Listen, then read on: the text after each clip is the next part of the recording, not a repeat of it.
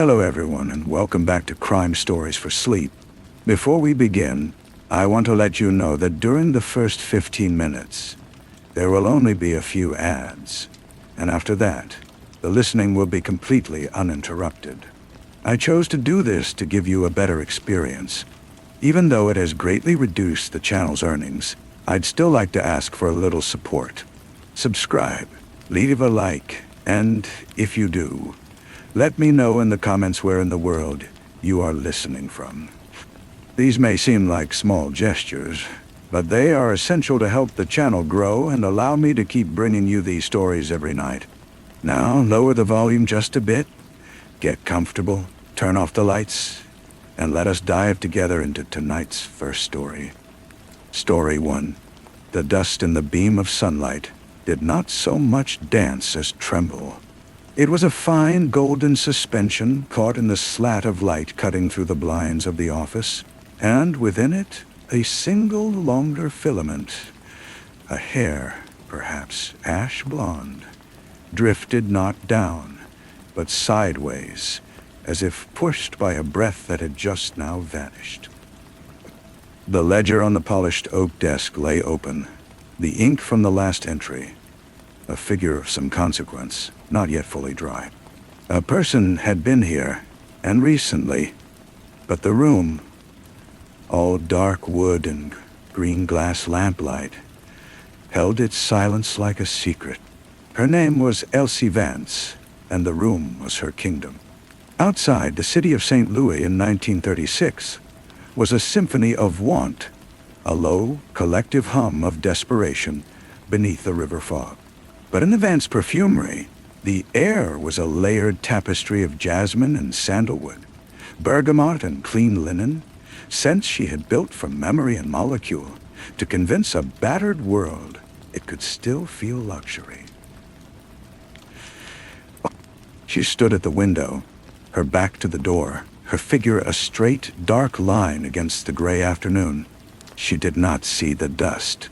She was listening for the echo of a heel on the marble floor downstairs, a particular impatient click that belonged to her eldest daughter. Haley was late. Again. It was not the lateness that coiled in Elsie's stomach, a cold, familiar stone, but the reason for it, which was always the unspoken assertion that her mother's time was of lesser currency. Elsie's hands, which could blend fragile essences without bruising them, which had typed letters until her fingers cramped and scrubbed floors until the knuckles bled, now lay still on the windowsill. They were a map of her journey, resilient, stained faintly with vanilla tincture, a fine scar across the left thumb from a broken bottle in the first desperate shop on Olive Street. The door opened without a knock. The scent changed first, the delicate balance of the room invaded by a wave of pomade and cigarette smoke, and a cheap, cloying floral water Haley insisted on wearing, a rebuke to her mother's subtle craft. "You wanted to see me." Haley's voice was a statement, flat as slate. Elsie turned.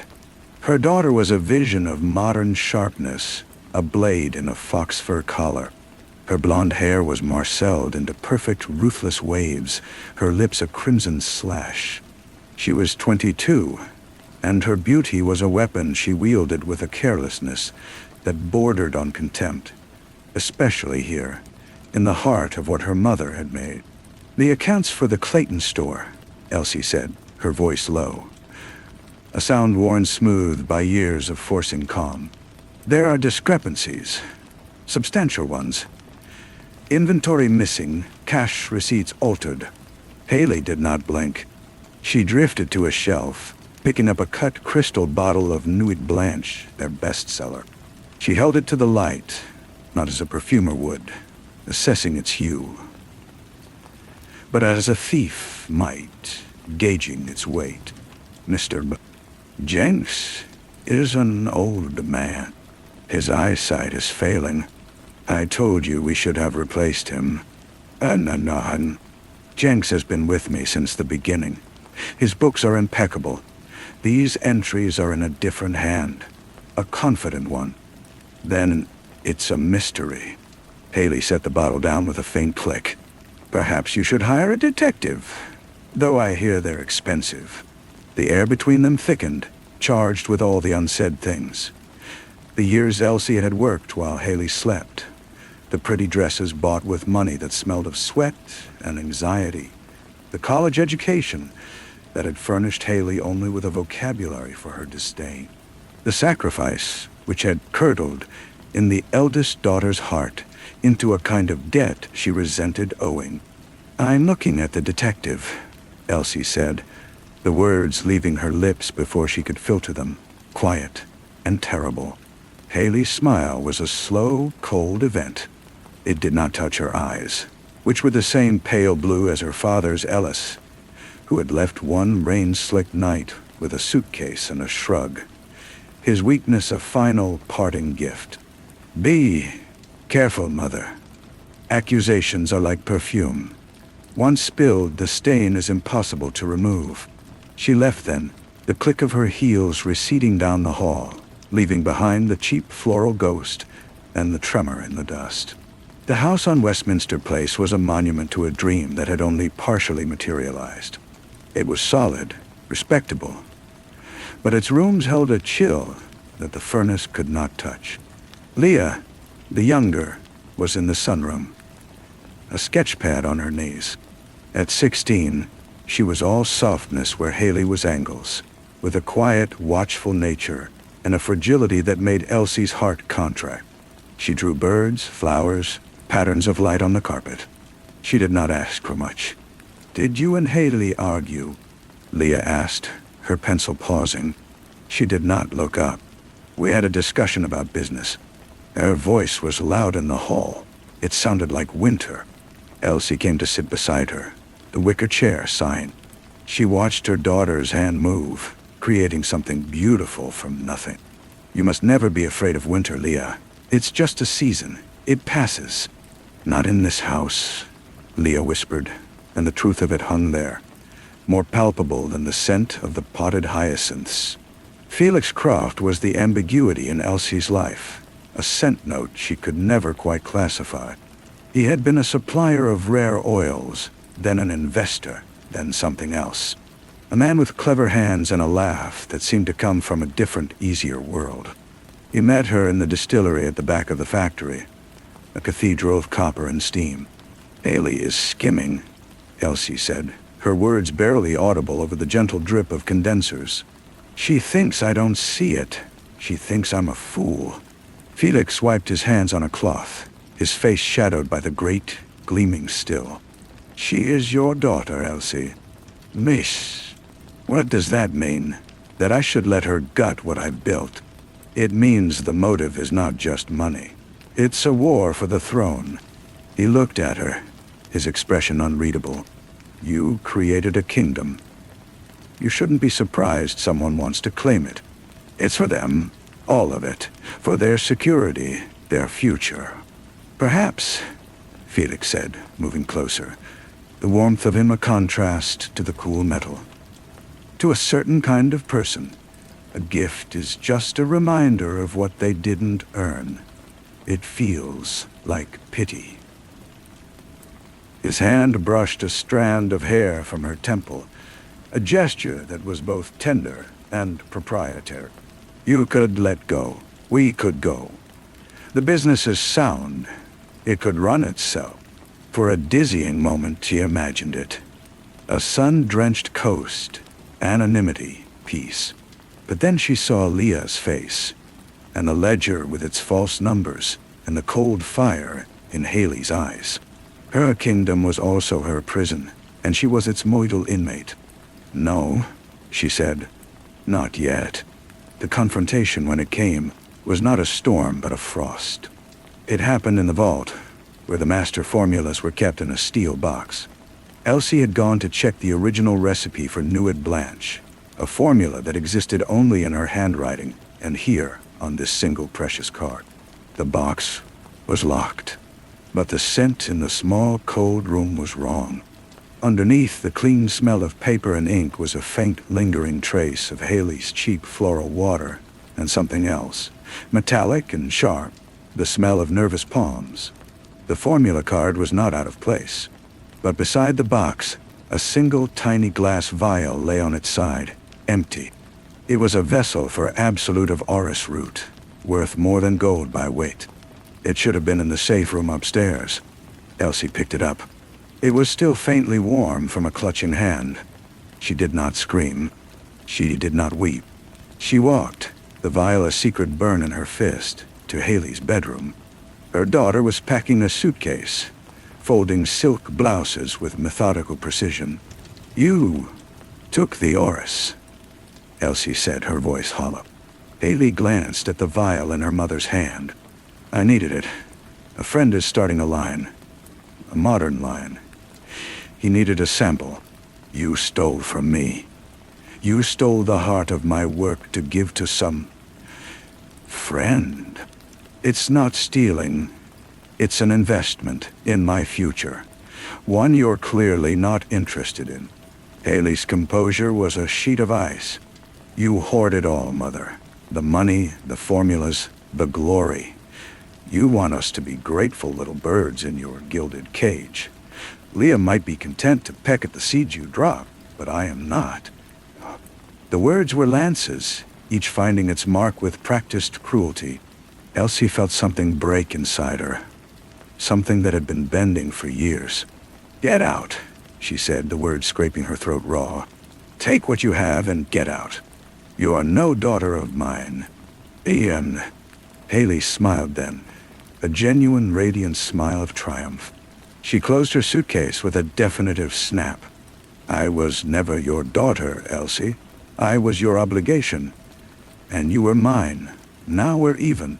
The door closed. The house absorbed the sound. Elsie stood in the sudden, vast silence, the empty vial cutting into her palm. She heard a soft sound from down the hall. Leah stood in her doorway, her face white, her eyes wide with the understanding that the fragile ecosystem of their lives had just been shattered. Elsie went to her, gathered her in, smelling the soap and pencil shaving scent of her innocence. "It's all right," she murmured into her hair. "It's just us now. It's cleaner this way." But the world, as if offended by her attempt at order, had a deeper cruelty in reserve. A week later, Leah was gone. Not run away, not taken, simply gone. The afternoon walk to the botanical garden from which she never returned.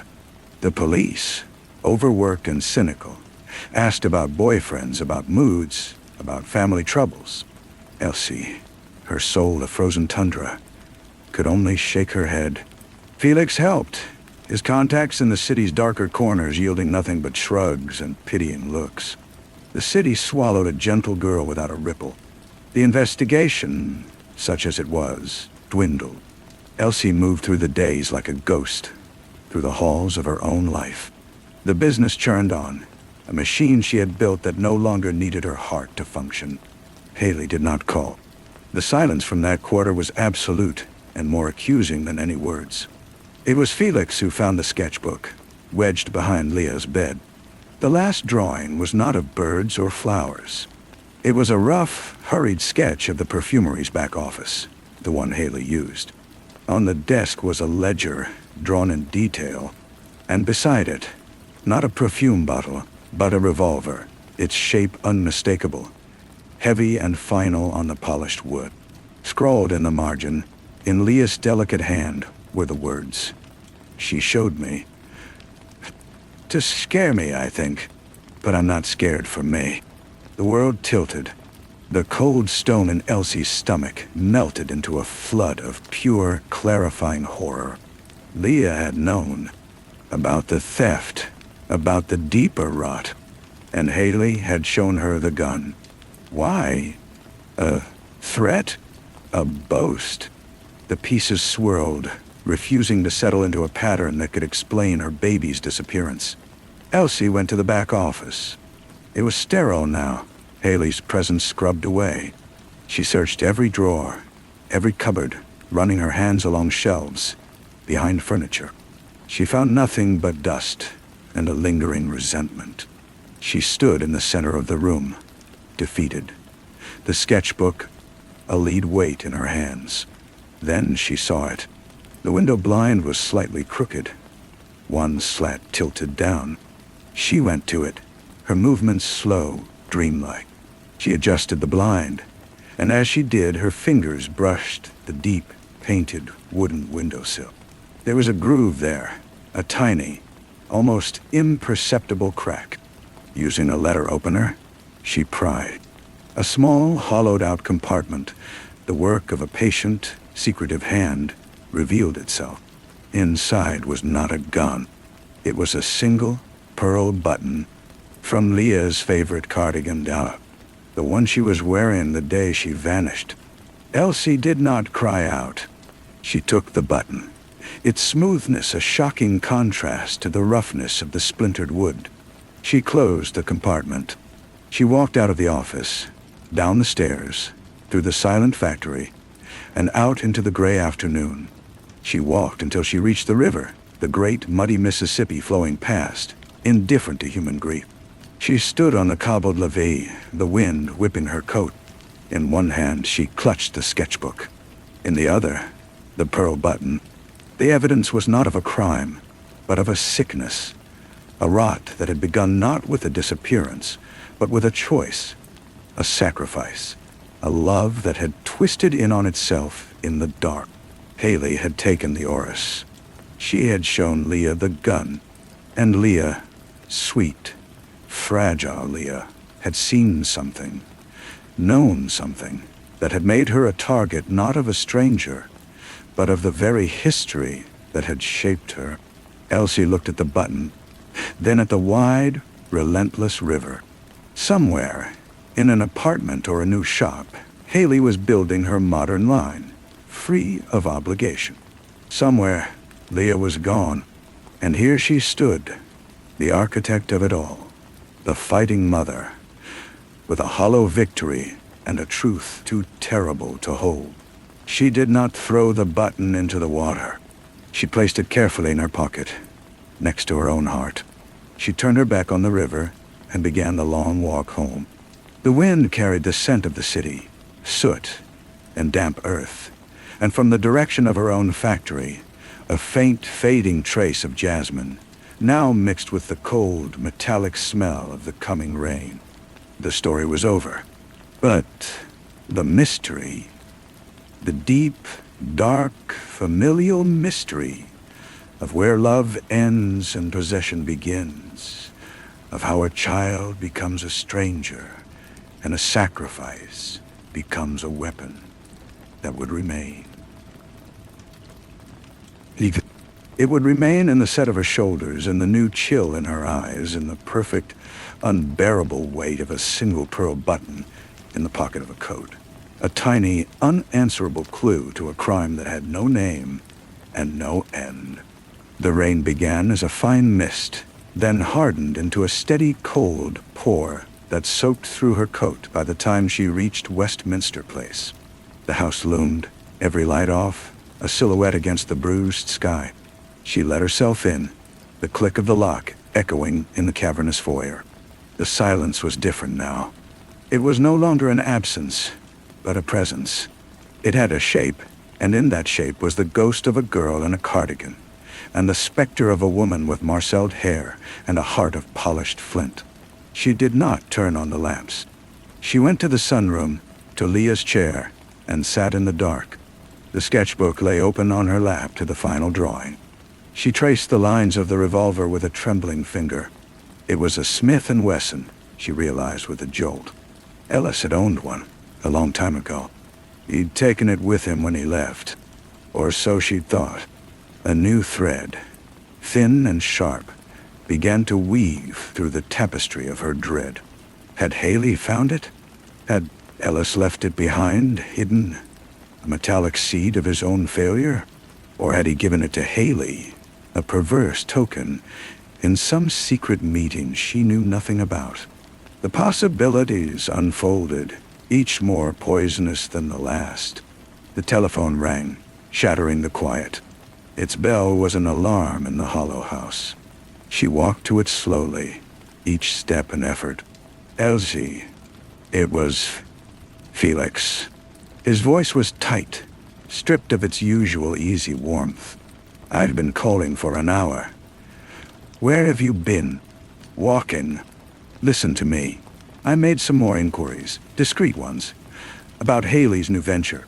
He paused, and she could hear him choosing his words. "The friend, the one starting the line. His name is Roland Vick. He's a backer of sorts.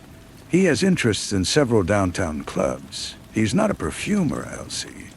He's a gambler. And his debts are substantial."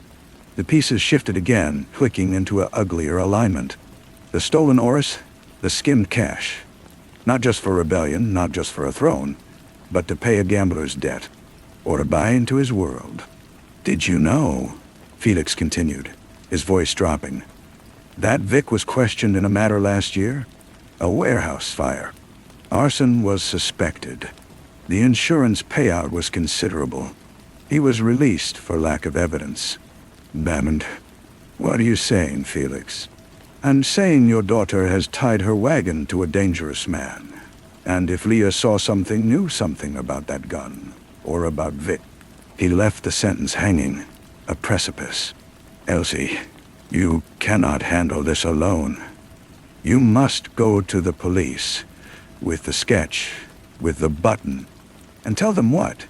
That my daughter may have done something to my other daughter over a stolen perfume formula and a gambler's debt. They'll laugh. Or they'll take Haley in. And then, where will Leah be?" Her voice broke. "If she's still alive, Felix, she's a lever. A pawn. If I go to the police, that lever is worthless. They might..."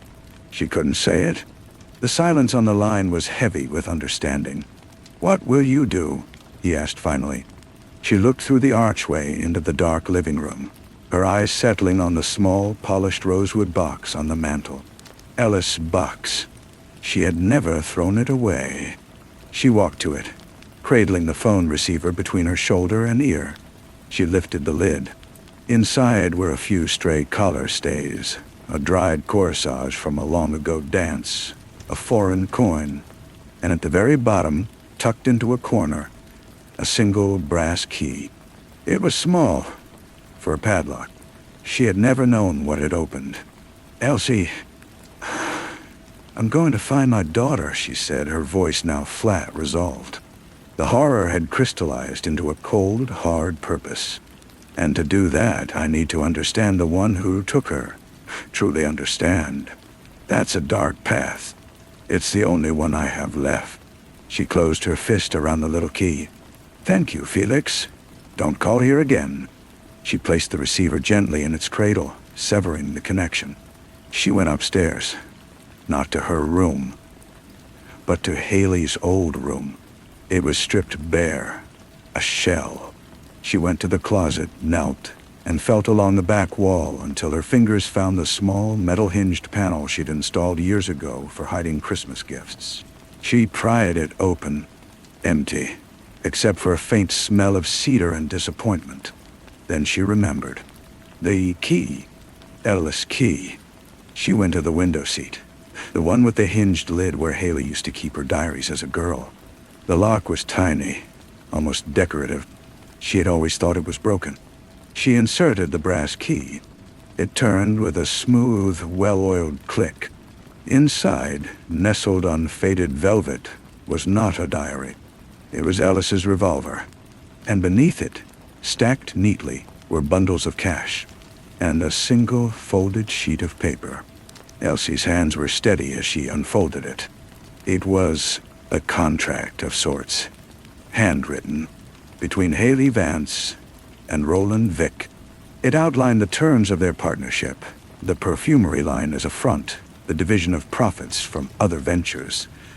At the bottom, next to Haley's flamboyant signature, was a witness line. And there, in a shy, familiar script that stopped Elsie's heart, was Leah's signature. Leah had witnessed this. She had seen the gun, the money, the contract. She had signed her name, not as a participant, but as a witness, a threat and a promise. Elsie stared at the signature until the letters blurred.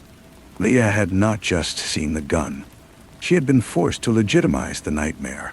And then she had become a liability. The mother in her wanted to collapse, to wail. But the perfumer, the builder, the fighter, rose. She took the gun. She took the contract.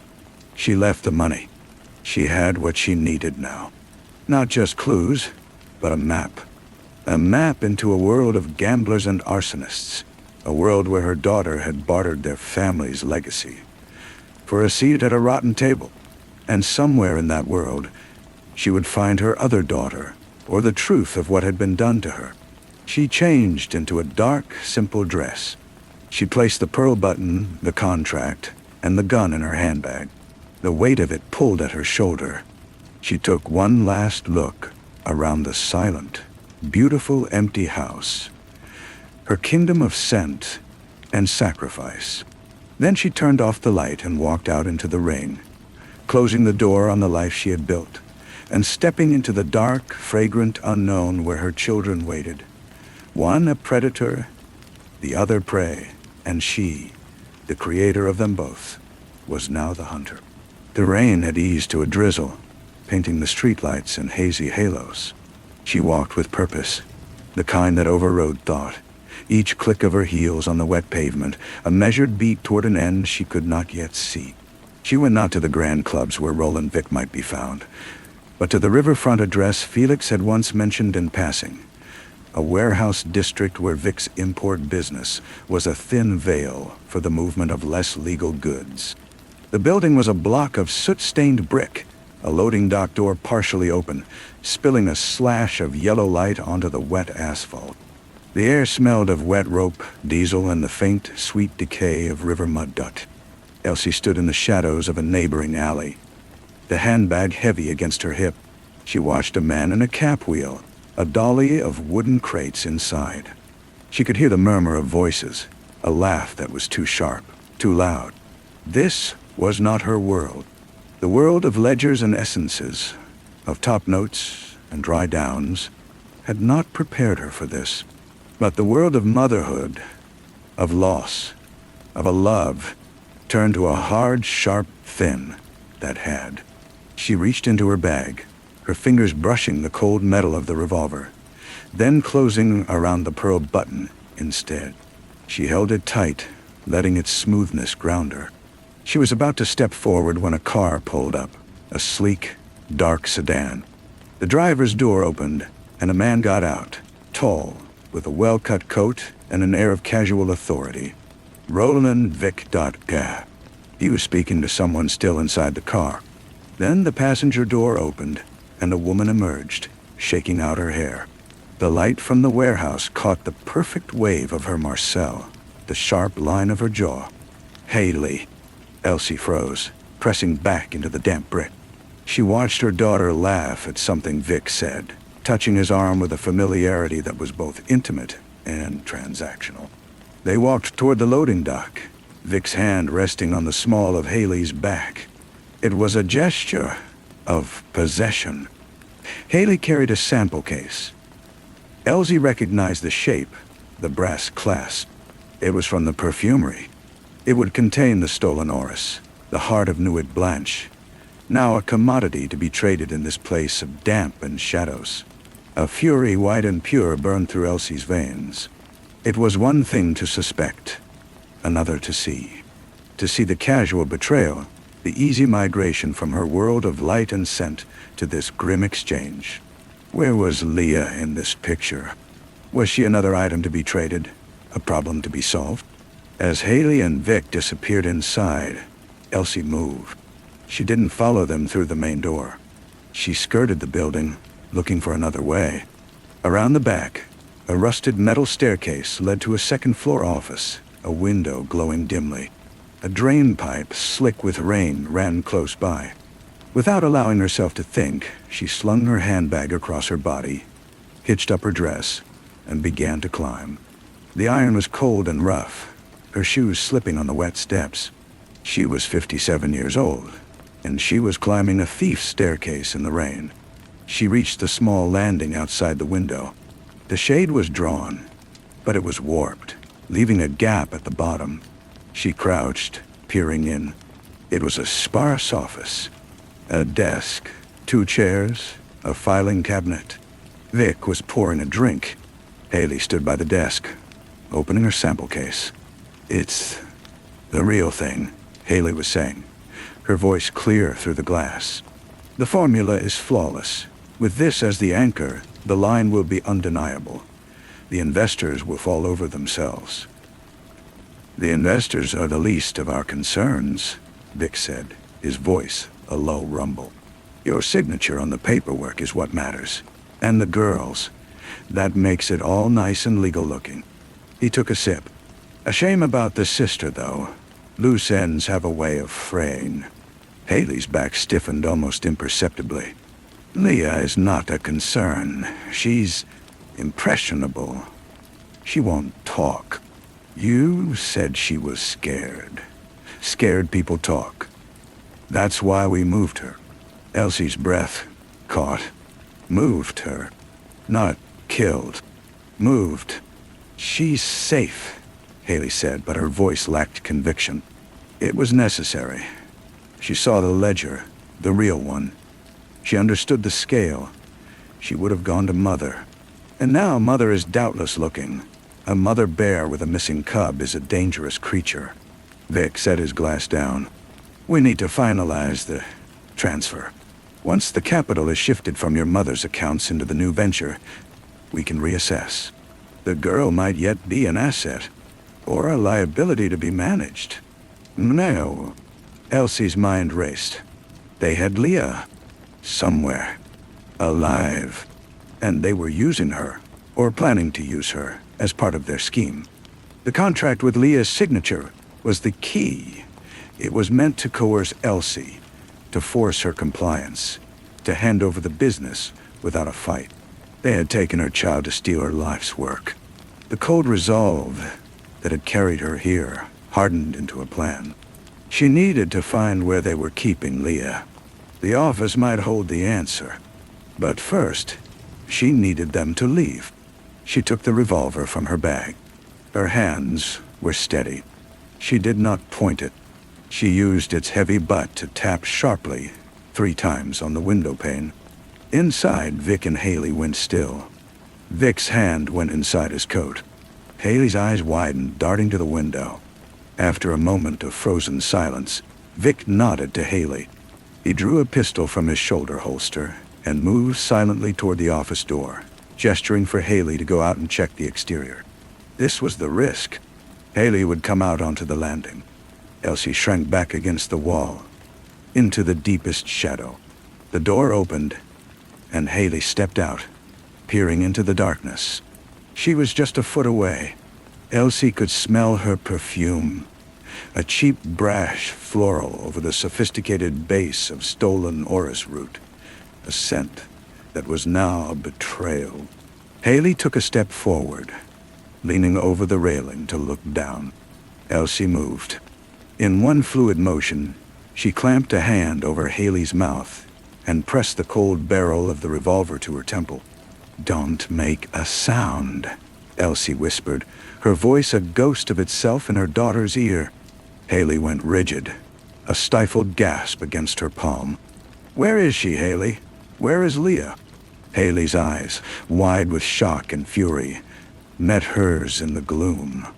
Elsie saw no remorse, only a frantic calculation. She slowly removed her hand, keeping the gun steady. "You," Haley breathed, contempt dripping from the word. "You stupid old woman. You'll ruin everything. Where is she?" "Somewhere you'll never find her. And if you hurt me, Vic will make sure you never do." From inside the office, Vic's voice called out, "Haley, anything." Elsie pressed the gun harder. Haley's bravado flickered. In that instant, Elsie saw not a monster, but a terrified, greedy girl in over her head. "Tell me," Elsie said, "and I will let you walk away. You can have your modern line. You can have your freedom. Just give me my daughter back." The offer hung in the damp air. It was a lie, of course. Elsie would never let her walk away. But the greed was Haley's compass, and it swung true. Her eyes darted toward the river. "The River Queen," she whispered. The name barely audible. "The old paddle boat docked at the wharf. She's in the hold. Vic owns it." The office door began to open. "Haley." Elsie acted. She shoved Haley backward, sending her stumbling into the path of the opening door. As Vic emerged, confused, Elsie turned and fled down the iron stairs, her feet slipping on the last few steps. She hit the ground running, her heart a wild drum in her chest. She heard a shout, a curse, but she didn't look back. She ran toward the river, toward the wharf, the pearl button clenched in one fist, the gun in the other, the name beating in her mind like a prayer. River Queen. The hunter was close now, so close to her prey, and to the child caught between them. The dark water of the Mississippi stretched out before her, and on it, a dilapidated paddle boat waited, holding the last fragile piece of her heart. The River Queen was a ghost of the Gilded Age, its white paint peeling like a sunburn, its great red paddle wheels still and skeletal against the indigo night. It was tethered to the farthest rotten end of the wharf, a place where the cobbles gave way to splintered wood, and the water slapped hungrily at the pilings. A single lantern glowed on the Texas deck, a lonely, watchful eye. Elsie approached from the landward side, moving through the graveyard of old crates and fishing nets. Her breath came in sharp clouds. The world had narrowed to this point. The boat, the lantern, the gun in her hand. Vic would be coming. She had minutes, perhaps less. A gangplank, little more than 2 planks with a rope handrail, led from the wharf to the main deck. It creaked under her weight. The boat smelled of mildew, old river, and something else, the faint, sweet trace of Leah's soap, the simple lavender she loved. It was a scent trail, a thread in a labyrinth. Elsie followed it, past silent, dark salons with dusty chandeliers, down a narrow corridor lined with cabin doors. The hold would be below. She found a steep companionway near the stern, its steps descending into utter blackness. She paused, listening. From deep within the boat came a sound, a soft, rhythmic scraping. Metal on wood. She descended into the dark, one hand on the clammy wall. The lavender scent grew stronger, mixed now with the smell of damp wool and fear. At the bottom of the stairs, a sliver of light showed under a heavy, riveted door. The scraping stopped. Elsie tried the handle. Locked. I see. She raised the revolver, then thought better of it. The noise would carry. She looked at the lock, an old, simple thing. She reached into her hair, her fingers finding the long, sturdy pin that had held her hat. With hands that had calibrated perfumes by the drop, she worked it into the lock, feeling for the mechanism. A click. The door swung inward. The room was a small storage space, lit by a kerosene lamp on an upturned crate. In the corner, on a thin pallet of blankets, sat Leah. She was hunched over, a piece of rusted metal in her hand, which she had been using to score a line into the floorboards. She looked up, her face pale and smudged, her eyes enormous. For a second, they held only blank terror. Then recognition flooded in. "Mother!" The word was a cracked whisper. Elsie was across the room in 3 strides, dropping to her knees and gathering her daughter into her arms. Leah felt small, bird-like, trembling. "I'm here," Elsie murmured into her hair, breathing in the lavender and the fear. "I'm here now." "She said you wouldn't come," Leah choked out. "She said you'd choose the business, that you'd believe her. I will always choose you." Elsie pulled back, cupping Leah's face. "Are you hurt?" Leah shook her head. "Just scared. Vic, he said I had to be quiet, that I was insurance." Her eyes fell on the gun in Elsie's hand. "You have Father's gun. We need to go." Now, Elsie helped her stand. Leah's legs were unsteady. They moved back toward the companionway. As they reached the foot of the stairs, a shadow fell across the opening above. A figure blocked the light. Going somewhere. Roland Vick stood at the top, his own pistol held loosely at his side. He descended slowly, each step a deliberate threat. "A mother's love," he said, his voice conversational. "A powerful force, but not as powerful as a signed contract, Mrs. Vance. Your daughter witnessed our partnership. Her signature is on the paper. That makes her an accomplice. If you go to the police, she goes down too, and you'll never prove otherwise." He reached the bottom, standing between them and the stairs. "The easy way is this. You go home. You have a tragic accident with your gas oven. The business, grieving, passes to your remaining daughter, Haley Dardar. She sells me her majority share for a song. Leah here has a little accident of her own later, far away. Or she lives quietly, knowing her fate is tied to my discretion. The hard way, well, the river is deep and it doesn't give back its secrets. During monsieur." Elsie pushed Leah behind her. She raised the revolver, her arm unwavering. "You misunderstand," she said, her voice colder than the river mud. "I am not here to negotiate. I am here to collect what is mine." Vic smiled, a thin, cruel line. "You won't shoot me. You're a perfumer." "I am a mother," Elsie corrected. "And you have my child." In that suspended second, a new sound filtered down from the decks above. The wail of a police siren, cutting through the night, growing closer. Felix died. He had disobeyed her. He had called them. Vic's smile vanished. His eyes darted toward the sound, then back to Elsie, calculating. The leverage was shifting. With the police here, a shootout would ruin everything. He needed the clean, quiet transfer. "This isn't over," he snarled. He backed up the stairs, keeping his gun on them, then turned and vanished. Elsie didn't wait. She pushed Leah up the stairs. "Run, to the front of the boat. Now." They emerged onto the main deck as headlights swept the wharf, painting the peeling paint in stark relief. 2 police cars skidded to a halt.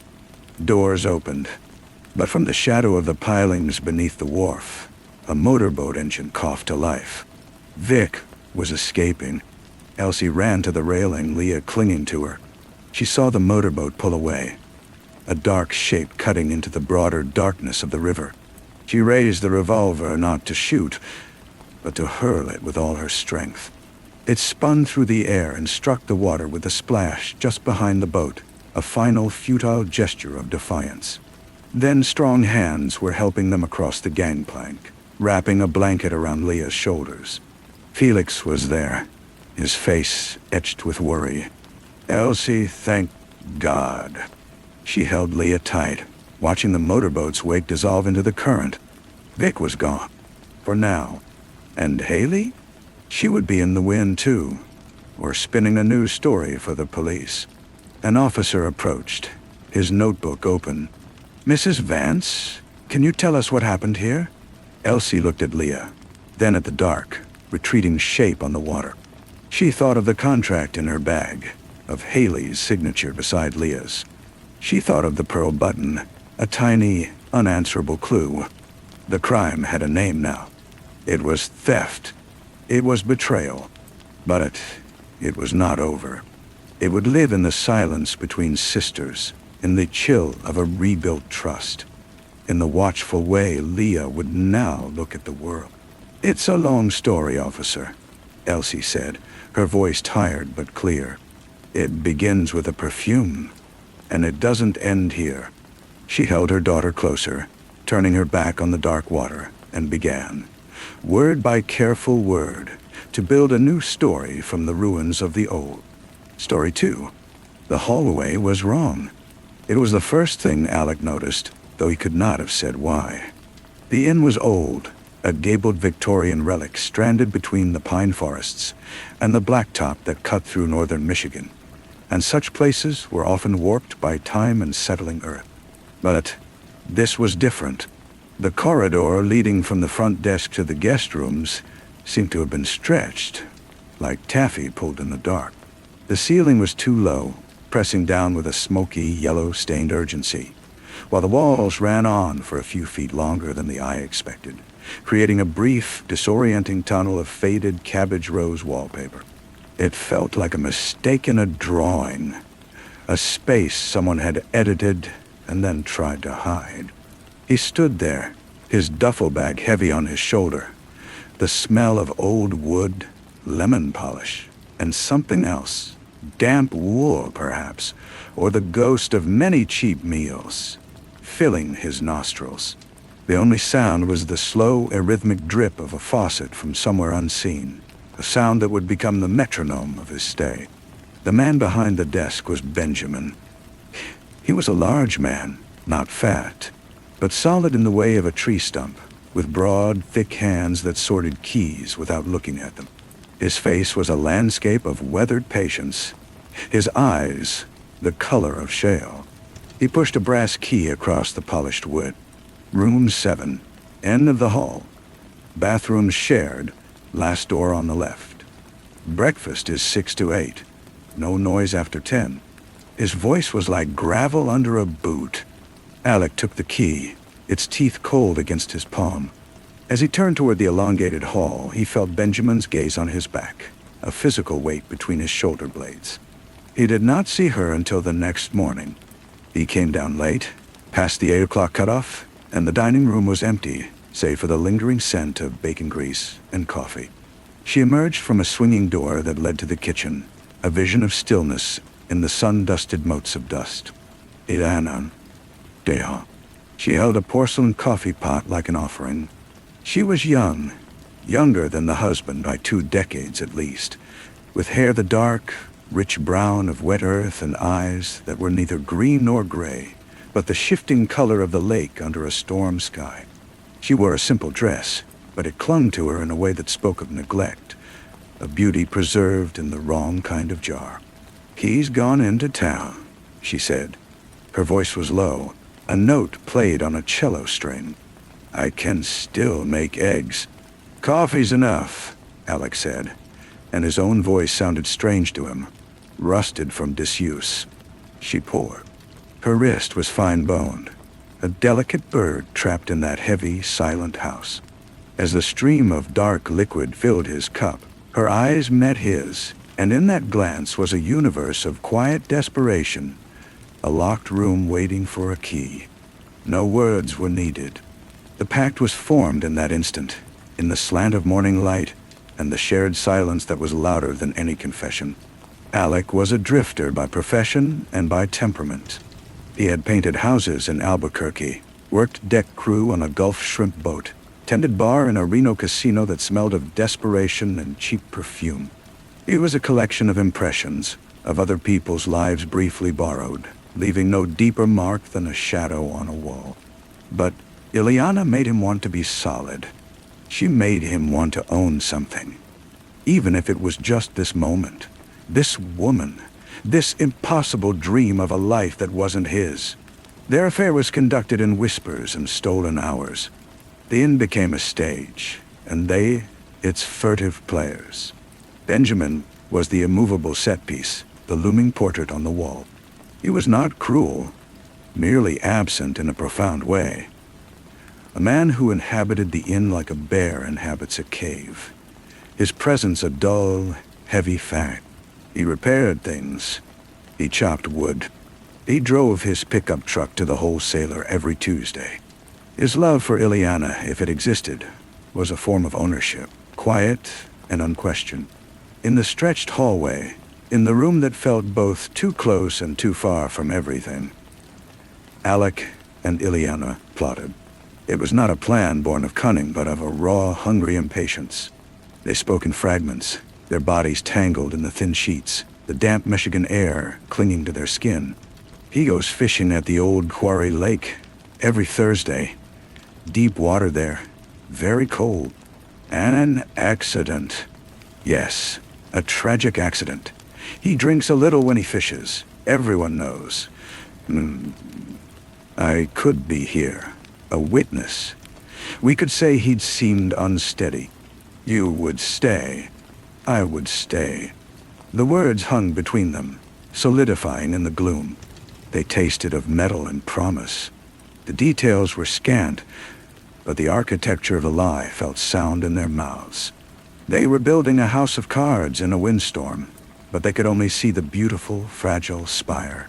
The Thursday dawned wet and cold, a blanket of fog swallowing the pines. Benjamin left as he always did, with a thermos in his rod case, a man in a plaid jacket becoming a ghost in the mist. Alec watched from his window, the cold glass against his forehead. Ileana stood in the kitchen, her hands perfectly still on the edge of the sink, watching the taillights dissolve. The house seemed to hold its breath, the wrong hallway stretching into a deeper, more profound silence. Alec did not go to the quarry. That was the first deviation. A sudden, skittering fear, like a rat in the walls of his mind, told him to be elsewhere, to have an alibi woven from public threads. He drove to a diner 20 miles away, ate a slice of pie, made sure the waitress remembered his face, his tip. He let the afternoon bleed away, the fog turning to a dismal, weeping rain. He returned as evening stained the sky the color of a bruise. Benjamin's pickup was not in the gravel drive. The inn was a dark silhouette against the gloom. He entered through the front door, the bell tinkling a shrill, lonely note. The hallway yawned before him, more distorted than ever. A funhouse tunnel leading to an unknown prize. Ileana emerged from the living room. She was pale, her Storm Lake eyes wide and dark. She smelled of bleach and nervous sweat. "He's not back," she whispered. "He will be," Alec said, but the words were ash.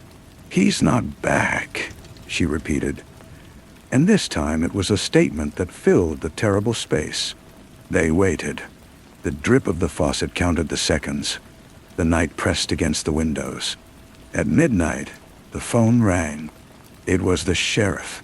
Benjamin's truck had been found at the quarry, engine cold. His tackle box was open on the shore. There was no sign of him. They would search again at first light. The next days were a montage of grim procedure. Men in official jackets moved through the inn, their voices respectful, but their eyes missing nothing. The sheriff, a man named Hayes, with a face like worn leather and eyes that were pale and perpetually squinted, asked his questions. He asked about Benjamin's state of mind. He asked about his habits. He asked Alec how long he intended to stay. "A while longer," Alec said, feeling Ileana's gaze on him from across the room. "Until things are settled." Sheriff Hayes just nodded, his eyes taking in the room, the hallway, the young wife, the handsome drifter. His silence was a language all its own. The lake gave up its secret on the third day. Benjamin's body was found tangled in the skeletal branches of a submerged tree 10 feet down. The water had been icy, the medical examiner said. Death by drowning. An accident, most likely. He'd fallen in, maybe hit his head on a rock. The funeral was a small, rain-soaked affair. Ileana wore black and did not weep. Alec stood at the back, a respectful stranger among the few townsfolk. With Benjamin in the ground, the world should have opened up. The dream should have begun. But the inn, now theirs, became a prison of echoes. The wrong hallway was now a gauntlet Alec had to walk every night, each step feeling like a trespass. Benjamin was not gone. He was diffused. In the smell of his pipe tobacco that lingered in a curtain, in the specific squeak of the third stair in the way a cupboard door still refused to close unless lifted just so. Their passion, once afire, now sputtered and choked on the damp ashes of their guilt. They began to watch each other. A simple question, did you pay the electric bill, could hang in the air. charged with unspoken accusations. Why did you change your mind about going to the quarry? What did you do in the house while I was at the diner? They had built their future on a single shared lie, but now they each privately wondered if the other had added secret, deadly amendments. Ileana began to sleepwalk.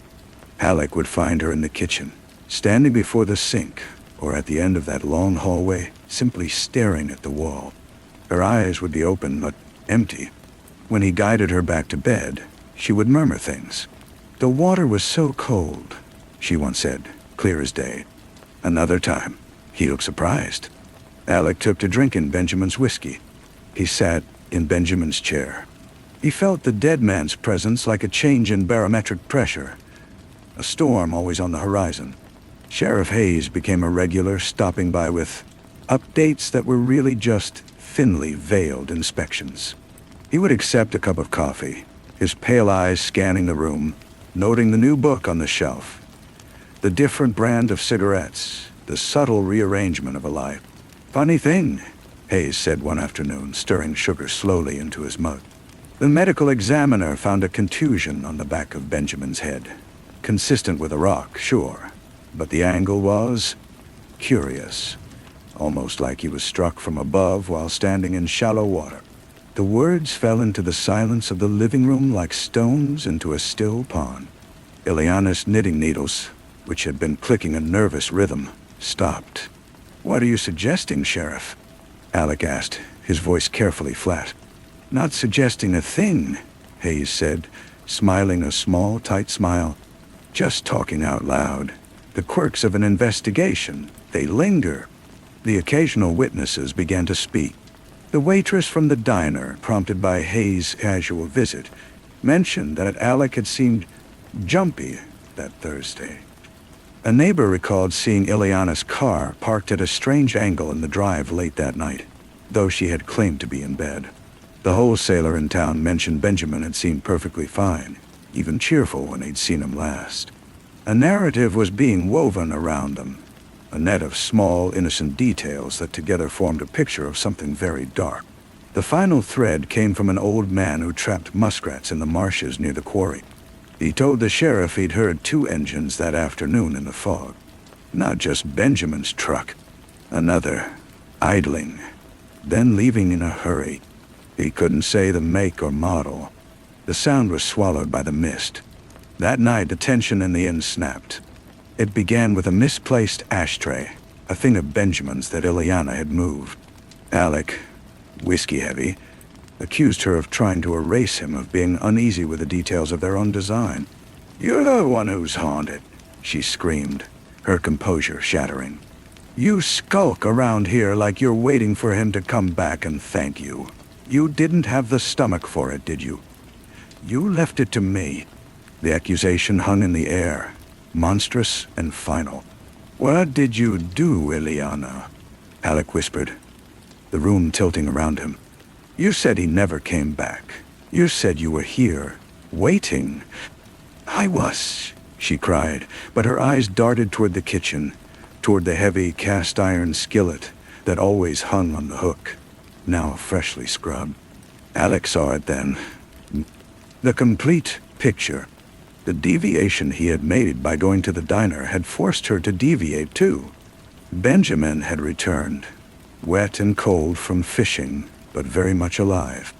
He had come home early, perhaps sensing the shift in the air of his own house, and he had found her, waiting, her nerves stretched to breaking. One blow. From above, while he stood, perhaps shrugging off his coat, the medical examiner's curious angle, then the panic drive to the quarry in the fog, the staging of the accident, the terrible, cold immersion of the body. She had done it alone. She had carried the full, bloody weight of their dream while he ate pie. He stumbled back from her, from the truth in her wild eyes. He turned and fled down the hallway, that impossibly long, distorted corridor that now seemed to pulse with a life of its own. It was no longer just wrong. It was accusatory. It was the throat of the house, swallowing him whole. He could hear her behind him, not chase him, but weeping. A low animal sound of utter ruin.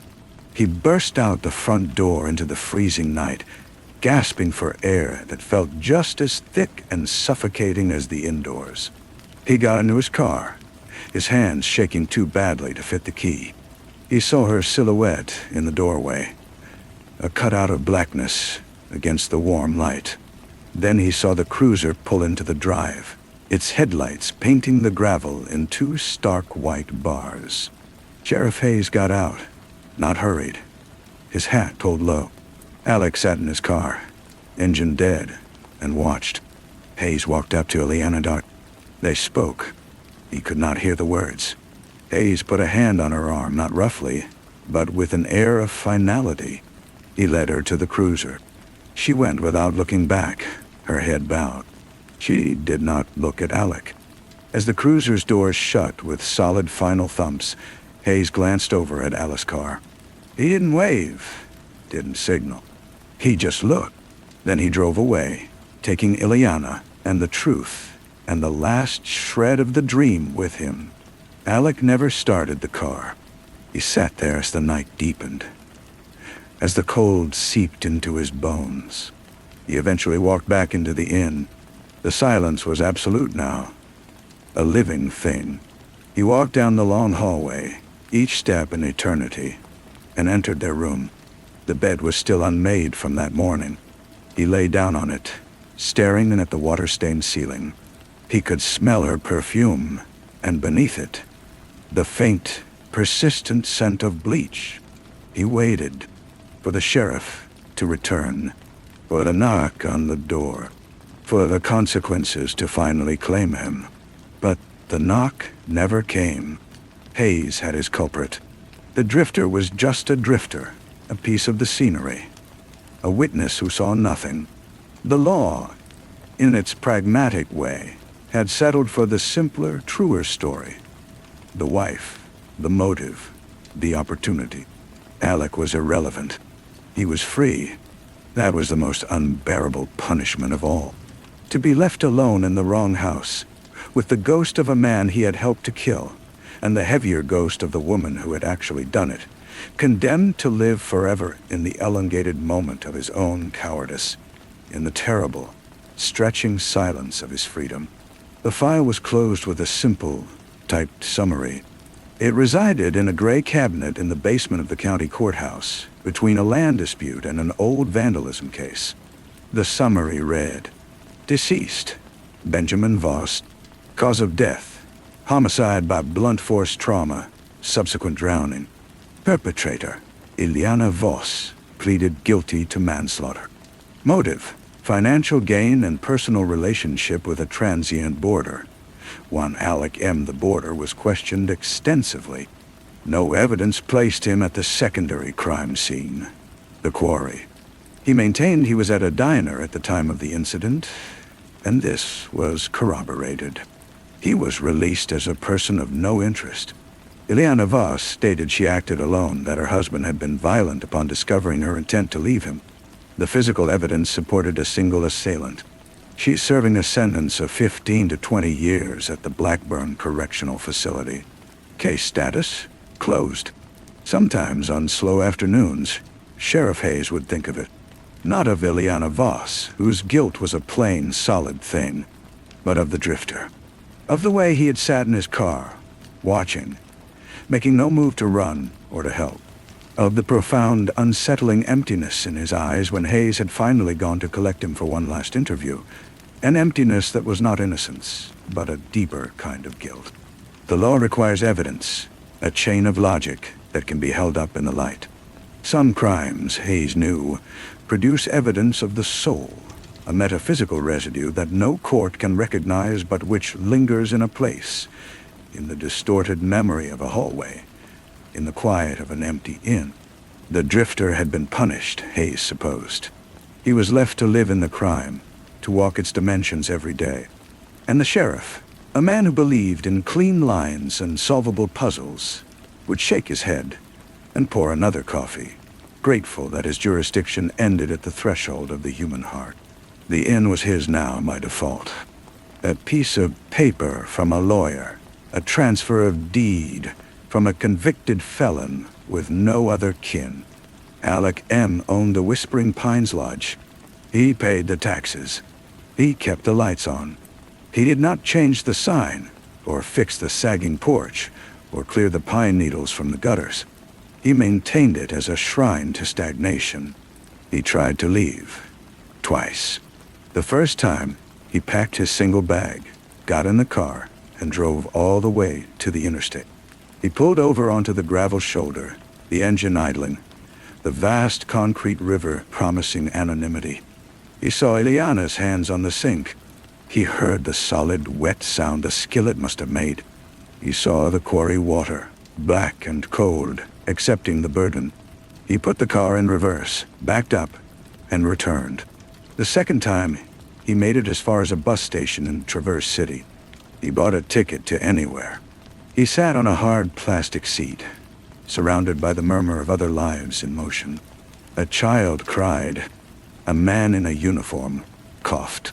The loudspeaker crackled, and Alec realized, with a cold clarity, that he had nowhere to go. Every other place was just a setting for someone else's story. Only the inn was his crime scene, his monument. He tore the ticket into tiny pieces and let them fall like confetti into a trash can. He became a ghost in his own house. He took up Benjamin's routines, not out of homage, but because the shape of them was the only structure left. He chopped wood. He fixed the leaky faucet in room 3. He drove the pickup to the wholesaler every Tuesday, and the man behind the counter, who had known Benjamin, would simply nod and say, "The usual Alec," and Alec would nod back. He slept in their room, but on top of the covers, never between the sheets. He ate in the kitchen, standing at the counter, facing the door. He began to have a sense, not of being watched, but of being measured. The hallway, that wrong, stretching thing, seemed to grow longer on some nights, shorter on others, as if the house itself were breathing around him. One Tuesday, returning from the wholesaler, he found a car in the drive, an old boxy sedan, dust-covered doors. A man stood on the porch, peering through the front window, hands cupped around his face. Alec killed the truck's engine, and the silence rushed in. The man turned. He was in his 60s, with a gaunt, intelligent face and glasses. "Hello?" the man called. "I'm looking for the proprietor." "That's me," Alec said, stepping out. The man smiled, but it didn't reach his eyes. He walked over, extending a hand. "Dr. Philip Moss. I'm a historian. I'm writing a book about regional architecture, specifically these old tourist lodges from the 20s and 30s. I was hoping I might take a look inside. Photograph some of the original features?" Alec's first instinct was to say no, to send this intruder back into the world. But the words that came out were $50. Dr. Moss' smile tightened, but he nodded. Reasonable. Inside, the man was a whirlwind of quiet activity. He produced a small, expensive camera and a notebook. He murmured to himself, yes, the fluted door casings, original. See the nail heads. And this ceiling medallion in the dining room is superb." He moved with a scholar's reverence, touching the woodwork, the glass knobs, the hinges.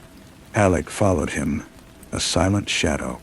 He saw the inn through the man's eyes for the first time, not as a prison of guilt, but as an artifact, a thing of crafted beauty that had decayed gracefully. Dr. Moss saved the hallway for last. He stood at its entrance, camera lowered. He did not speak for a full minute. "Remarkable," he finally whispered. "What is?" Alec asked, his voice rough. "This perspective. It's a classic trompe-l'oeil. The wallpaper stripes narrow as they recede. The ceiling lowers almost imperceptibly. The floorboards are laid on a slight incline.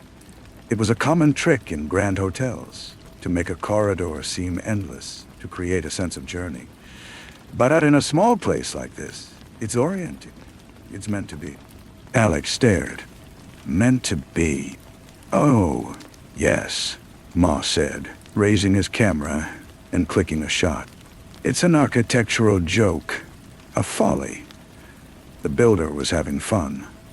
From the front door, the hall looks impossibly long, grand. From the other end, looking back, it looks short, intimate. It's a trick of the eye, a false narrative in wood and paper. He lowered the camera and looked directly at Alec. It makes you feel something that isn't real. The words struck Alec with the force of a physical blow. A false narrative. A trick of the eye. He leaned against the wall, the patterned paper pressing into his shoulder. Dr. Moss, oblivious, packed his equipment. He handed Alec 2 20s and a 10. Thank you. This was a wonderful example. A shame it's so quiet now. After he left, Alec walked to the center of the hallway. He looked toward the front door. It seemed a mile away, a tiny rectangle of light. He turned and looked toward the back, toward the door to their room. It seemed just an arm's length. He closed his eyes, opened them. The perspective held a perfect, beautiful lie. He understood then that the wrongness had never been in the house. It had been in him, in them. They had projected their own crooked intent onto the straight lines and careful angles. They had seen a conspiracy in a builder's whim. The hallway had not accused them. It had merely held up a mirror, and they had seen monsters in the glass. That night, for the first time, he slept between the sheets. He dreamed not of Ileana or Benjamin or the quarry, but of a man with a blueprint, smiling as he drew converging lines on paper, creating an illusion. In the morning, Alec began to paint. He started in the hallway. He chose a plain, warm white. He covered the narrowing stripes, the trick of the eye. He painted over the memory of furtive glances and whispered plans. With each brushstroke, the hallway became just a hallway. Shorter, ordinary, true. He worked slowly, methodically, room by room. He did not know if he would ever open the inn to guests. That wasn't the point. The point was to erase the stage, to dismantle the set of their tragedy. He was no longer a drifter, or a lover, or a conspirator. He was a man painting a room. It was the most honest work he had ever done. And in the quiet, repetitive motion, in the smell of fresh paint covering old stains, he found a kind of peace. Not the absence of guilt, but the beginning of a truce with the man he had become in this place, at the end of the long, false perspective. The white paint dried to a flat, matte finish. The hallway was just a hallway, but the silence, now stripped of its architectural echo, felt denser, more personal. It was no longer the house holding its breath. It was him. He moved on to the dining room, covering the dark, pine green walls with a soft gray. He worked without music, without company. The only sound the whisk of the brush and the tap of the roller in the pan. He found the stain 3 days later, while prepping the kitchen. He had decided to paint the old cabinets, a job that required removing everything. Behind a stack of chipped dinner plates, tucked into the very back of a bottom cabinet, was a small, dark smudge on the interior wood. It was old, blended with the grain, but it was there. A rusty, brownish-black bloom about the size of a quarter. He stared at it, his paintbrush dripping onto the dropcloth. He'd not touch it. He simply closed the cabinet door and sat on the kitchen floor for a long time, his back against the oven. He did not paint the inside of that cabinet. He painted around it. He finished the kitchen, the cheerful yellow he had chosen now feeling like a mockery. The single, unpainted square at the back of the dark cabinet became the new focal point of his world. It was evidence of nothing and everything.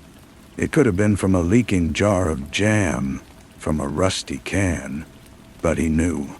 He knew the viscosity of it, the way it would have dripped, thick and slow, from the edge of the skillet as she carried it to the sink. He saw her, frantic, scrubbing the pan, missing the single arcing droplet that had flown behind the plates. He began to have a new dream. In it, he was not himself. He was Benjamin, coming in from the quarry, the damp chill on his neck. He was hanging his coat, calling out for Ileana, turning at a sound. And then the dream would shift, and he would be Ileana, her hands gripping the heavy iron, the world narrowing to the arc of the swing and the terrible, yielding connection. He would wake gasping, his own hands clenched, the phantom shock of impact vibrating up his arms. He stopped sleeping. He took to walking the property at night, a flashlight cutting a frail path through the pines. One such night he found himself at the edge of the quarry. The town had fenced it off after the accident, a rusted chain-link barrier now half consumed by blackberry brambles. The water below was a sheet of black glass, reflecting a sliver of moon. He had never come here. He had avoided it with the totality of his being.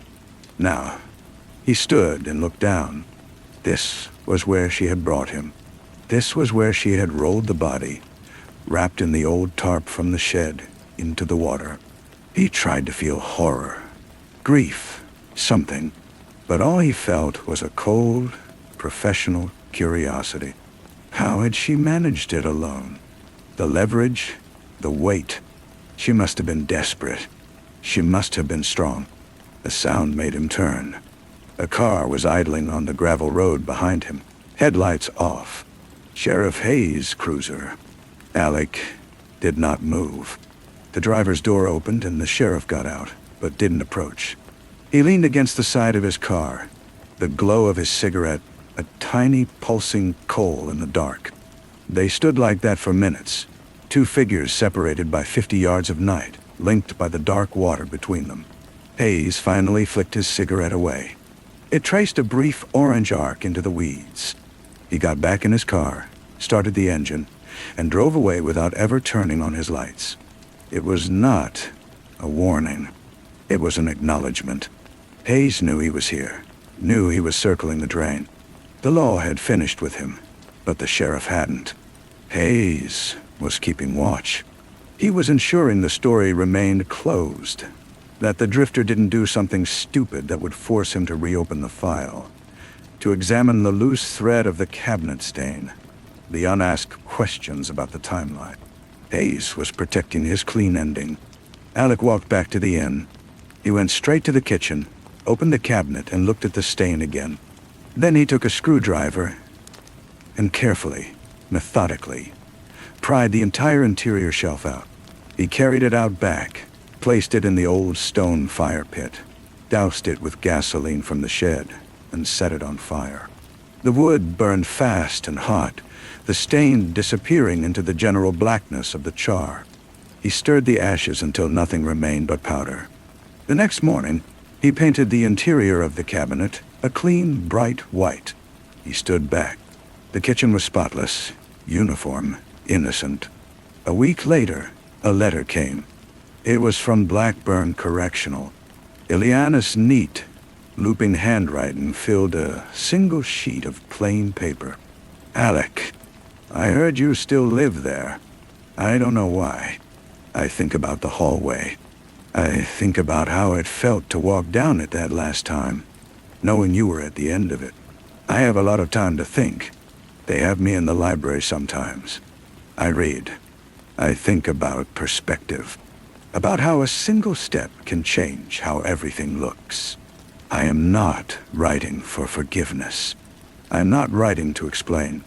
I am writing to tell you that the lie is over. The one we told each other is done. The one you tell yourself is yours to keep. She did not sign her name. There was just a single, final line. The water is always cold here, too.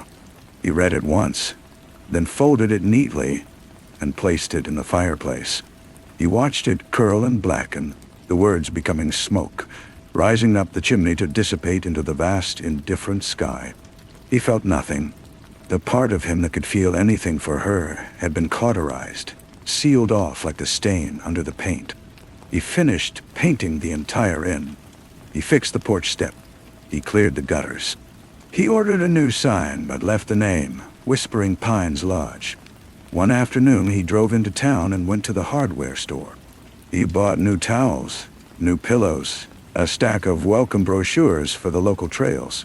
The man at the register, a different one than the wholesaler, said, "Getting the place ready for the season?" Alec nodded. "Yes. Heard it's under new management," the man said cheerfully. "It is," Alec said. He returned and placed the fresh towels on the beds in rooms 1, 2, and 3. He stood in the freshly white hallway, now a normal, humble passage in a modest country inn archway. He looked from the front door to the back. The perspective was fixed, real, unchanging. He was the proprietor. He had a season to prepare for. The work was simple, and it was his. He walked into the clean, bright kitchen to put the coffee on, ready for the first guest, whoever they might be, and whatever story they might bring. The coffee was a cheap, bitter blend Benjamin had always bought in bulk. Alec made a full pot, the ritual of it feeling both alien and necessary. He stood at the counter, watching it drip, and saw his reflection in the dark window over the sink. He looked older. The gauntness of the drifter had been replaced by the solidity of a laborer, but his eyes were the same. Empty. Or perhaps not empty anymore, but filled with something flat and still, like the water in the quarry. He took his mug into the office, a small room off the kitchen that had been Benjamin's domain. He hadn't touched it. The ledger books were still there. The dusty desk, a framed photograph of the inn from the 70s. He sat in the creaking wooden chair and opened the top ledger. The entries stopped abruptly in September of last year. He turned to a fresh page, found a pen, and wrote the date at the top. Under it, he wrote, "Paint, brushes, rollers, $187. 43. Towels, pillows, $89. 67. Brochures, free." It was a start. The bell above the front door jingled. The sound was so foreign, so violently cheerful, that Alec froze. He listened. Footsteps on the newly exposed hardwood of the lobby. A hesitant shuffle. He stood, his heart a dull hammer against his ribs. He walked out to the front desk, which was still littered with dust and dead flies under the glass. A woman stood there, middle-aged, with a kind, weathered face and a large backpack at her feet. She smiled when she saw him. "Oh, hello. I saw the lights on. I'm hiking the North Country Trail section and my ride bailed. Is there any chance you have a room for the night? I know it's off-season." Alex stared at her. He had not unlocked the door. He must have forgotten to lock it after returning from town. The open door was an invitation. He looked past her, out the window, half expecting to see Sheriff Hayes' cruiser parked across the road. There was only her small, mud-splattered sedan. "We're not really open," he said, his voice rusty from disuse. Her smile faltered. "Oh, I'm sorry to bother you. It's getting dark, and the next town is 30 miles. He looked at her backpack, at the honest weariness in her eyes. She was a fact, a simple problem with a simple solution. A room. Money.uja. A transaction that held no history. "It's $30, he said. "Cash, no breakfast." Relief washed over her face. "That's perfect. Thank you." He took the key for room 1 from the pegboard behind him. Its tag faded. He handed it to her. "Bathroom's down the hall. It's shared." "That's fine," she said, handing him 2 20s. He fumbled in the desk drawer for change, his fingers clumsy. He gave her $10 back. Their hands did not touch. "Thank you," she said, prompting. "Alec." "Thank you, Alec. I'm Mara." He nodded, unable to say anything more. She hoisted her pack and walked down the hallway, the normal, white, unremarkable hallway, and unlocked her room. The door clicked shut. Silence returned.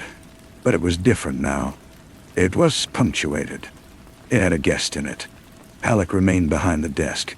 He listened to the faint sounds of her moving about, the creak of the bed springs, the murmur of her voice on a phone call.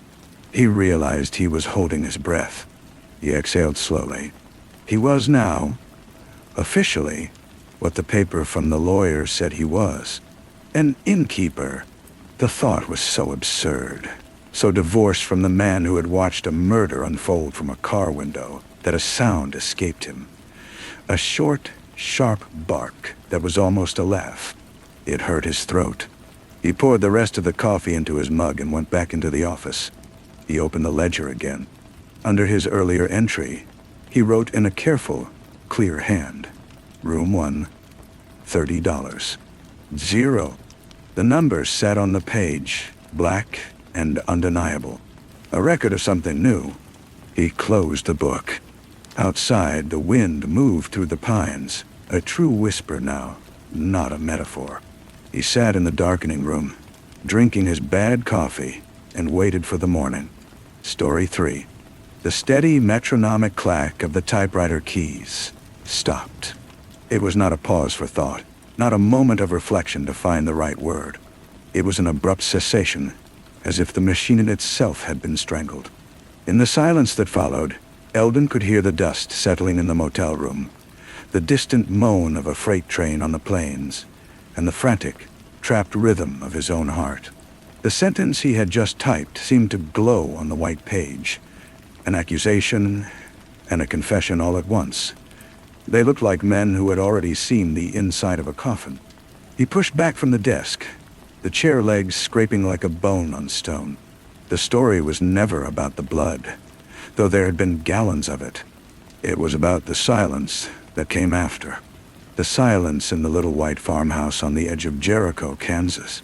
The silence in the town that followed. A thick, cottony quiet that suffocated gossip and choked the church bells. And now, this silence in his own rented room, where the ghosts of 2 men and a butchered family pressed in from the corners. It began with the Miller family, which is to say it ended with them. Henry Miller, his wife Clara, their daughters Sarah and Beth. They were not just a family, they were an idea. Henry's wheat fields were the greenest. Clara's pies won the blue ribbon at the state fair. The girls' laughter was a known melody on the main street. They were the picture inside the locket of the town's self-image. Respectable, stable, whole. That wholeness was ended one still, hot July night. The kind of night where the air feels like warm oil and the cicadas scream a relentless dirge. Malcolm, the detective sent from the county seat, would later say the scene was less a crime and more a storm. A storm of violence that had swept through each room, leaving not a single surface untouched by its fury. It was intimate and vast, a paradox that hung in the cloying metallic air. The screen door yawned open on a broken hinge, a silent mouth breathing out the scent of death and old linoleum. Malcolm was a man built from patience and paperwork. He moved through the carnage not with a detective's dramatic scrutiny, but with the weary reverence of an archaeologist at a massacre site. He noted the footprints in the dark soil by the kitchen window. 2 distinct sets, one large and flat, one smaller with a peculiar worn-down heel. He noted the locked interior doors the family had tried to barricade themselves behind, their flimsy privacy an insult to the force that met them. He noted the reflections. In a shard of a shattered hallway mirror, he saw a distorted slice of the living room, a single clean porcelain figurine of a shepherdess left untouched on a shelf amidst the wreckage. He bagged it. Evidence of nothing. Evidence of everything. The town of Jericho folded in on itself. The suspicion was a gas, invisible, odorless, lethal. It seeped under doors. It tainted the coffee at the diner. The friendly nods between neighbors now contained a flicker of assessment, a silent interrogation. Where were you that night? The collective innocence, always a fragile veneer, had been shattered along with the Miller's bones. The hunt led to two shadows fleeing across the vast Kansas flatlands, Boyd and Arlo. Boyd, large and lumbering, with hands like weathered stone and eyes that held the flat, dead sheen of a dried-up lake. Arlo, smaller, twitchy, a man who seemed to be apologizing for his own existence with every nervous glance. They were caught trying to siphon gas from a farmer's truck 2 counties over, their clothes stiff with a brown flaking substance that was not mud. Their stories, when they finally unspooled in the sterile interrogation room under Malcolm's relentless, quiet gaze, were not stories of the crime, but stories of the long, empty road that led to its doorstep. Boyd spoke of a father whose love was expressed with a closed fist and a length of rubber hose, of years in a basement that smelled of damp earth and despair. He spoke of Clara Miller once, years before, handing him a glass of lemonade when he was fixing a fence for her husband. She had smiled, and the kindness in it had been so foreign it felt like a burn. Arlo whispered of a mother who vanished into a cloud of narcotic haze, of foster homes where he learned to be small and silent, of a recurring dream where he opened a door to a room full of golden light, and a family that turned, smiling, to welcome him in. They were men built from absence, from hunger. Their lives were a series of locked doors they could not open, and the Miller house, with its unlocked windows and its blazing, welcoming lights, became an unbearable provocation. It was the picture they were forever outside of. The desire to simply be inside, to touch that stability, curdled into something monstrous. They did not go there to rob, Malcolm understood. They went to inhabit, and when the reality of the living, breathing family collided with their haunted fantasy, the only language they had left was the one they had learned in the dark. Violence. Eldon the reporter drank bad coffee in the courthouse hallways, listening. He listened to the lawyers' grand pronouncements, to the town's hushed, vengeful prayers, to the psychiatrist's dry diagnoses. But mostly, he listened to the silence between Boyd's blunt monosyllabic answers and Arlo's weeping jags. He became obsessed with the footprints, the large, flat ones that paced the perimeter of the Miller house before the entry, the smaller, worn heel ones that had stood for a long, long time in the girl's bedroom doorway. He wrote in his notebooks about the reflections, Boyd seeing his own monstrous silhouette in the hallway mirror before he smashed it, Arlo catching sight of his own terrified face in the dark kitchen window, a ghost outside looking in at the warmth. The trial was a circus of gavel-banging and shouted objections, but at its core, it was a ritual of storytelling. The prosecution painted a tableau of pure evil, 2 predators who descended on innocence. The defense spun a tragedy of broken systems and shattered minds. Men who were victims long before they were perpetrators. Malcolm, on the stand, was an island of fact in the turbulent sea of narrative. He described the footprints, the locked doors, the shepherdess figurine. He did not say what they meant. He just laid them out, one by one, like bones on a table. The jury was out for 6 days. The town held its breath. Eldon sat in the motel room, his typewriter silent, watching the rain trace greasy paths down the window pane. He understood now that the truth was not a single solid thing to be uncovered. It was a hall of mirrors. The truth of the Millers' last moments. The truth of Boyd's and Arlo's haunted lives. The truth of a town that needed a monster to explain the horror.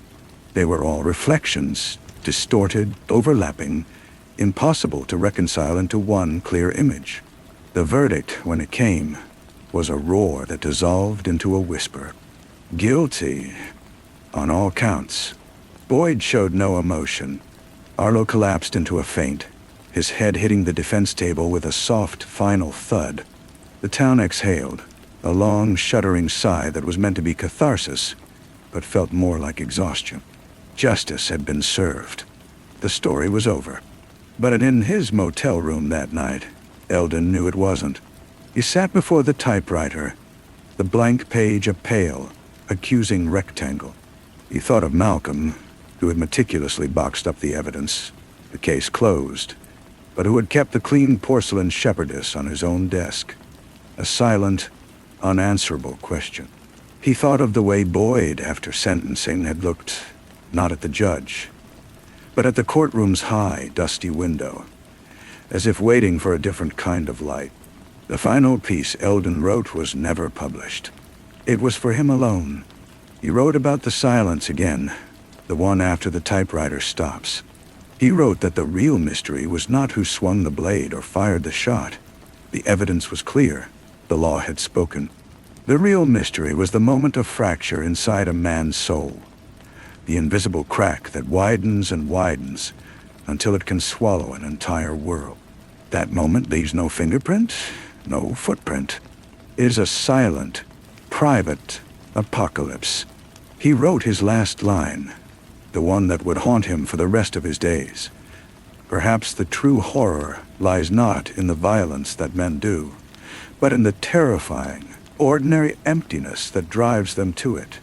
An emptiness so vast it can only be filled with the sound of screaming or the profound, unending silence that follows. He pulled the paper from the typewriter. The train whistle cried again across the plains, a long, lonely note that faded into the Kansas night.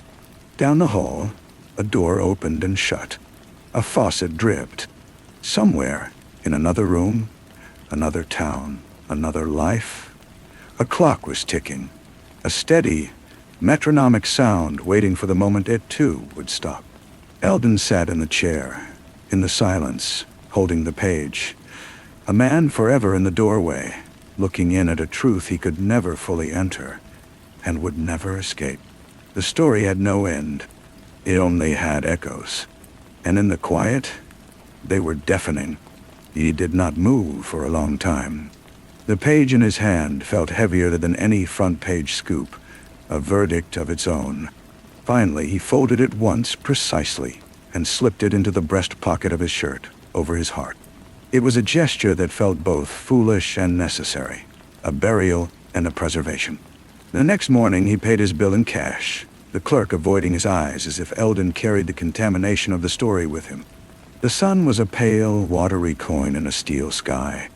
He drove out of Jericho, the tires humming on the asphalt, the town shrinking in his rearview mirror until it was just a smudge of green and white.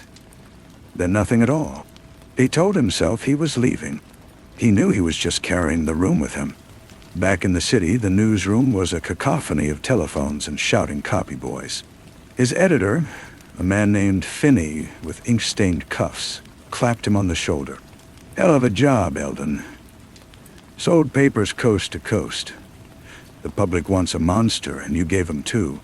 There was a bonus in an envelope on his desk. He left it unopened. He tried to return to normal life. He covered a mayor's race, a factory fire, a society wedding, but his sentences felt thin, his observations hollow. He saw footprints in spilled coffee grounds. He saw reflections in every window. At night, he dreamed not of the blood, but of the shepherdess on the shelf, her painted smile serene and blind to the chaos around her. He dreamed of Malcolm, sitting at his desk, turning the figurine over and over in his hands, its porcelain cool and unchanging. 3 months after the trial, a letter arrived on cheap lined paper. The postmark was the state penitentiary. The handwriting was a cramped, laborious script. "Mr. Thorne, you listened. Not many do. They hear the words but not the quiet between them. Boyd don't talk no more. Not to anyone. He looks at the wall. I try to remember that dream I told about, the door and the light. But it's gone now. All I see is the doorway in that house. I stood there a long time. I was waiting for them to tell me to come in. They never did. They just looked. That was the worst part. They just looked. I ain't asking for nothing. I just wanted to tell someone. The silence in here is different. It's got a buzz to it, like a wire.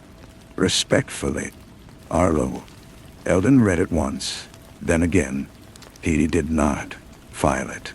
He did not show it to Finney. He placed it in a drawer with his notebooks from Jericho, a drawer that became a tomb for unanswered questions. He thought of writing back, but what could he say? That he understood? He didn't. He was just a man in a doorway, too. Years passed.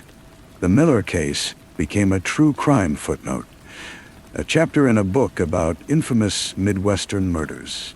Eldon moved to a different paper, then to a teaching job at a small college. He taught aspiring journalists about the 5 U's, about fact-checking, about the sacred line between observation and participation. He never mentioned Jericho. He wore his old trench coat, now frayed at the edges, and his students thought him a charming relic. Then, on a crisp autumn day, he saw the obituary in the newspaper. Malcolm had died. Not in action, not heroically, but quietly, in his sleep, at his home outside the county seat.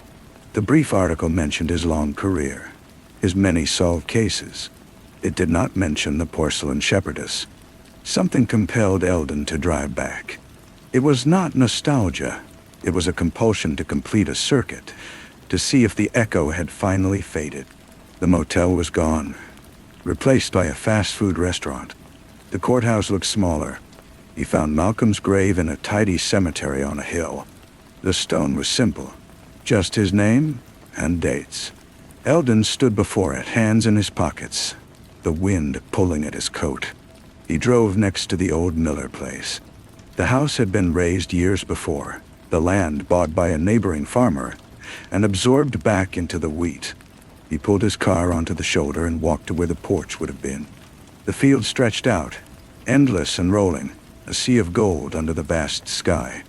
There was no marker, no indication that anything had ever happened here. The earth had absorbed it all. As he turned to leave, his shoes scuffed against something half buried in the soil at the edge of the field. Not a piece of the house, but a fragment of white porcelain. A tiny curved piece, no larger than a thumbnail.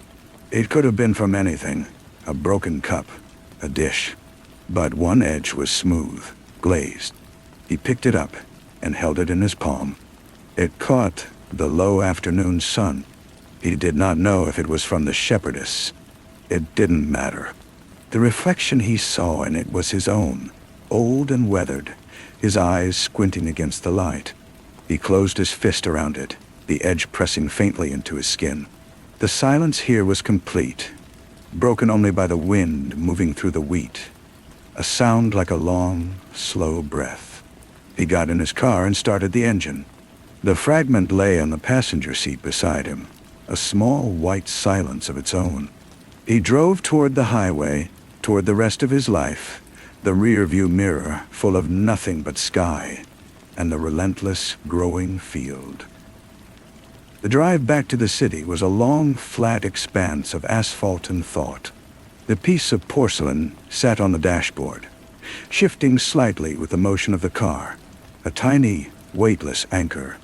He did not know why he had taken it. It was a sentimental gesture, and sentiment was a luxury he had long denied himself in his work. Yet it felt less like a keepsake and more like a token, a physical piece of the silence he had been carrying for decades. That night, in his quiet apartment, he placed the fragment on his desk beside a stack of ungraded student papers. It looked like a piece of eggshell, insignificant. He made a pot of coffee, the routine motion steadying. He sat down. And for the first time in years, he did not turn away from the memory of the story. He opened the drawer, the one that served as a tomb, and took out the old notebooks and Arlo's letter. The paper was brittle, the ink faded. He read Arlo's words again. I stood there a long time. I was waiting for them to tell me to come in. Eldon finally understood what had haunted him more than the violence. It was the expectation in that statement, the profound, misplaced hope. It was the tragedy of a man who believed an invitation to belonging could be found in a stranger's home, and whose only response to its absence was annihilation. He thought of Boyd, staring at the courtroom window. He thought of Malcolm, turning the figurine in his hands. He thought of himself, frozen in the doorway of his motel room, of his life, always observing, never entering. They were all men in doorways, in one way or another. He pulled a fresh sheet of paper toward him, not the typewriter this time, but a pen. He did not write a news story. He did not write an analysis. He began a letter, not to Arlo, who was long gone. He had died by his own hand in prison. Eldon had learned years ago without surprise. He wrote a letter to the silence itself. What do we do with the echoes? He wrote, "We build courtrooms around them. We write stories to shape them. We bury them under fields of wheat. But they remain. They are in the buzz of a wire in a prison cell, in the cool touch of porcelain, in the way a man looks at a window waiting for a light that does not come. We think we are hunting for truth, but we are only gathering the fragments left after the explosion. We are trying to reassemble the bomb." He signed it with his name, a formality. Then he folded it, sealed it in an envelope, and wrote no address. He held it over the kitchen sink and set a match to the corner. He watched the flame consume the paper, the black ash curling and falling into the white basin. He turned on the tap and washed the ashes away. The next morning he graded his student papers. One young woman had written about a local zoning dispute with a keen, observant eye. But she had failed to mention the elderly couple who ran the flower shop at the heart of the conflict, their quiet desperation as they faced losing their livelihood. In the margin, Eldon wrote, "Look for the silence. The story is often in what is not said." He placed the porcelain fragment in a small box and put it back in the drawer. He did not need to look at it anymore. He had finally entered the room of the story, not as a reporter or a judge, but as a witness to his own part in it. The silence was still there, but it was no longer a suffocating weight. It was simply a fact, like the wind or the wheat. It was the space where everything and nothing happened. He put on his coat and went out for a walk. The autumn air was sharp and clean. Somewhere, a dog barked. A child laughed behind a fence. The world was full of ordinary, unremarkable sounds. He listened to them not as clues or symbols, but simply as sounds. And for the first time in a very long time, the echo did not drown them out. It had finally, mercifully, faded into the distance, leaving only the present, imperfect and enduring noise of life going on. He taught his classes, attended faculty meetings, and watched the seasons change from his office window. The drawer remained shut, a quiet monument. He thought less of Jericho and more of the students who sat before him, their own doorways waiting. He encouraged them to be thorough, to be fair. But he also, in subtle ways, began to teach them about the weight of the story, the cost of holding it. He spoke of compassion not as a compromise to objectivity, but as its necessary lens. One afternoon, a student lingered after a seminar on ethical journalism. His name was David, and he had a sharp, restless intelligence. "Professor Thorne," he said, "you always talk about the space between the facts. How do you live with what fills that space? Doesn't it consume you?" Eldon looked at the young man, seeing his own younger self reflected in the earnest, anxious eyes. He thought of the burned letter, the fragment in the drawer, the endless field. "You don't live with it," Eldon said slowly. "You make a home for it. You acknowledge it has a right to be there. You stop trying to solve it like an equation. You just let it be a part of the furniture. After a while, you learn to move around it without tripping." And David nodded, though he didn't fully understand. Eldon knew he couldn't. That understanding was earned, not taught. Winter came, and with it, a flu that settled in Eldon's chest. He was older now, and it lingered, leaving him tired. He took a leave of absence from teaching. In the quiet of his apartment, with the snow falling silently past the window, he found himself thinking not of the Millers, or Boyd and Arlo, but of Malcolm Arnon. He saw the detective not in the interrogation room, But in the imagined peace of his own home, the case files closed, the shepherdess perhaps on a mantle, a private, unanswered question among family photographs. Eldon realized Malcolm had built a door of his own and had chosen to step through it into a life beyond the horror. He had contained a professional mystery while living a personal truth. That, perhaps, was the only answer there was. When the spring thaw arrived, Eldon felt a familiar, old urge. He drove out of the city, not toward Jericho, but with no destination in mind. He followed back roads, through small towns clinging to the plains. He stopped at a diner in a place with no name, just a crossroads. The coffee was terrible, the pie decent. He sat at the counter and listened to the farmers talk of rain and prices. A man in a feed cap sat down next to him, nodding a greeting. They talked of the weather, of the long winter.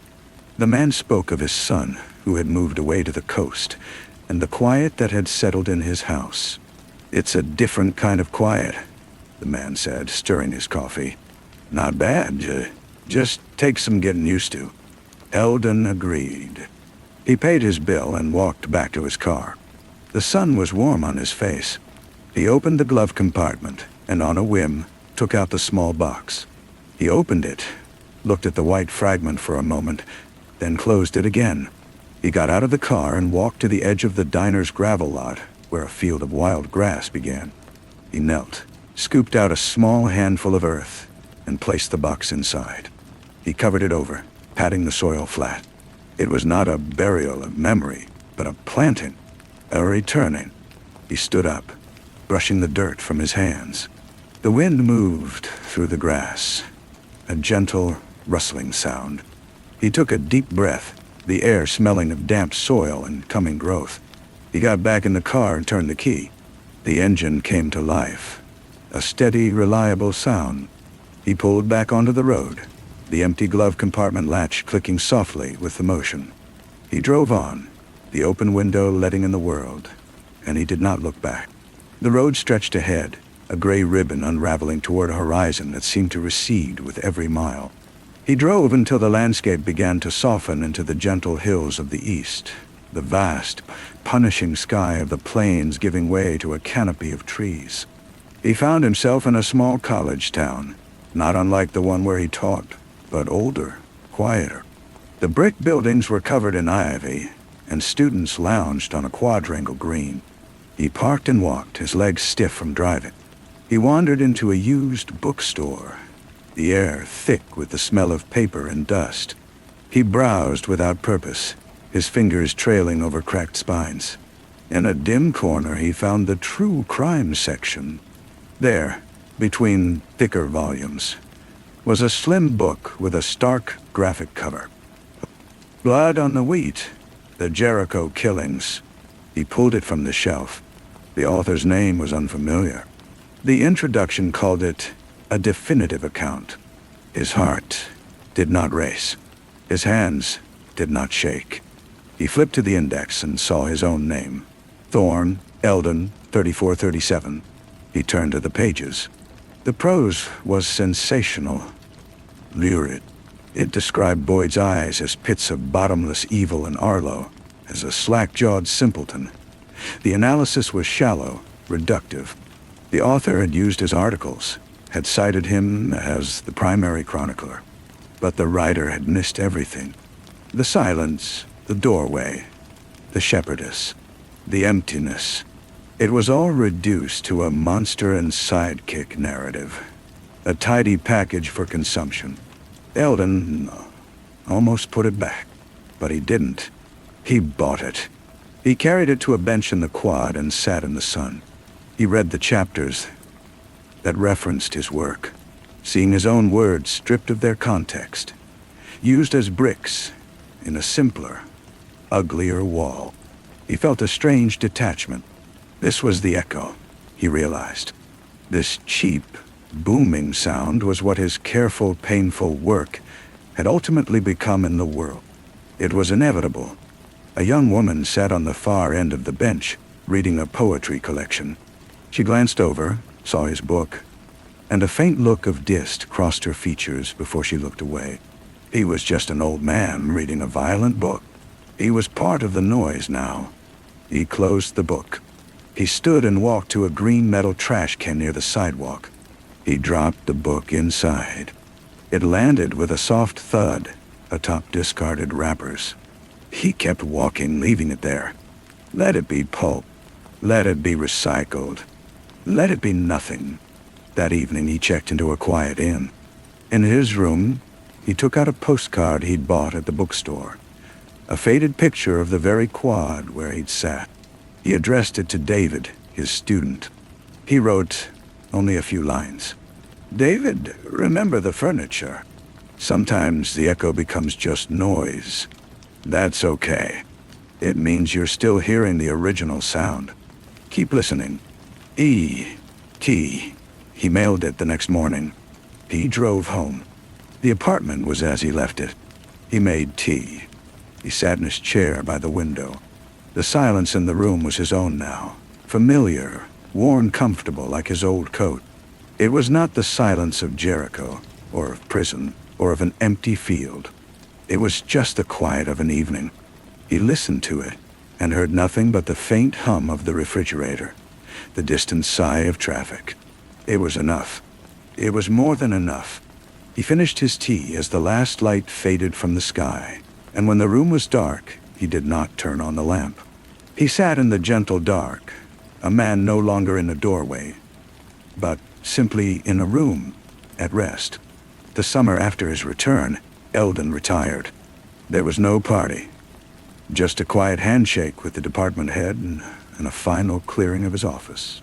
He kept only a few books and his old fountain pen. The rest he left behind, a life of academic detritus for someone else to sort.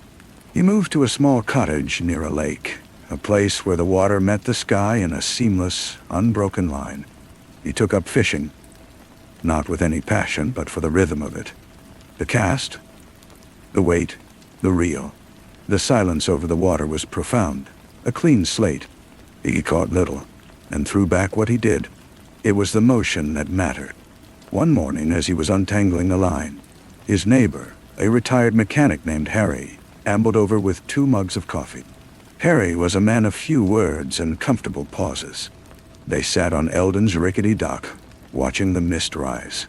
"Heard you used to be a writer," Harry said after a long while. "A reporter," Eldon corrected gently. "Same difference. You ever write about anything good? Happy things?" Eldon considered. He thought of community fairs, of small triumphs, of a feature he'd once done on a librarian who had saved a town's historical records from a flood. "Sometimes," he said. "But the happy things don't usually need explaining. They just are." Harry grunted in agreement. "My wife used to say sadness has a story. Joy just has a feeling." He sipped his coffee. She was right about most things. They sat in silence until the sun burned the mist away. It was an easy quiet, without buzz or weight. Eldon realized this was what he had been moving toward all along. Not an answer, but a cessation of the questions. That winter, Harry's wife passed away. Eldon helped with the arrangements, with the quiet, practical tasks of death. He saw how Harry's grief was a private room, one he entered and left at will, always returning to the shared world of coffee and weather and the occasional fish. Eldon recognized the discipline of it, the daily choice.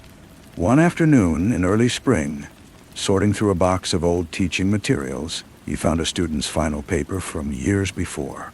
The topic was the unreported story. The student had written about the lingering trauma in a community after a factory closure, the stories that never made the news. Eldon had given it an A. Scrawled at the bottom in his own handwriting was a note. "The most important stories are the ones that remain unsaid. Your job is to hear them." He read it now as a message to himself, from a younger, sterner version. He had heard the unsaid story in Jericho. He had carried it, and now he had finally set it down. Not forgotten, but integrated like a stone worn smooth in a riverbed, part of the landscape of his life. He put the paper away. He went outside. The lake was still, reflecting a pale, cloudless sky. He did not think of porcelain or letters or doorways. He thought of the water, cold and deep, and the way the light caught the tiny waves at the shore. It was simply beautiful. He stood there until he felt the chill, then went inside to build a fire. The flames were warm and bright, and they consumed the wood with a gentle crackling sound that filled the room. A sound that asked for nothing and meant only what it was. The following week, a letter arrived. The handwriting on the envelope was unfamiliar, a tight, careful script.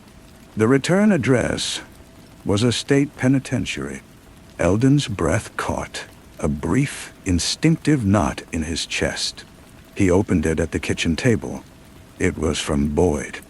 Not a request, not a rant. A simple, short note. Professor Thorne, I read the book they wrote. The one called Blood on the Wheat. They got it wrong. They made him a fool and me a devil. I suppose that's easier for people. I saw your name in it. I remembered you. You were the only one who didn't ask why. You asked what happened. There's a difference. I am dying.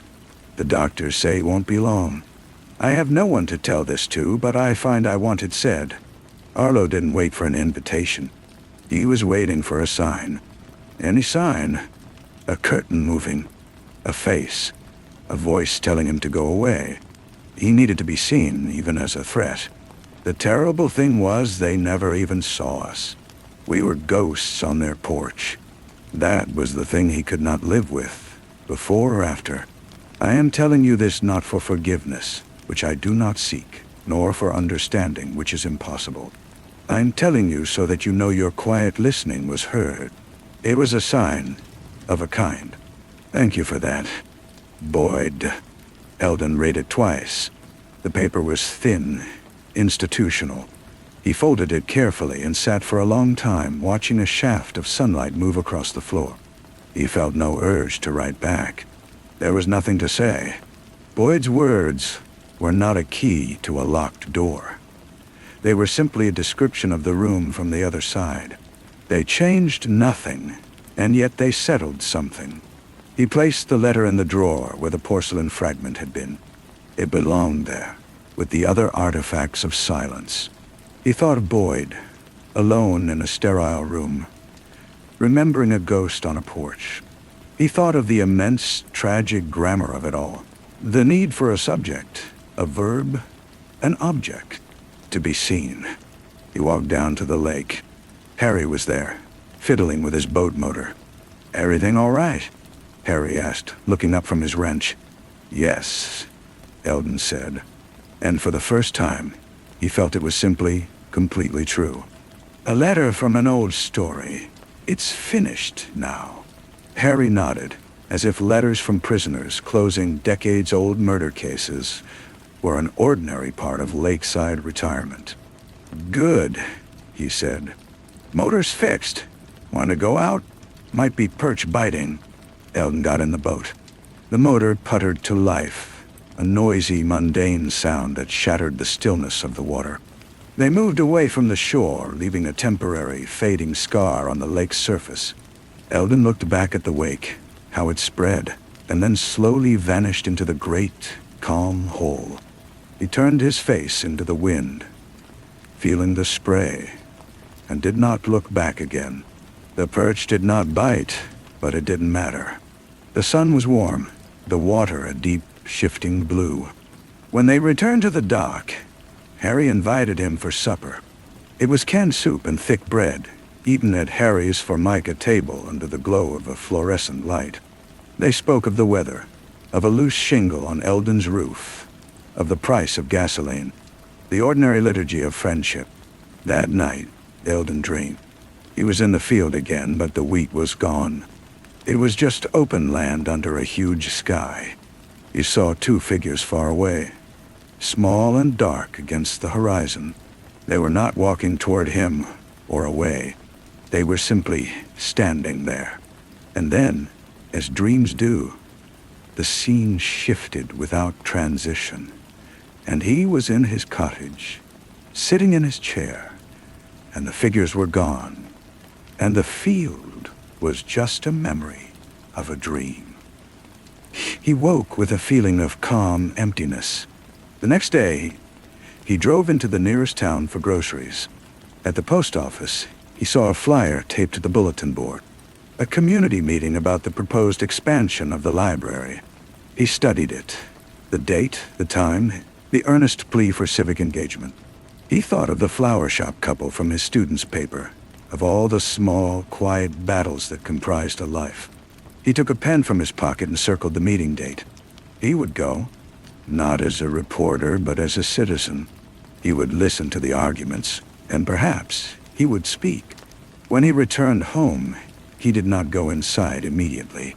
He stood on his small porch, looking out at the lake. A heron stood motionless in the shallows, a statue of pure intent. Then, with a sudden graceful unfurling, it stabbed its beak into the water and came up with a small silver fish.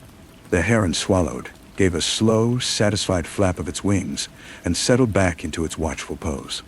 The hunt, the consumption, the return to stillness. It was neither cruel nor kind. It was simply nature. It was life. In its most essential form. Eldon went inside. He put the groceries away. He made himself a sandwich. He sat at his small table and ate it, tasting the sharpness of the mustard, the crunch of the lettuce. He finished, washed his plate, and dried it with a clean towel. The routine was a comfort, a series of small, deliberate actions that held the day together. Later, as evening drew in, he took a blanket and went back to the dock. He wrapped himself against the chill and sat watching the stars emerge, one by piercing one, in the vast darkening dome of the sky. The universe was silent, but it was a silence that was full, a silence of immense distances and ancient light. He lay back on the rough wood, the blanket scratchy against his neck, and gazed up. He felt very small, and for once, the smallness was not a loneliness, but a relief. His story was a tiny, fleeting whisper in that cosmic quiet. It had been heard, and it was over. And that was all right. A satellite traced a slow, steady path between the stars, a tiny moving pinprick of human endeavor.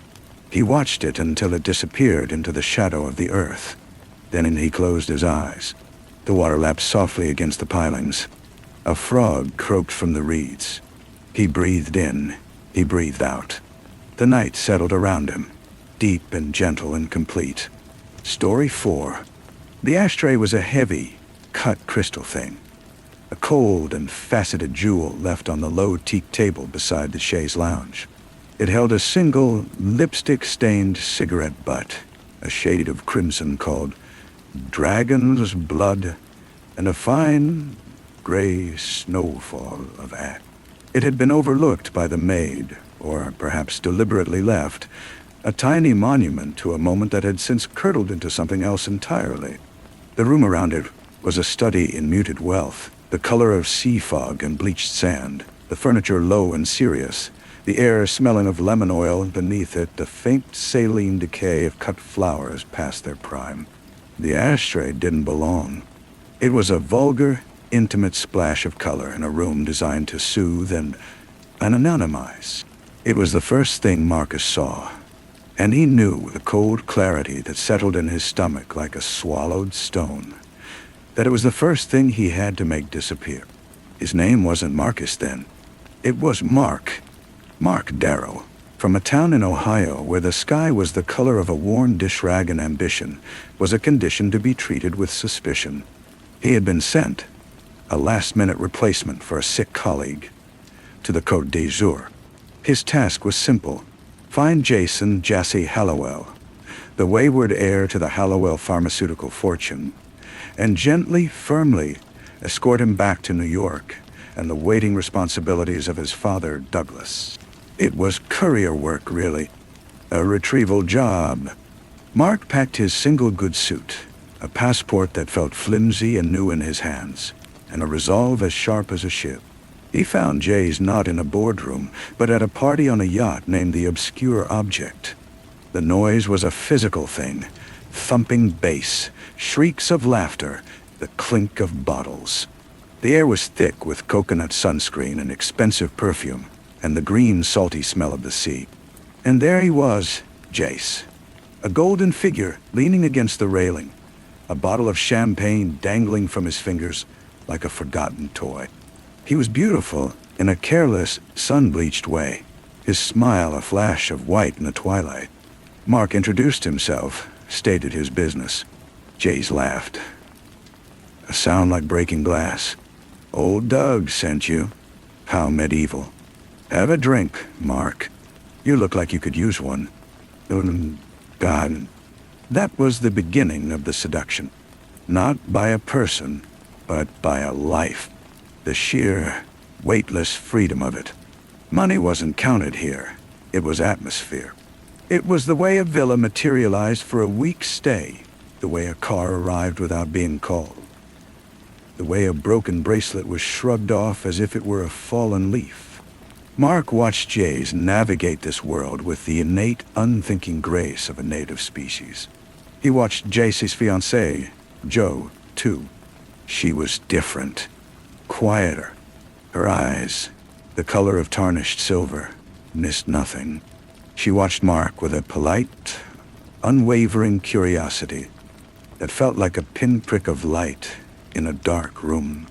"You're very diligent, Mark," she said to him one evening, her voice barely audible over the sigh of the waves below the villa's terrace. Most of Jace's handlers succumbed to the scenery by now. "It's my job," Mark said, the words tasting like dust. "Is it?" she asked and turned back to the sea. The plan, when it came, was not a plan at all at first. It was a fantasy, a dark little daydream he nursed during the long, lazy afternoons. Jace talked endlessly of escaping his name, of vanishing into the world and living on his own terms. "They'd find me in a week." He'd sigh, melodramatic. "The money leaves a trail, you see. It's like radioactive dust." And Mark, who knew how to be invisible, who knew how to move through the world without leaving a trace, thought, "But I could." The opportunity presented itself in Corsica, a cove accessible only by boat, water like liquid turquoise.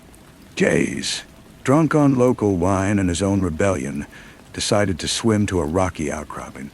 "Race you, Mark," he'd shouted, his body a pale arc against the deep blue sky. Jo was back at the villa, nursing a headache. The couple's friends, an interchangeable set of beautiful bored faces, were dozing on the deck of the borrowed motor yacht. Jay swam strong, but the current was a sly, cold hand. Mark saw him falter, a sudden panic in his strokes. He dove in. The water was shockingly cold. He reached Jace, who was flailing, choking. Their eyes met. In Jace's, there was pure animal terror. In Mark's, a calculation as cold as the deep water. It would be so easy. An accident. A tragedy. He could pull him to safety, be the hero. Or he let the current do the work.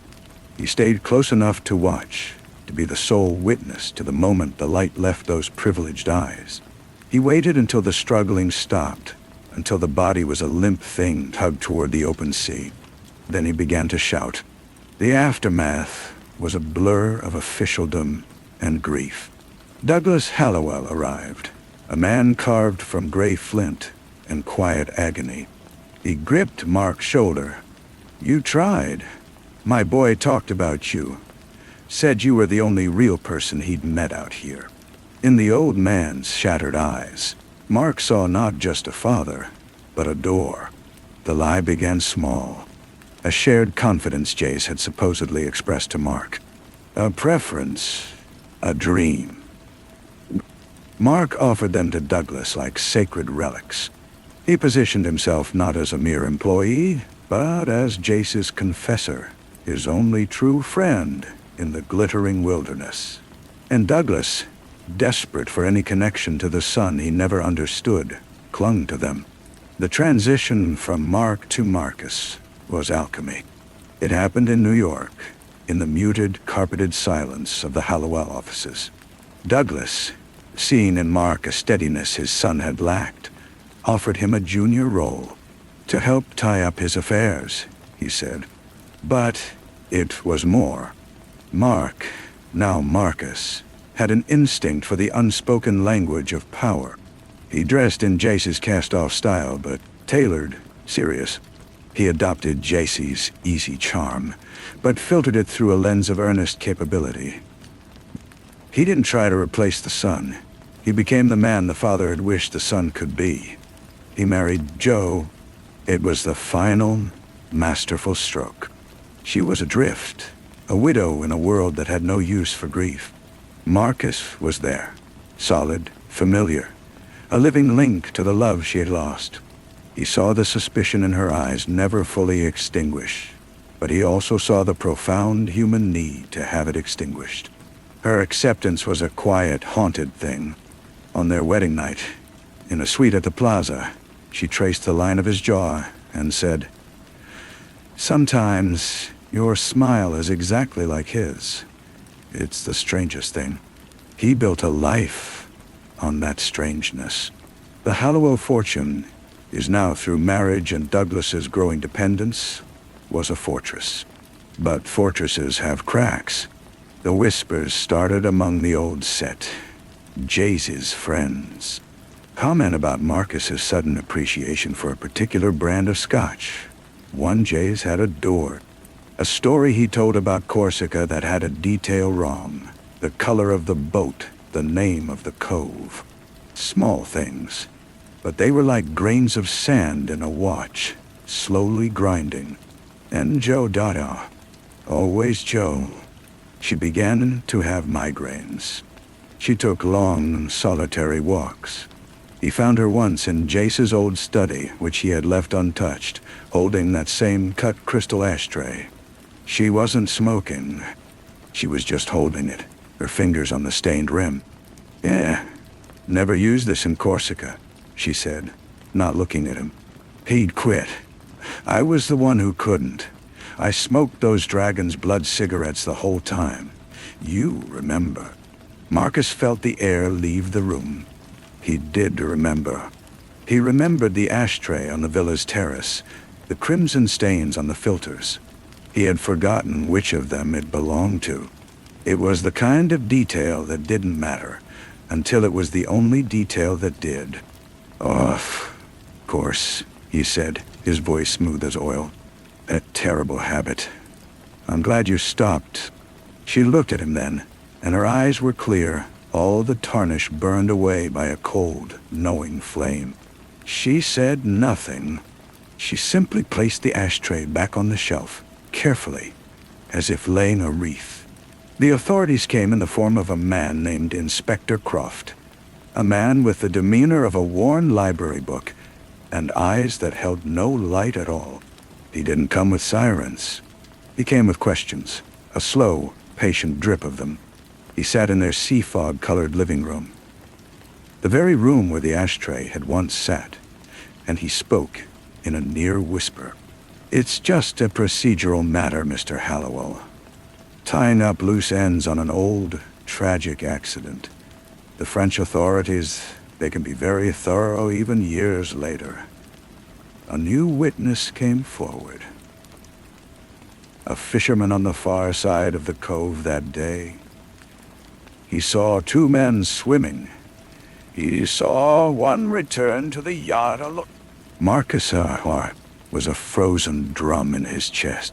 He felt Jo beside him, a statue. He gave his answers, the same answers he had given 100 times. Thurnt, dot, the panic, his own failed efforts. His voice was calm, rehearsed. Croft would nod, sip his water, and ask another question, always circling back. The timeline, the exact positions, what was said. The questions were never aggressive, only relentless. They filled the elegant room like a slowly rising tide. This became the ritual. Croft would visit every Tuesday at 3. He would take the same seat. He would ask his quiet, devastating questions. He never accused. He only inquired. Marcus' life contracted to the space between these visits.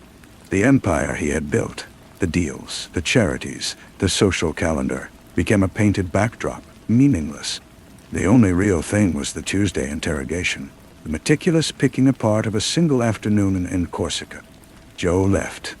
She did it without drama, a note left on the teak table. It said only, "I can't listen to the story anymore. I hear a different one every time." She took nothing, not even the ashtray. Douglas died, a quiet corporate death. The fortune was fully Marcus's now, a kingdom of ash. The Tuesdays continued. Croft retired. A younger detective took his place, a woman with a sharp, attentive face. She had the same folder, the same questions. The ritual was immutable. Marcus found himself preparing for it, living for it. It was the central truth of his existence. He would sit in his perfect room, in his perfect clothes, and wait for the doorbell. He would offer the story, his story, the only thing he had ever truly built.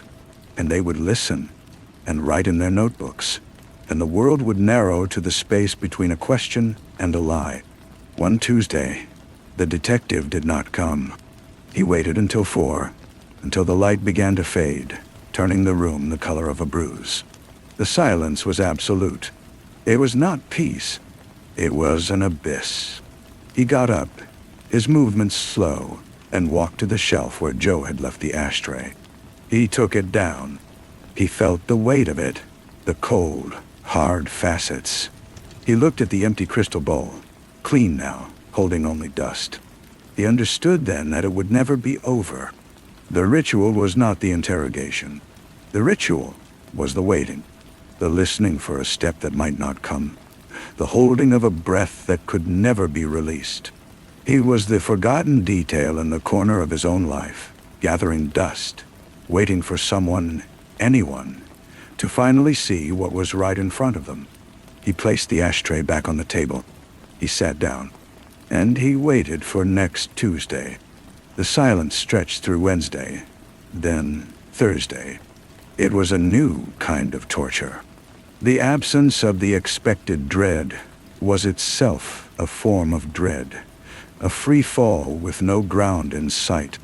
He called his lawyer, a sleek, expensive man named Armitage. "Is there news? Has something changed?" Armitage's voice was carefully neutral. "No change, Marcus. The file remains open. It's inactive, but open. These things, they have no statute of limitations in the court of public opinion, or in the minds of certain officials. It's a form of attrition." Attrition. The word echoed in the hollow spaces of the villa. He began to think of Croft, retired, perhaps dead. The younger detective, reassigned. He imagined the file, a plain manila folder, placed in a metal cabinet in a back room of a police station in Bastia or Ajaccio. It would be moved during office reorganizations, its corners fraying. But it would exist. It was a seed of truth buried in an archive, and it could at any moment be watered by a bored clerk, a new review, a political shift. He stopped going to the office. The Hallowell machinery ran on its own momentum, a ghost ship steered by capable, indifferent hands. His presence was no longer required. He had become a figurehead, and a slightly tarnished one at that. The whispers had solidified into a quiet, accepted narrative. He was the fortunate one, the caretaker husband who had stepped into a dead man's shoes, and now he was the recluse, the man with a shadow hanging over him that no amount of money could disperse. He took to walking the cliffs in the early mornings, before the tourists arrived. The path was the same one Jo used to walk. He understood her migraines now. It was the pressure of a truth, with no outlet, a scream trapped behind the teeth. The wind here was clean and brutal, scouring the land. He would stand and look at the sea, that same indifferent, beautiful blue, and he would search for a flicker of remorse. He found only a cold, factual recognition. He had chosen this. Every step from the moment he let the current take Jay's had been a choice. He had traded a small, anonymous life for this large, gilded cage. The trade was fair. He felt cheated, but he could not say by whom. One morning, a figure was sitting on his usual bench overlooking the cove. It was a woman, her hair silver and cut short, whipped by the wind. As he approached, she turned. It was Jo. She was older, thinner. The quiet beauty had hardened into a kind of stark elegance. She wore no wedding ring. They looked at each other, not as husband and wife, but as two survivors of the same shipwreck, washed up on different shores. "I heard the visits stopped," she said. Her voice was still soft, but it had lost its hesitant quality. It was direct, like the wind. "They did. Does that make it easier?" "No." She nodded, as if he had confirmed something. "I never went to the police, you know. Not officially. I only ever talked to Croft once. He sought me out. I told him what I knew, which was nothing and everything." "The ashtray," Marcus said. "The ashtray. The way you told the story. The way you looked at me when you thought I wasn't looking. You were always measuring, Marcus. Even when you were Mark, you were measuring the distance between what you were and what you wanted to be." She looked back at the sea. "I loved Jay's.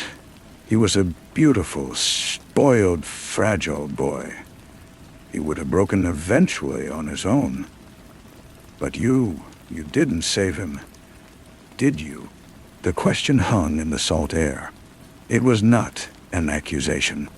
It was an invitation to a confession he could never make, because to confess would be to end the waiting, and the waiting was all he had left. "The current was strong," he said, the old words ash in his mouth. She smiled, a small, sad twist of her lips. "Yes, I'm sure it was." She stood, brushing sand from her trousers. "I'm living in Geneva. I have a gallery there, small, quiet. I'm content." He understood. She was telling him she was free. She had carved out a life beyond the story. She had found a way to stop listening. "I'm glad, Joe." She took one last look at him, her eyes holding that same clear, knowing light. "Goodbye, Marcus." He watched her walk back up the path, her figure growing smaller until she disappeared over the crest. He sat on the bench, the wood still warm from her presence. The sun climbed higher, warming the crystal facets of the world. Below, the sea moved in its eternal, patient rhythm. He realized he would never leave this place. He was part of the scenery now, a local landmark of unresolved fate. He would walk these cliffs. He would sit in his perfect room, and he would wait. Not for the police, or for closure, or for forgiveness. He would wait for the day when the story he told himself finally wore so thin it became transparent, and he could see, at last, the face of the man who had been telling it all along. The gallery invitation arrived on heavy cream-colored stock. It was for a show titled Obscure Objects, Meditations on Loss and Light. The artist was listed as J. Hallowell. He knew it was her.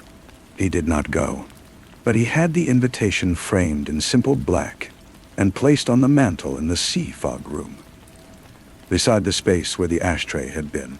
It was a new artifact, a relic of a life that had moved on. His own life did not move. It settled, like sediment. He became a creature of precise, solitary habits. Mrs. Evans, the housekeeper, came 3 times a week. She was a woman of profound and practiced discretion. She dusted the invitation, polished the empty shelf, and made his meals, which he ate at the long dining table, facing the empty chair where Joe had once sat, and before her, where no one had ever really sat at all. He began to dream of the water, not the terror of it or the cold, but the silence beneath the surface. The way the world above became a shimmering, distorted ceiling. In the dreams, he was always suspended, looking up. He could see the hull of the yacht, the pale shape of Jazz's body drifting away, and his own form treading water, forever caught between the two. He would wake not with a start, but with a slow, drowning return to consciousness, the taste of salt in his mouth. One afternoon, he found himself in the attic. He was looking for nothing in particular, just moving through the physical layers of his accumulated life. There, in a trunk marked with Jace's flamboyant script, he found the suit. The single good suit he had packed a lifetime ago for a simple courier job. It was cheap wool, cut all wrong, smelling faintly of mothballs and a forgotten apartment. He held it up. It seemed impossibly small, the costume of another species of man. He did not try it on. He folded it again, placed it back in the trunk, and closed the lid. But he left the attic door open. The following Tuesday, he dressed not in his usual cashmere and linen, but in a pair of old trousers and a sweater. He did not wait in the living room. He went to the cliff path. He sat on the bench and watched the sea. At 3 o'clock precisely, he felt a familiar cellular tension, a phantom vibration in the air where the doorbell should have rung. He let it pass over him and through him. The sea did not care. The gulls wheeled and cried on their own schedules. He thought of Joe in her gallery in Geneva, placing a small white card beside a sculpture. He thought of Douglas in his grave, his secrets buried with him. He thought of Jay's bones and coral in the dark deep. And he thought of Mark, the man who had packed a suit and a passport and a sharp resolve. That man was gone, dissolved not in seawater, but in the slow acid of a chosen life. He realized, with a clarity that was neither relief nor despair, that he was no longer Marcus Hallowell. Marcus Hallowell had been a performance for an audience. Douglas, Joe, Croft, the world. The audience had left the theater. The performance was over. He was just a man on a bench, wearing old clothes, with a murder in his heart and a fortune in his name. The two facts were equally true and equally irrelevant to the sun on his face and the wind in his hair. He stood up. He walked not back to the villa, but further along the path, to a steeper, more isolated section of the cliff. The rocks below were jagged teeth in the foaming water. He stood there for a long time, not contemplating an end, but finally seeing a shape. The ritual of waiting was broken. The silence was no longer an abyss to be feared, but a material to be shaped. He had spent years building a life on a lie. Now the lie was spent. The life was empty. And the emptiness, for the first time, felt like space. It felt like potential. He turned and walked back to the house. He had no plan. But for the first time since he had watched the light leave Jace's eyes, he was not waiting for anything to happen. He was simply walking, one foot in front of the other, on a path that was his own. The house felt different when he returned. It was no longer a stage set awaiting its Tuesday performance, but simply a building, large and quiet and full of things.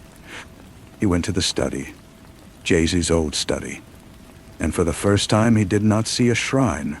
He saw a room with a desk. He sat behind it and opened a drawer. Inside were Jayce's things: a dried-out fountain pen, a monogrammed leather notebook, a Swiss army knife. He took out the knife, flicked open the small blade, and tested its edge with his thumb. It was still sharp. He began to go through the house, room by room. He took down paintings that had been chosen for their prestige, not their beauty. He boxed up silver that required polishing. He called Mrs. Evans and told her to take whatever she wanted for her family, to sell the rest, to hire a team to clear it all out. Her silence on the other end of the line was not discreet this time. It was stunned. "All of it, sir?" "All of it," he said. "I'm keeping the books. And the ashtray." "None. No." When the crew arrived, he supervised with a detached interest. He watched men in white gloves wrap the artifacts of the Hallowell dynasty in bubble wrap. He felt nothing. It was like watching the dismantling of a museum exhibit about a civilization he had read about but never known. He kept only a single suitcase of clothes, his own, not Jay-Z's. He packed the ashtray, carefully wrapped in a sweater. He left the framed invitation on the mantel. He wrote a letter to his lawyers, instructing them to place the villa on the market and to liquidate the majority of the holdings into a blind trust. He gave no forwarding address.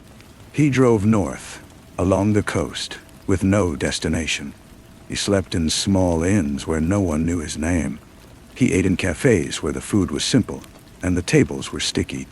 He was Mark again, but not the Mark from before. That man had been hungry. This man was not. This man was sated with experience, heavy with it, and the weight was a kind of anchor. A week into his journey, he found himself in a port town, the kind where the fishing boats were painted bright colors and the nets smelled of salt and decay. He was sitting on a wooden pier, watching the evening light fade, when a man approached and sat beside him. He was old, his face a map of wrinkles, his hands thick and scarred. "Quiet tonight," the man said in heavily accented English. "Yes. You are not from here. You are waiting for something?" The old question, from a new source. He almost smiled. "No," he said. "I am not waiting." The old man nodded, as if this was a wise answer. He pointed to a boat, a modest, sturdy-looking trawler, bobbing gently in its slip. "My son's boat. He is a good fisherman. He sees what is on the surface, and he knows what is below. Me, I am retired. I mend the nets. It is good work. It is fixing what is broken, so it can be used again." He looked at the old man's hands, deft even in rest. "Does it ever bother you?" he asked, the words coming unbidden. "Mending the same nets, day after day, knowing they will only tear again?" The old man considered this, his gaze on the horizon. "The sea tears everything. That is its nature. The mending is my nature. It is not the net that is important. It is the act of care." He stood, his knees cracking. "The boat goes out before dawn. If you are here, you can watch it leave. It is a good thing to see." He was there before dawn. The sky was a deep violet, the air cold and sharp. He watched the trawler's lights move across the dark water, the sound of its engine a low, purposeful rumble that faded into the vast silence. He thought of the fishermen, heading out to the deep, to the place where the surface stories ended, and the true, dark, teeming life began. He thought of the mended nets, sinking down, gathering what they could. He walked back to his rented room. He took the ashtray from his suitcase and set it on the bare windowsill. The first ray of sun struck it, igniting a prism of color on the white wall. A brief, brilliant flare of crimson, gold, and deep, forgiving blue. He watched until the light shifted and the colors faded to white. Then he picked up his keys. He did not know where he was going, only that he would drive, and that when he stopped, there would be no doorbell to answer, no story to tell. There would only be the day and the next, and the simple, immense responsibility of living in it. The port town did not become a home, but it became a place where he could breathe. He rented a room above a bakery, the smell of yeast and baking bread a constant grounding presence. He bought a small, sturdy table and a single chair. He placed the ashtray on the table. It was no longer a prop or a symbol. It was just an object, a paperweight for the empty pages of the life he was now living. He took the old man's advice, not about the nets, but about the act of care. He began to walk the docks every morning, not as a performance of penitence, but as a simple observance. He learned the names of the boats: Ariel, Stella Maris, Perseverance. He nodded to the fisherman, who began to nod back. He bought his fish directly from the stalls, learning to look for the clear eye and the bright red gills that meant it was fresh. He cooked it simply, in a pan with oil and lemon. He ate it at his table, looking out at the sea, and the taste was clean. He thought of Jo often, but without the old, corrosive ache. He imagined her in her gallery, her hands steady as she adjusted the light on a piece of stone or glass. He hoped she was happy. The thought was uncomplicated. A smooth stone dropped into the well of his memory. It sank without a splash. One afternoon he saw a boy, maybe 10 years old, struggling to carry a heavy crate of bait along the pier. The boy's arms were trembling, his face set in a scowl of determination. Marcus moved forward without thinking, taking the other end of the crate. The boy looked up, startled, then nodded thanks. Together, they carried it to a weathered skiff. The boy's father, a man with a sun-beaten face, waved a hand in gratitude. "He thinks he's already a man?" the father said, his voice rough but not unkind. "He will be," Marcus heard himself say. The words felt true in his mouth.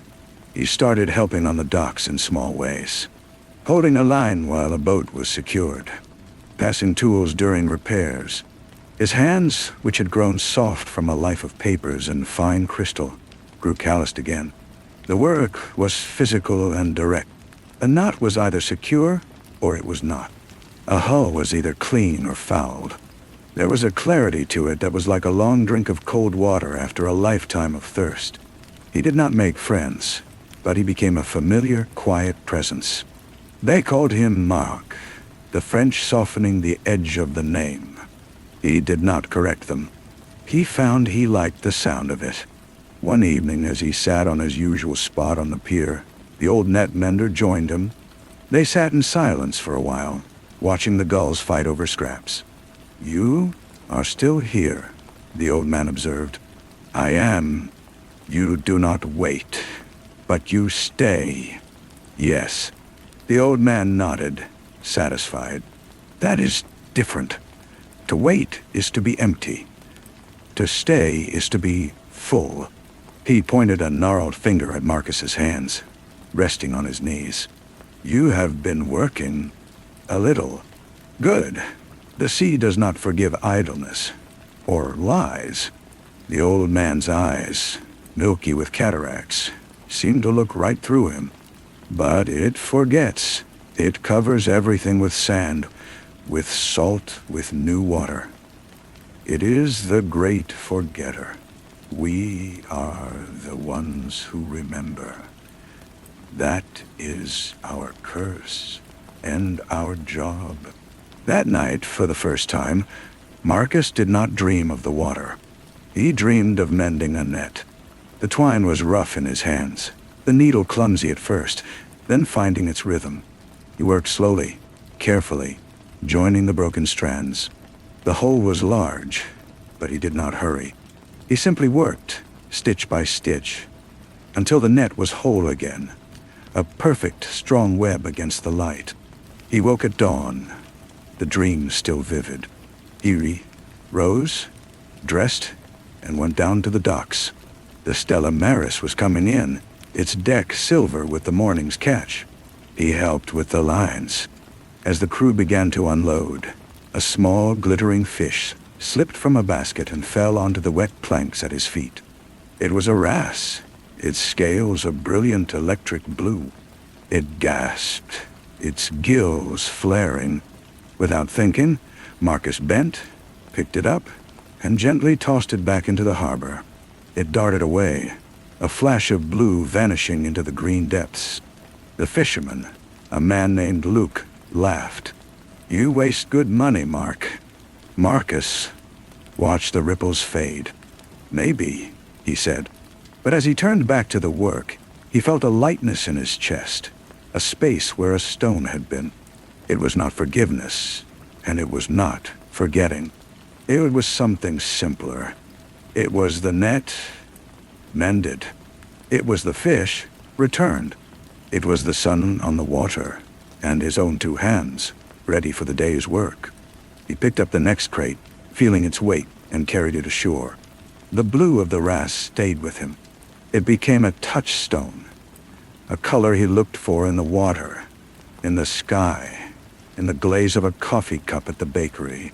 He stopped seeing the sea as a grave, and began to see it as a vast, breathing entity, indifferent and generous by turns.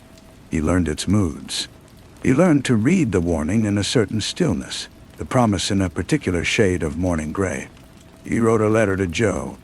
It was short. It said he was well. It said he was mending nets. He did not ask for a reply, and he did not give his address. He sent it to the gallery in Geneva, a message in a bottle cast onto a different sea. He did not know if she would get it or what she would think if she did. The act of sending it was the point. It was a stitch pulled through the fabric of their shared past, a small, deliberate repair. Months turned. The villa sold. The money settled into its blind trust, a distant, mechanical heartbeat. He received a formal letter from his lawyers.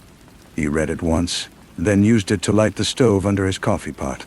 The flames consumed the careful language, and he watched until it was ash. One morning, Luke asked him directly, "You are good with your hands. You show up. You want a real job. The Stella Maris needs a second pair. The pay is not much. The work is hard. You will smell of fish and diesel forever." Marcus looked at Luke's offered hand, rough and salt-cracked. He thought of the dream of the net. He thought of the empty room upstairs, the ashtray on the table. He thought of the horizon line, seen not from a cliff, but from the deck of a working boat. "Yes," he said, and took the hand. The grip was firm, sealing the bargain. The first days at sea were brutal re-education. His body screamed in protest at muscles long unused. He was clumsy with the gear, his city's rhythm useless against the roll of the waves. He was soaked, cold, and exhausted. But he was also, for every minute of the 12-hour shift, utterly present. There was no room for memory, for measurement, for the old, silent dialogue with a ghost. There was only the task, hauling, sorting, coiling, baiting. The work was a hammer beating him into a new shape. He learned to sleep, the deep, dreamless sleep of physical depletion. He learned to eat with a ferocious hunger. He began to recognize the other boats by the cut of their sails, the sound of their engines. He became part of the chorus of voices on the marine radio, the chatter about weather and catches and engine trouble. One rough day, the Stella Maris was riding heavy swells, the sky the color of lead. Marcus was on deck, securing a tarp over the catch. A wave broke over the bow, a wall of green water that knocked him off his feet. He slid, scrabbling for a hold, the icy water pulling at him. For a second, he was nowhere and everywhere. In the past and the present, the cold, the same cold. Then Luke's hand locked around his wrist, hauling him back with a grunt. "Always one hand for the boat, Mark." Luke shouted over the wind, his face split by a grin. The sea does not like daydreamers. Back in his grip, salt water streaming from his hair, Marcus laughed. It was a raw, unfamiliar sound, torn from him by the wind. He was not afraid. He had been lost, and he had been found. Not by a person, but by a grip, by a rule, by the simple, urgent demand of the moment. He nodded, his heart pounding not with terror, but with a fierce, animal joy. He tightened his grip on the tarp line and went back to work. That night, in his room, the storm still rattling the window, he looked at the ashtray. It sat on the table, solid and quiet. He picked it up, feeling its familiar weight. He carried it to the window, opened it, and let the storm wind whip into the room. He held the ashtray out, over the dark, wet street below. It would be so easy to let go. to hear a final crash, to be done with it. He did not let go. He brought it back inside, closed the window, and placed it back on the table. It was not a burden anymore. It was a choice. He had chosen to keep it. He had chosen to stay. He had chosen the boat, and the nets, and the smell of diesel. He had chosen to be Mark, who was mended and mending. He made coffee and sat at the table waiting for the dawn and the next shift. The storm would pass. The Stella Maris would go out. He would be on it. That was all. That was enough. Story 5. The memory arrived not as a memory should, not with the warm, faded edges of recollection, but with the cold, sharp clarity of a shard of glass pushed up through the silt of a quiet mind. Eugene was in his office, the late afternoon sun laying a dusty bar of gold across the brief for a property dispute, when he saw it. Not with his eyes, but inside them.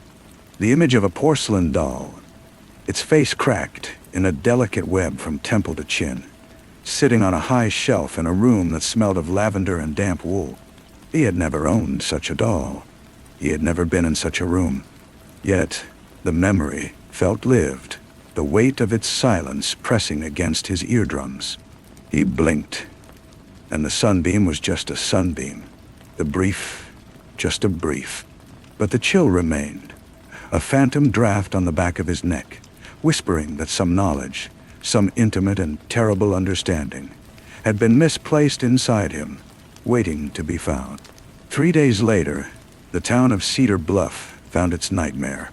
Jasmine Miller, 16, with corn silk hair and eyes the color of a shallow creek, stumbled out of the woods at the edge of the old Henderson land.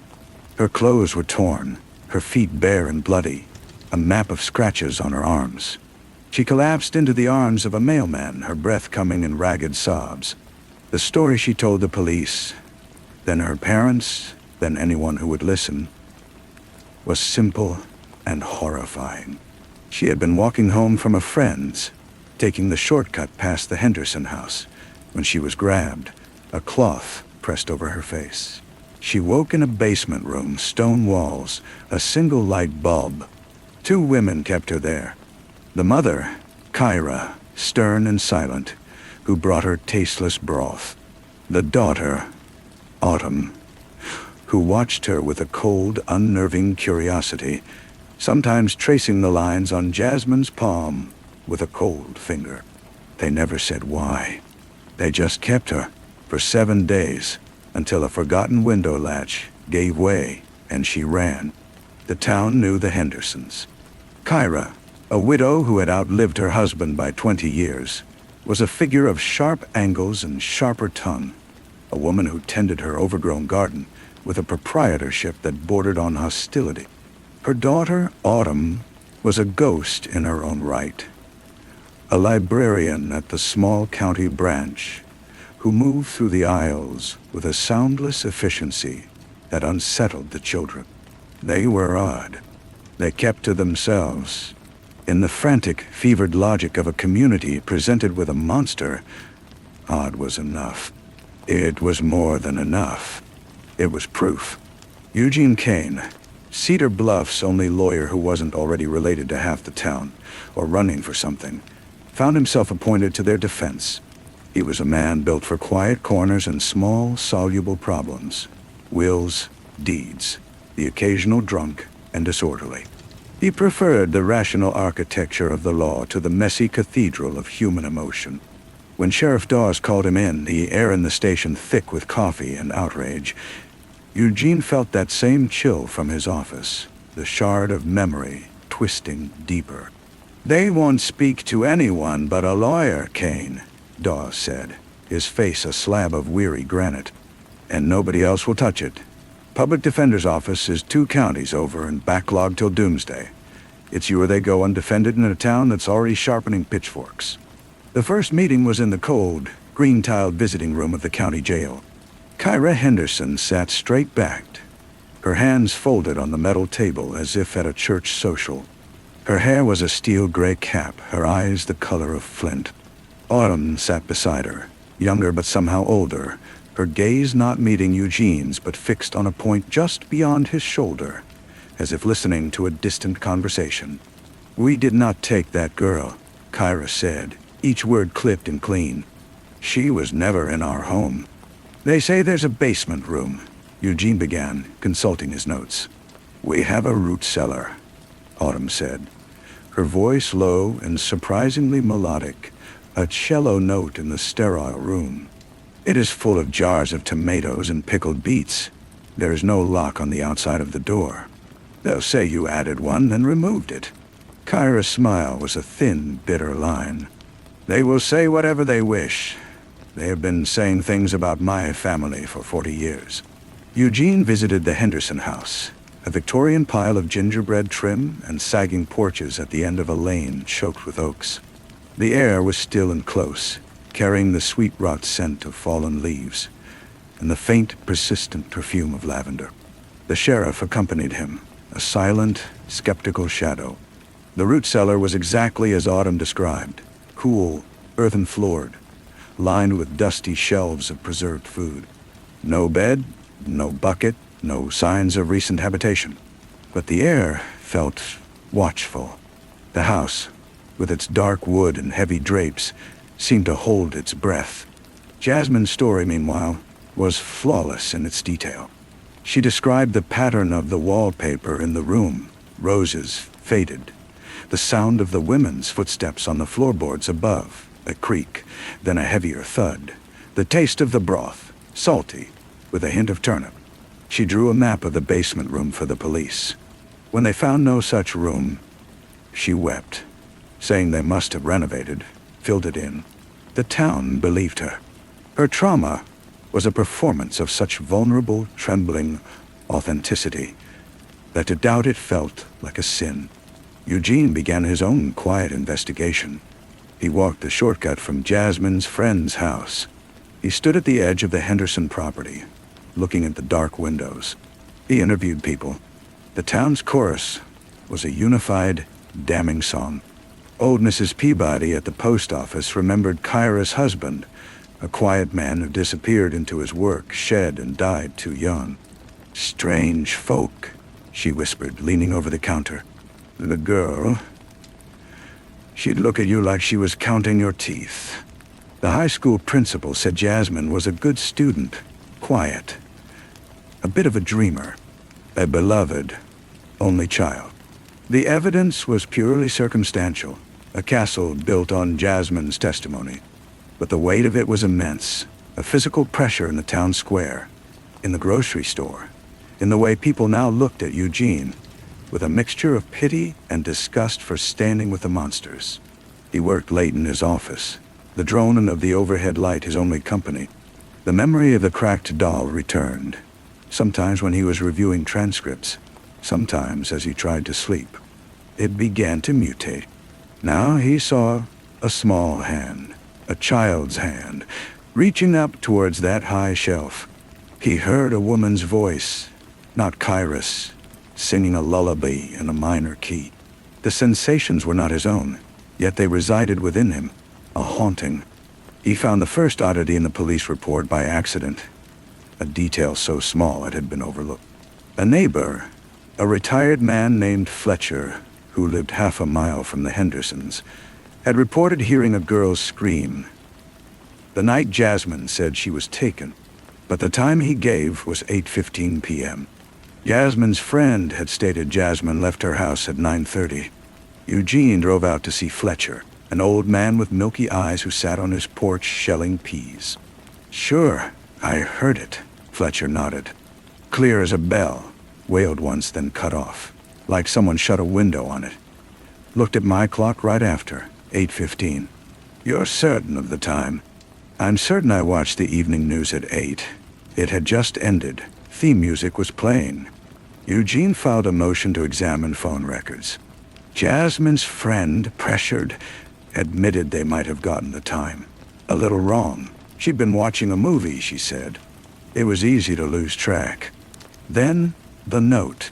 Eugene received it in his office mail. No return address, typed on a plain sheet.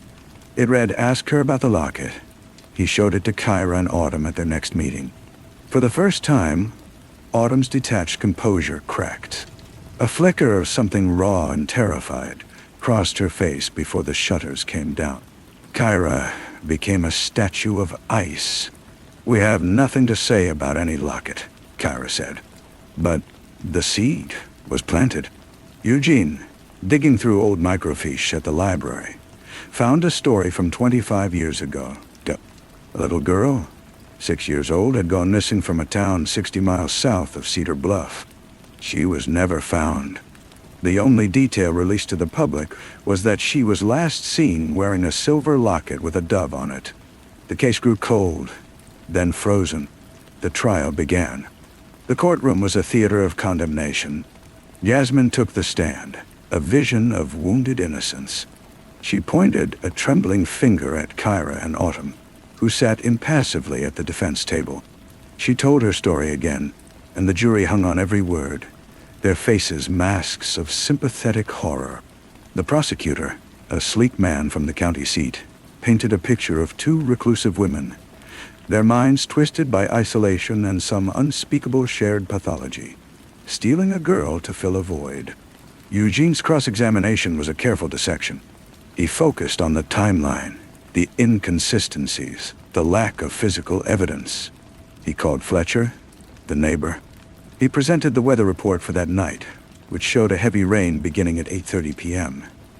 Jasmine's clothes, when she was found, were damp from dew and undergrowth, but not soaked through as they would have been had she been running in a downpour. But it was the locket that changed the air in the room. Eugene, having no other card to play, introduced the old missing persons case. He had no proof of a connection, only a hunch woven from a haunting memory and a typed note. The prosecutor objected vehemently. The judge sustained. But the name of the long-lost girl, Sarah, hung in the stifling air. And Eugene saw Jasmine's eyes, for a fraction of a second, dart towards her parents in the gallery. Not a look of fear, but of calculation. That night, the note came again, slipped under his office door. The same paper, the same typewriter font. The doll was hers. Look in the well. The old Henderson property had a well long since capped with a slab of concrete. Eugene went there at dusk, the sky bruised purple. He found the well behind a thicket of wild roses. The concrete cap was heavy, but at its edge there was a fissure, a narrow gap. Shining his flashlight down, he saw nothing but blackness. He found a long, sturdy stick and poked it down, fishing in the dark. The stick caught on something. He pulled, gently. It was a burlap sack, rotted and slimy. Inside, wrapped in oilcloth, was a porcelain doll. Its face was cracked from temple to chin. Around its neck was a tarnished silver chain, and on the chain, a locket. He pried the locket open with trembling, grimy fingers. Inside was a tiny faded photograph of a smiling little girl with curly hair. Not Jasmine. Sarah died. He sat back on the damp ground, the doll in his lap. The memory that had been haunting him was not a memory. It was an echo, a psychic stain from a terrible truth that had happened in that house, to a different girl, a generation ago. Kyra and Autumn were not the kidnappers. They were the witnesses. Or perhaps something else entirely. The trial resumed. Eugene, holding the doll and a locket in an evidence bag, requested a private meeting with the judge and the prosecutor. He laid out his theory, not as fact, but as a shadow that explained all the other shadows. That Jasmine, a clever, manipulative girl, obsessed with true crime and local lore, had concocted her story. She had hidden in the woods, scratched herself, torn her clothes. She had chosen the Hendersons because they were the perfect monsters for the town's fairy tale. But she had chosen too well. She had, perhaps from old newspaper clippings or town gossip, tapped into a real, buried crime.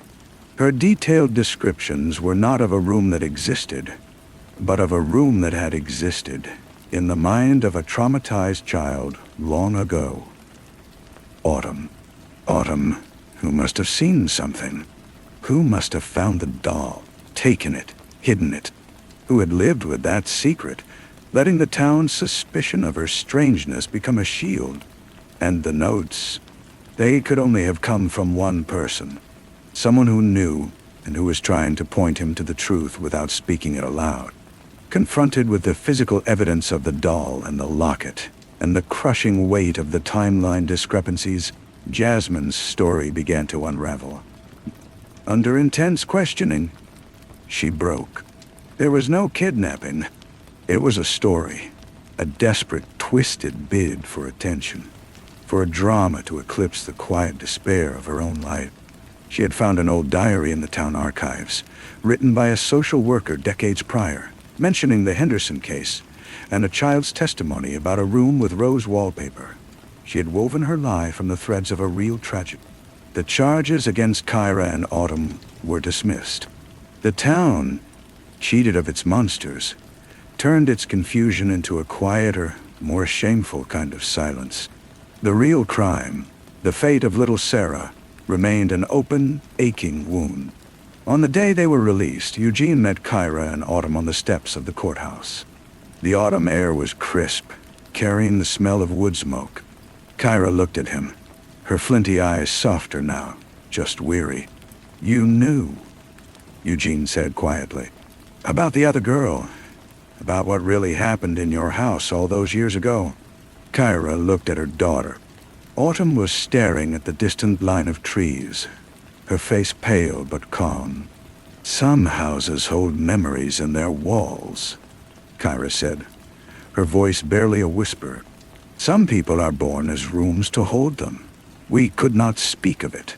Who would believe us? We were already the story they wanted to tell." "The notes?" Eugene said. "They were from you." Autumn finally looked at him. In her eyes he saw the depth of the well, the chill of the root cellar, the silent, screaming knowledge of a child who had seen something she could never unsee. She did not confirm or deny. She simply said the doll needed to be found. It was tired of the dark. They walked away, two solitary figures swallowed by the long shadows of the courthouse. Eugene stood there for a long time. He thought of the cracked porcelain, the folded note, the footsteps echoing in an empty hall. He thought of the memory that was not his, a ghostly handprint on his mind. He had sought the truth and found it. A matryoshka doll of horrors, one inside the other. He had saved the innocent, perhaps, but he had also exhumed a deeper, older evil that the town and the law had no name for. Justice was a clean, well-lit room. What he had uncovered was a damp, forgotten cellar where the past never really died. It just waited, patient and breathing, for someone to remember. He walked back to his office in the gathering dusk. On his desk, where the brief for the property dispute still lay, was a final sheet of paper, blank, but folded in a precise, familiar way. A square, then a triangle, then a smaller square. The same way the notes had been folded. He picked it up. It held no message, only the faint, lingering scent of lavender. He sat in his chair, the weight of the empty town settling around him, and stared at the folded paper in his hands, its silent geometric mystery, the only clue left in a case that had ended, yet would never truly be closed. The silence in the office was absolute. He held the folded paper to his nose. Lavender, yes, but beneath it, the earthy scent of old books, and faintly of damp wool. It was the scent of the Henderson house, of the memory that was not his. He placed the paper carefully in his desk drawer, on top of the file for State v. Henderson. He did not know what it meant.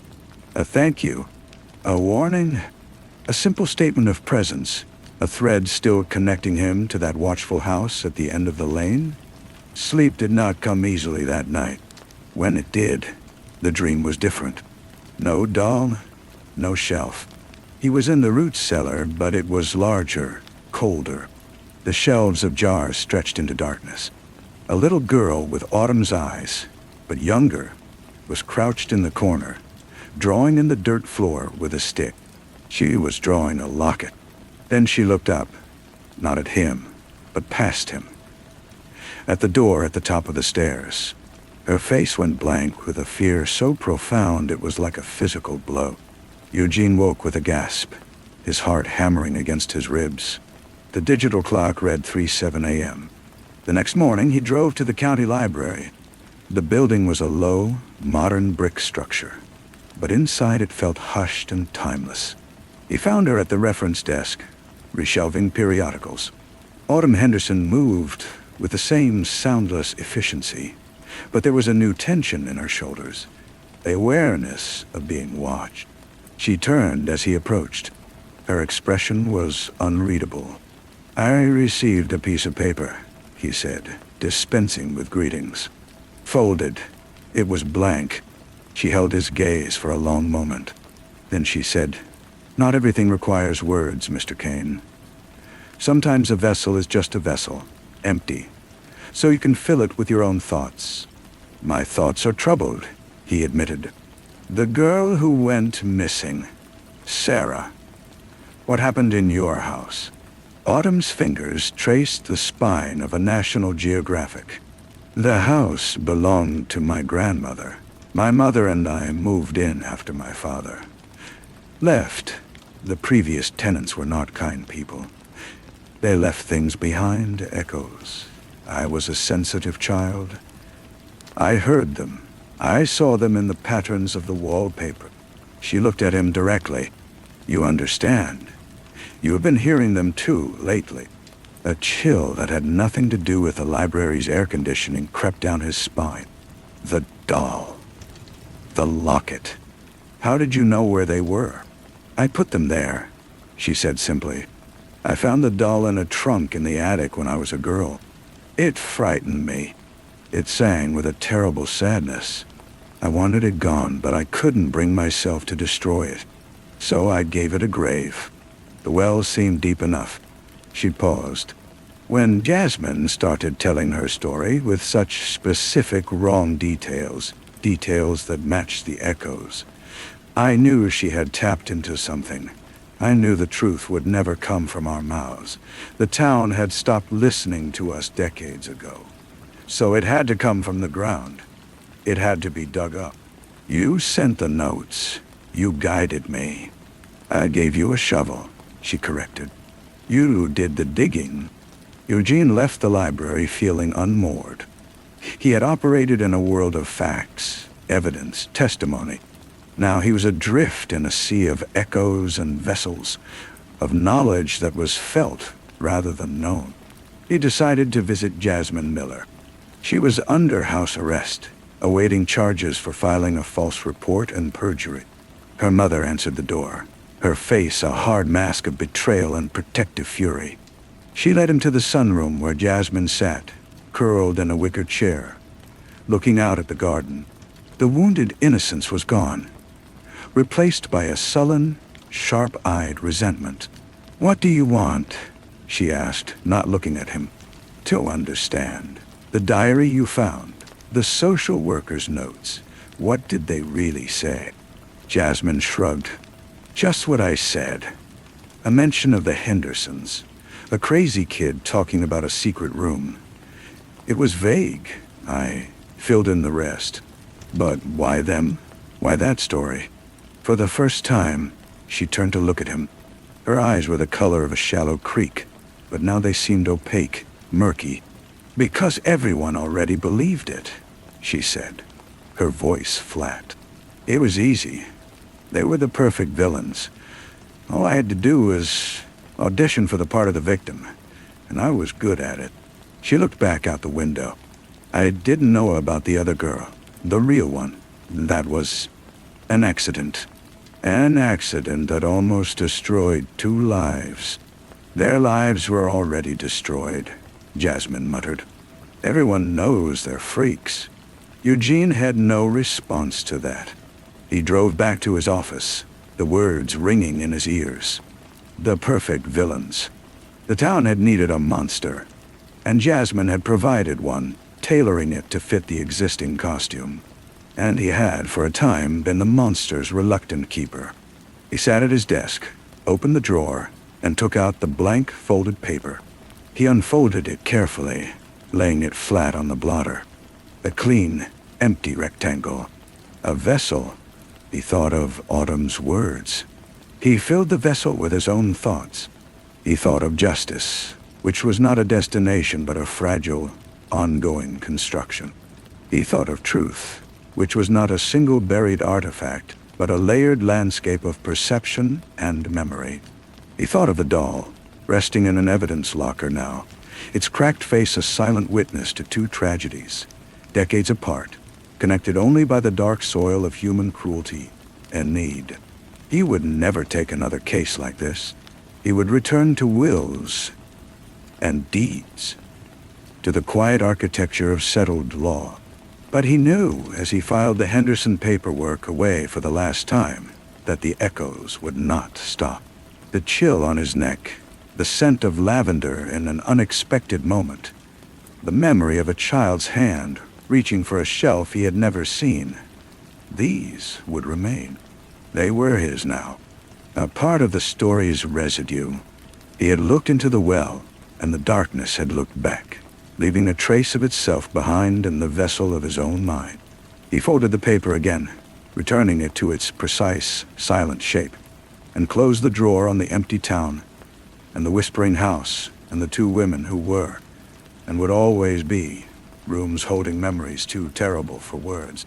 The following week, a certified letter arrived from the County Historical Society. They were digitizing old records and had come across a box from the estate of a former sheriff.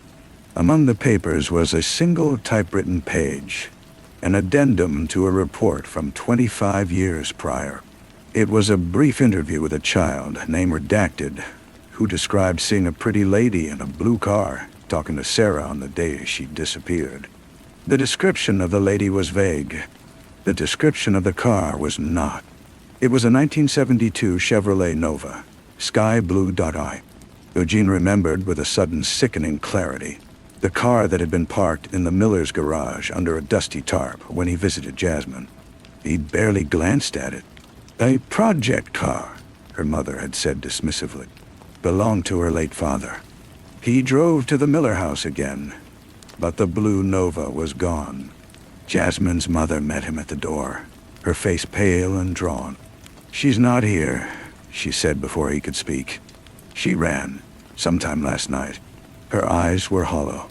"She took the car." Eugene called the sheriff. An APB was issued for the car, for Jasmine. He sat in his parked vehicle down the street, a cold certainty settling in his gut. Jasmine hadn't just stumbled upon an old diary. She had been raised with a ghost. The car, the story, the details, they hadn't come from archives. They had come from home. The pretty lady was not a stranger. The realization was a door swinging open onto a darker hallway. He went to Kyra and Autumn. He found them in their garden, Autumn turning the earth for winter, Kyra watching from the porch. He told them about the car. Kyra's hand went to her throat. Autumn stopped digging, her knuckles white on the shovel handle. "The echo," Autumn said, her voice distant. "It wasn't just in the house. It was in the town. It was in the blood." "You knew," Eugene said, not accusing, just stating a fact he now felt in his bones. "I knew the shape of it," Kyra replied. "The color of it, blue. I saw that car once, long ago, parked down the lane. I thought nothing of it until now." The sheriff found the blue Nova 2 days later, abandoned in a pull-off near the state line. The inside was clean. No Jasmine. A search of the Miller house, with the mother's stunned permission, yielded a hidden compartment under the floorboards of Jasmine's closet. Inside were newspaper clippings about Sarah's disappearance, not from the library, but yellowed originals, and a small heart-shaped pendant, not a locket. Engraved on it was the name, Sarah. Jasmine's mother collapsed when she saw it. Through her tears, a story spilled out, broken and full of holes. Her older sister, beautiful and wild and troubled, had lived with them a lifetime ago.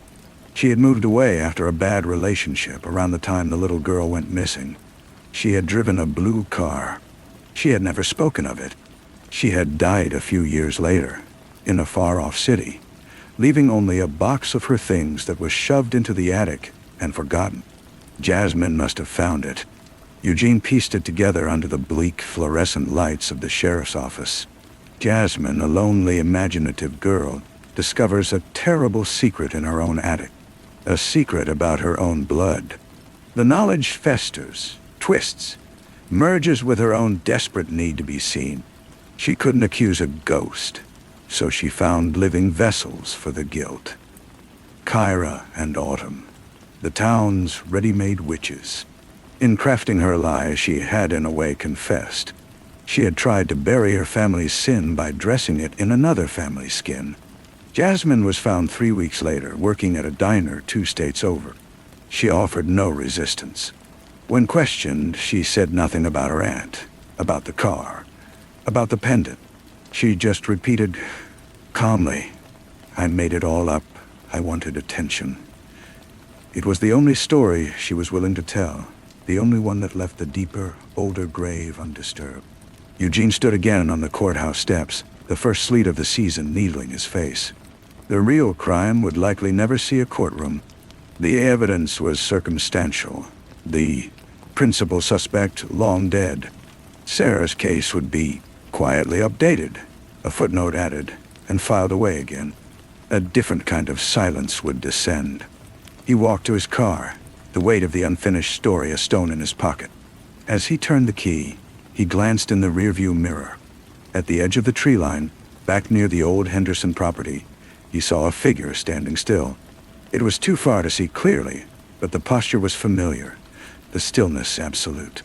Autumn Dottie, or perhaps Kyra, watching, or simply being, a vessel at the edge of the woods, holding the echo of a truth that had finally partially seen the light. He did not wave. He drove away, the sleet turning to a steady gray rain, washing the town clean of footprints, of tire tracks, of everything but the persistent damp earth and the memories it would not surrender. The rain blurred the world into a watercolor of grays and browns. Eugene drove past the library, the hardware store, the shuttered bakery, each building a closed face. He understood now that the town's quiet was not peace, but a held breath. It had been holding it for 25 years, and then again for the duration of his case, and now it would simply keep holding. The truth about Sarah was not a bomb that would shatter the community. It was a heavy sediment, settling slowly at the bottom of the town's well, making the water taste faintly of metal and regret. He tried to return to his routine. The property dispute was resolved with a terse settlement. He drafted a simple will for an elderly farmer. The work was clean, its boundaries firm.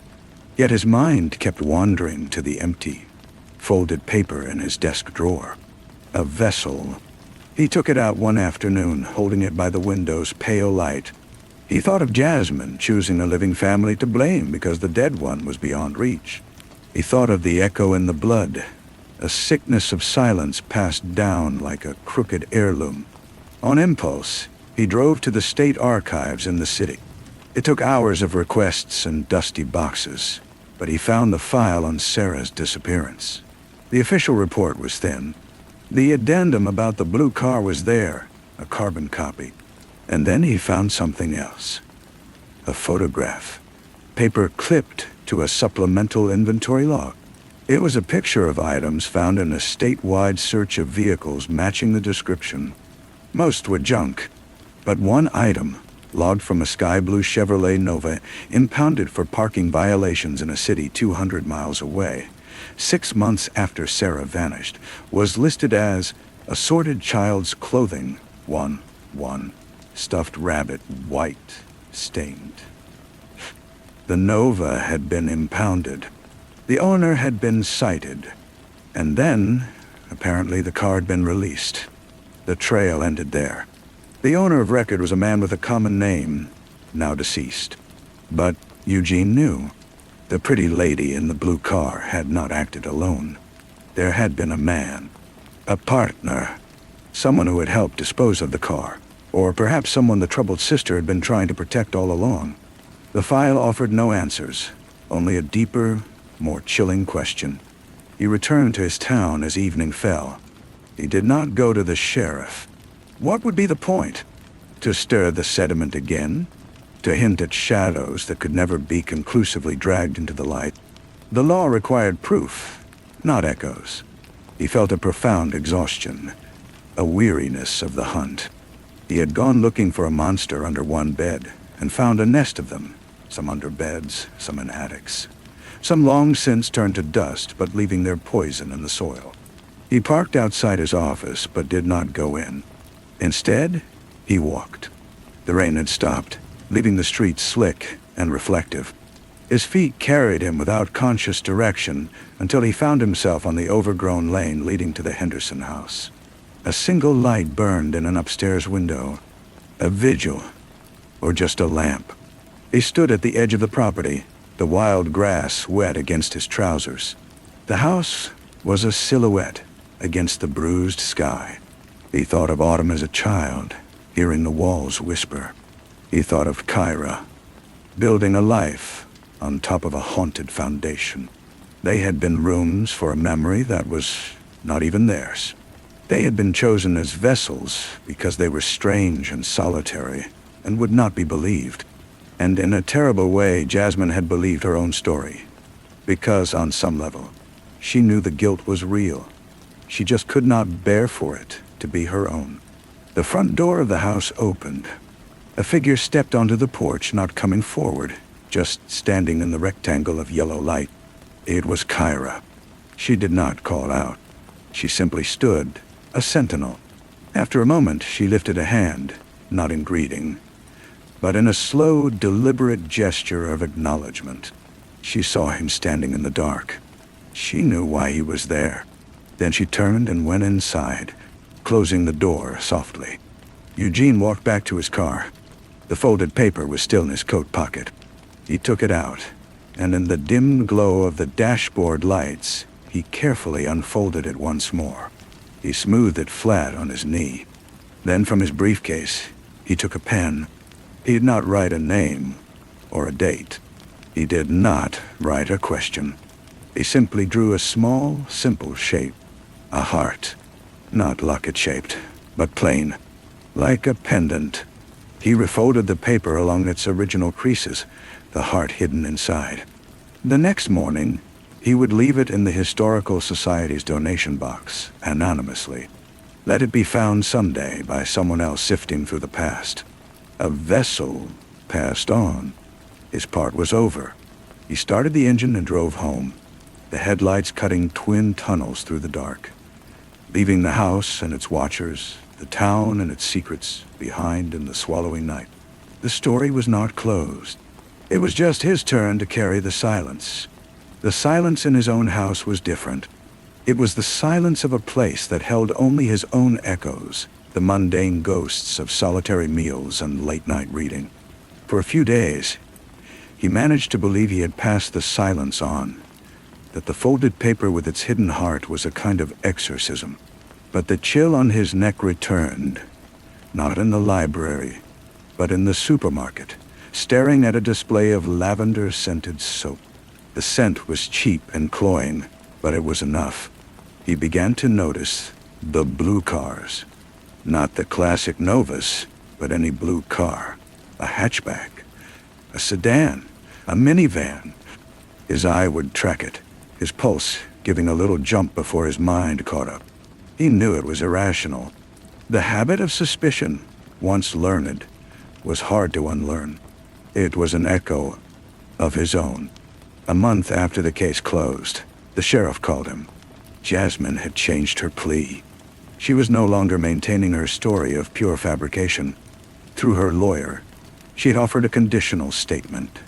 She would tell what she knew about her aunt in the blue car, and about the man her aunt was seeing at the time, if she was granted immunity from any charges related to Sarah's disappearance. The DA was considering it. The evidence was too thin to prosecute her for anything but the false report. And the truth, however bought, had value. The town, the sheriff said wearily, deserved to know. Eugene listened, feeling the stone in his pocket grow heavier. A trade. Truth for freedom. Justice as a transaction. He thanked the sheriff and hung up. He looked out his office window at the quiet street. He imagined the news breaking, the fresh wave of whispers, the Millers ostracized, the Hendersons perhaps looked at with a shred of pity, but still marked, still strange. The sediment stirred again, never to settle. That evening, his doorbell rang. It was Kyra Henderson. She stood on his step, a basket in her hands. "Autumn-made jam," she said, her voice quiet but steady. "She felt you should have some." He invited her in. She placed the basket on his hall table but did not move further into the house. She looked at him, her gaze clear and assessing. "They are going to make the deal with the girl," she said. "It wasn't a question. It seems likely." Kyra nodded slowly. "The truth will be a monster of her making, too, shaped by her deal. It will not bring peace." "No," Eugene agreed.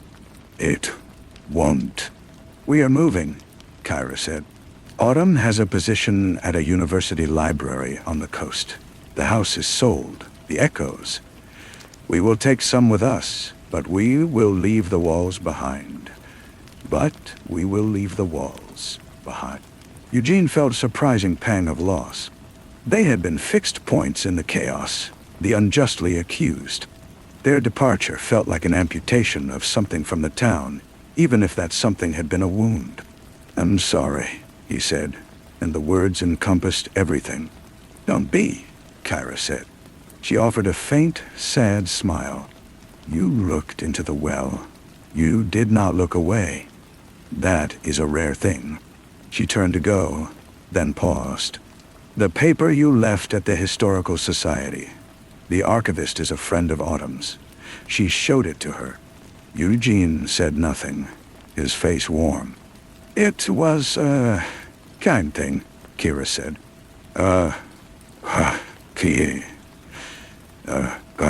Ow." Then she was gone, leaving only the basket of jam and the faint, lingering scent of lavender from her clothes. The move was swift. The Henderson house stood empty again, a vessel waiting for new memories to drown out the old. The deal with Jasmine was finalized. Her statement named her aunt and a boyfriend, both long dead. It provided details that matched the forgotten evidence, the stained toy, the impounded car. It was enough for the sheriff to declare the case solved, based on credible, corroborated testimony. Sarah's remaining family held a small private memorial. The newspaper ran a brief article. The town absorbed the news with a collective weary nod. Eugene did not attend the memorial. He drove past the empty Henderson house one last time. The for sale sign was gone. The new owners would arrive in the spring. He hoped they had children, loud and bright, who would fill the rooms with noise. He kept the basket. The jam was blackberry, sweet and tart. He ate it on toast in the mornings, in his silent kitchen. He still felt the chills sometimes, still noticed blue cars. But the echoes were fading into the background hum of his own life. He understood now that he hadn't passed on the silence. He had simply learned to live with it, to recognize it as part of the landscape, like the old river that sometimes flooded its banks, carrying old things to the surface before subsiding again. Waiting, always waiting, for the next digger, the next vessel, the next season of rain. Story 6. The hallway was wrong. That was the first thing Captain Kevlin Orlov noticed, standing in the dim, pre-dawn chill of the apartment on Tverskaya. It was a standard Moscow flat, a box within a concrete box, smelling of boiled cabbage and old dust. But the proportions were off. The corridor leading from the entry to the living room seemed to have been squeezed, the walls pressing in with a claustrophobic urgency that the blueprints, he was certain, would not show.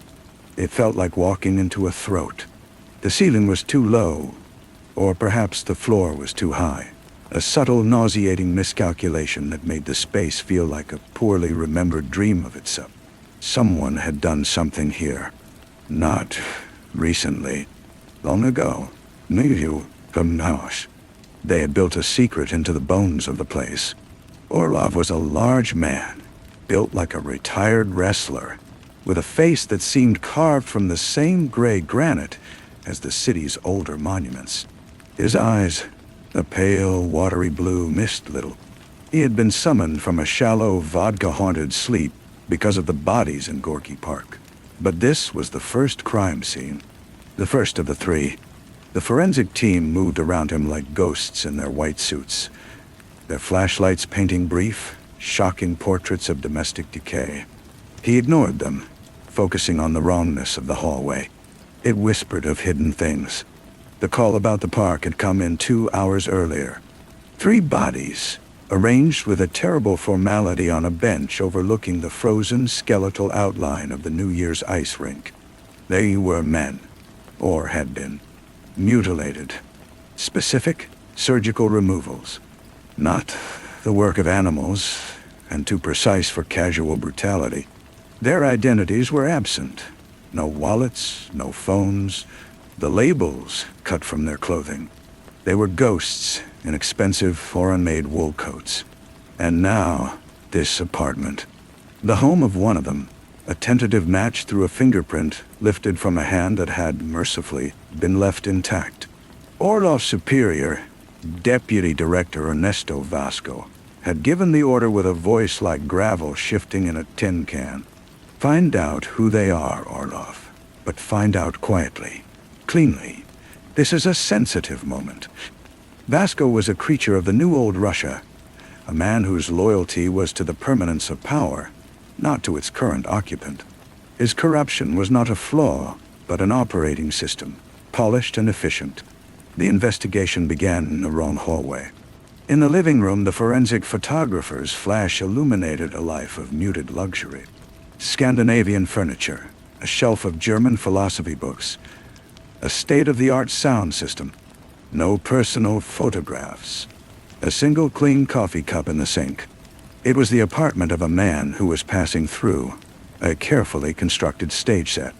Orlov's partner, a young, anxious detective named Misha, pointed to a faint, rectangular discoloration on the wall. A painting taken down. Or a map, Orlov said, his voice a low rumble. He ran a thick finger over the surface. The dust was uniform. Whatever had hung there was gone long before its owner left for the last time. The discovery in the bedroom was not hidden, merely overlooked because it was so mundane. In the wardrobe, behind a row of identical gray suits, was a small, cheaply framed icon of St. Nicholas. Orlov took it down. The back was sealed with brown paper, brittle with age. He slit it with his pocket knife. Inside, behind the saint's sorrowful gaze, was not a prayer, but a microst card wrapped in a slip of rice paper. Back in his office at Petrovka 38, the air thick with the smell of stale smoke and cheap bureaucracy, Orlov inserted the card into a secure, isolated laptop. The files were a labyrinth of numbers, bank accounts in Cyprus, Luxembourg, the Cayman Islands, shipment manifests, lists of names, Russian and foreign, many with small cryptic symbols beside them, and photographs, clinical, high-resolution images of industrial machinery, warehouse interiors, and geological survey maps of remote eastern regions. One recurring name, a corporate entity, stood out. Polar Reach Holdings. Its listed director was a man named Harley Kane.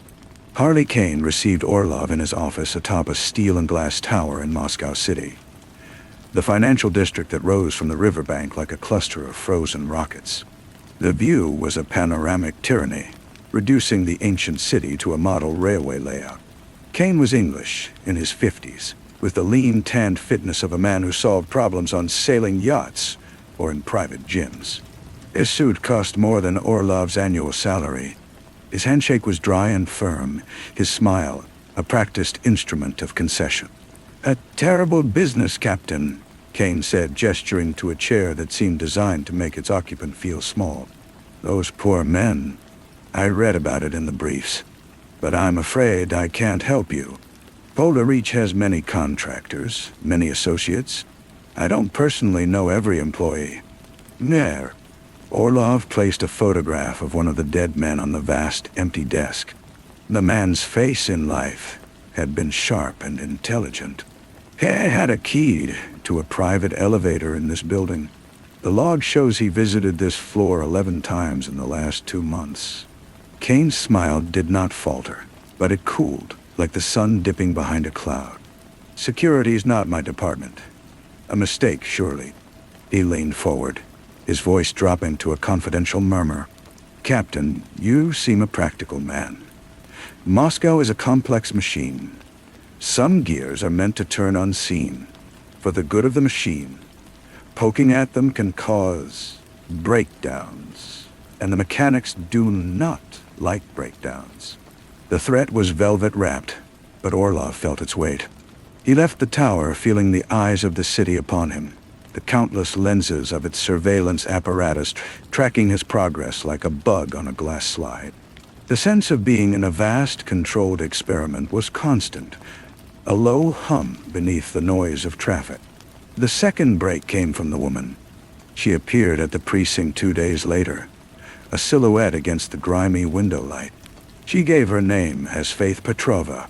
She was in her 30s, with hair the color of winter ash and eyes that held a stillness so profound it seemed dangerous. She wore a simple black coat, but it hung on her with an elegance that spoke of Paris or Milan, not Moscow. "I knew one of them," she said, her voice barely louder than the rustle of her scarf. "The one from the Tversky apartment. His name was Alexei Volkov. He was a geologist, a specialist in rare earth minerals." Orlov led her to an interrogation room, the air tasting of old sweat and despair. He did not turn on the harsh overhead light, allowing the gray afternoon to fill the space. "How did you know him?" "We were lovers, a long time ago." She did not fidget. Her hands lay folded on the metal table like sleeping birds. "He was frightened before he died. He said he had found a ghost in the ledger books. A project that did not exist, moving materials that could not be moved. He called it the Quiet War. Not with bullets, with whispers, with money." "Did he mention Harley Kane, Polar Reach?" A flicker in those still eyes. "He mentioned a foreign partner, a necessary evil, he called him. The key that turned the lock." She looked directly at Orlov. "You will not be allowed to solve this, Captain. They are already rewriting the story. The official report will say the men were criminals, killed in a dispute. It will be closed within the week." "Who are they?" She smiled, a thin, sorrowful curve of her lips. "The authors of the story we all live in." She stood to leave, placing a slip of paper on the table. "An address in the decaying industrial zone near the railway yards.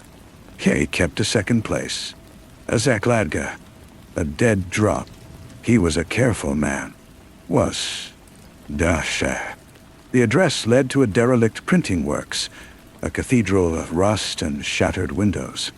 The wind moaned through the gaps, carrying the scent of snow and ozone. Orlov went alone, a violation of protocol that felt like the only true choice. The space inside was a cavern of shadows, the long dead presses hulking like prehistoric beasts. In a small office, behind a loose brick in a fireplace choked with decades of soot, he found Alexei Volkov's ghost. A journal handwritten in a tight, precise script. Diagrams of mining operations in the Arctic North. Correspondence, copied by hand, between figures in the Ministry of Natural Resources and Polar Reach. It detailed a scheme of breathtaking scale, the illicit diversion of strategic rare earth minerals, vital for electronics, for weapons systems, away from state inventories and into a private pipeline controlled by Kane's network. The profits were laundered through a ballet of offshore entities, and the silence was purchased with shares of the Shadow Enterprise, distributed to a list of code-named officials.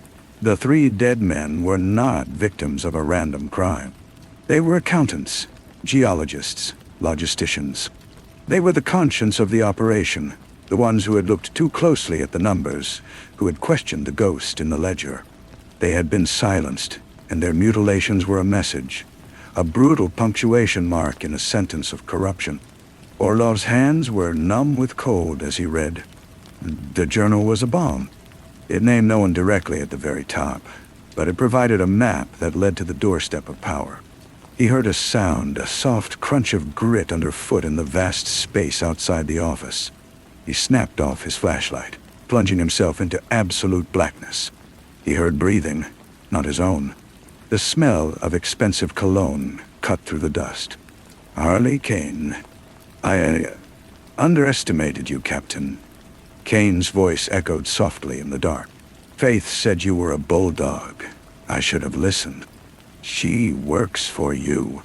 She works for the same thing we all work for, Captain. Stability, progress, a certain order. Your friend Alexei and his colleagues threatened that order. They wanted to be heroes. Heroes are messy. They cause scandals. Markets tremble, you understand. Markets tremble. Orlov saw the faint red dot of a laser sight dance across the brick wall beside his head. Not Kane. Someone else in the shadows. The Secret Service. The mechanics. Give me the journal, Captain. Walk out of here. The case will be closed. You would be promoted. A nice dacha. A quiet life. Orlov thought of the wrong hallway. The squeezed proportions hiding nothing and everything. He thought of the 3 men on the park bench, their lives reduced to a message. He thought of Faith's still, dangerous eyes. It was a part of the machine, a gear. But some gears could jam. No, he said the word flat and final in the dark. The shot, when it came, was not the loud crack he expected, but a suppressed thud. The brick beside his head exploded into chips. Orlov dropped, rolled, and fired twice toward the muzzle flash. A cry, a thud. He ran, not toward the entrance, but deeper into the labyrinth of dead machinery, the journal shoved inside his coat, a cold weight against his heart. He heard Kane shouting, the sound swallowed by the industrial gloom. He emerged hours later, through a forgotten sewer grate, into the frozen night. He went not to Petrovka, but to the only place he had left, a tiny anonymous flat in the outer ring, belonging to a cousin long emigrated. He knew what would come next.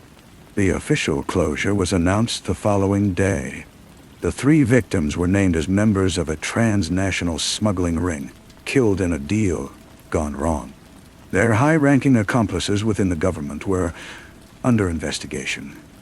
A phrase that meant they would be quietly pensioned off or transferred. Harley Kane, expressing his profound shock and cooperation, left for London on his private jet. The story was rewritten, clean and bloodless. Orlov was summoned to Vasco's office. The deputy director did not look at him. You are a good investigator, Kevlin, but you have lost your sense of the broader picture. You are suspended, effective immediately. Your service weapon. Orlov placed his Makarov on the desk. The silence that followed was absolute. The journal, Orlov. I lost it. Vasco finally looked up. His eyes were like stones at the bottom of a deep well. No, you didn't. But it doesn't matter. It is a ghost story now. No one will print it. No one will speak it. It will join all the other ghost stories in the archives of what might have been. Go home.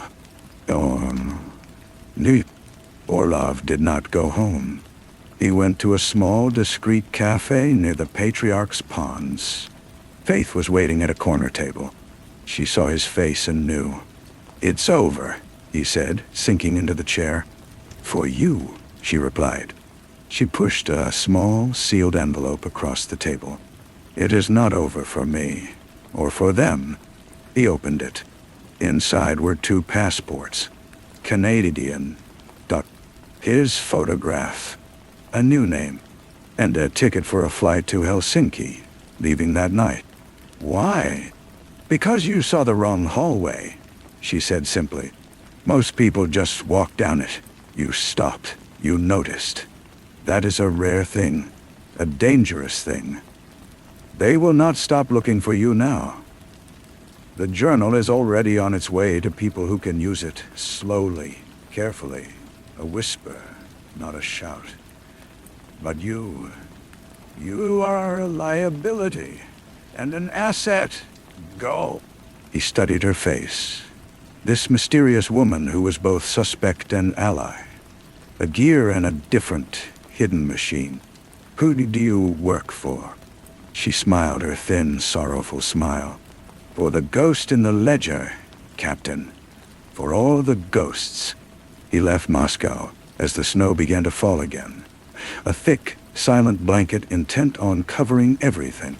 He crossed the border on a train, his new identity, a tight, ill-fitting skin. From a cheap hotel room in Helsinki, he watched the Russian news. A minor official in the Ministry of Natural Resources resigned for health reasons. The Polar Reach contract was awarded to a different, state-favored company. The story was complete, seamless. Years later, in a small, tidy apartment in Vancouver, the rain streaking the windows like tears, Kevlin Orlov would still wake in the deep of night, the taste of Moscow's metallic air on his tongue. He would see the wrong hallway, the squeezed space. He would see the 3 men on the bench, their silent, frozen forms. He would see Faith's still eyes. He had the proof, the journal copied and memorized, a ghost in his own mind. And every few months he would perform the ritual. He would lay out his notes, the copied pages, the photographs, on his kitchen table. He would trace the connections with a finger that no longer trembled. He would follow the money, the whispers, the hidden gears. From the beginning to the end he knew, and the end he could only guess at. He would interrogate the ghosts, and they would answer with their silence. Then, as dawn gried the rain, he would gather it all, lock it in a small fireproof box, and place it back under the floorboards. The case was closed. The case would never be closed. It was a ritual, without absolution. A pattern as predictable as the tide. An unending investigation into the nature of a truth that had been made to disappear. And he, the last and only investigator, would wait and watch, and remember the proportions of things, forever wrong, forever asking to be set right. The rain in Vancouver was a different kind of silence. It lacked the brutal finality of Moscow snow. It was a suggestion, a constant, damp murmur that seeped into the bones. Orlov, now known as Thomas Klein, found its persistence more unnerving than any clear threat. It spoke of erosion, not confrontation. The ritual was his anchor. The kitchen table, a cheap IKEA thing, became his incident room every few months. He used pushpins and red string on a large corkboard, a habit from another life, another identity. The names were there. Volkov, the other 2 victims, now identified in his mind as Simonov and Grigoriev. Aurelie Kane, Faith Pravra, Deputy Director Vasco. The names from the journal, the code names. The librarian, the architect, the benefactor. Lines of string connected them to shell companies, to mining concessions in the Sakha Republic, to ports in Murmansk. He was not idle. His Canadian passport, provided by Faith's network, was a tool, not a retreat. He used his pension, a modest sum filtered through untraceable channels, to travel. A conference on Arctic mineralogy in Oslo. A trade symposium on rare earth elements in Geneva. He was a retired academic, a harmless enthusiast. He listened.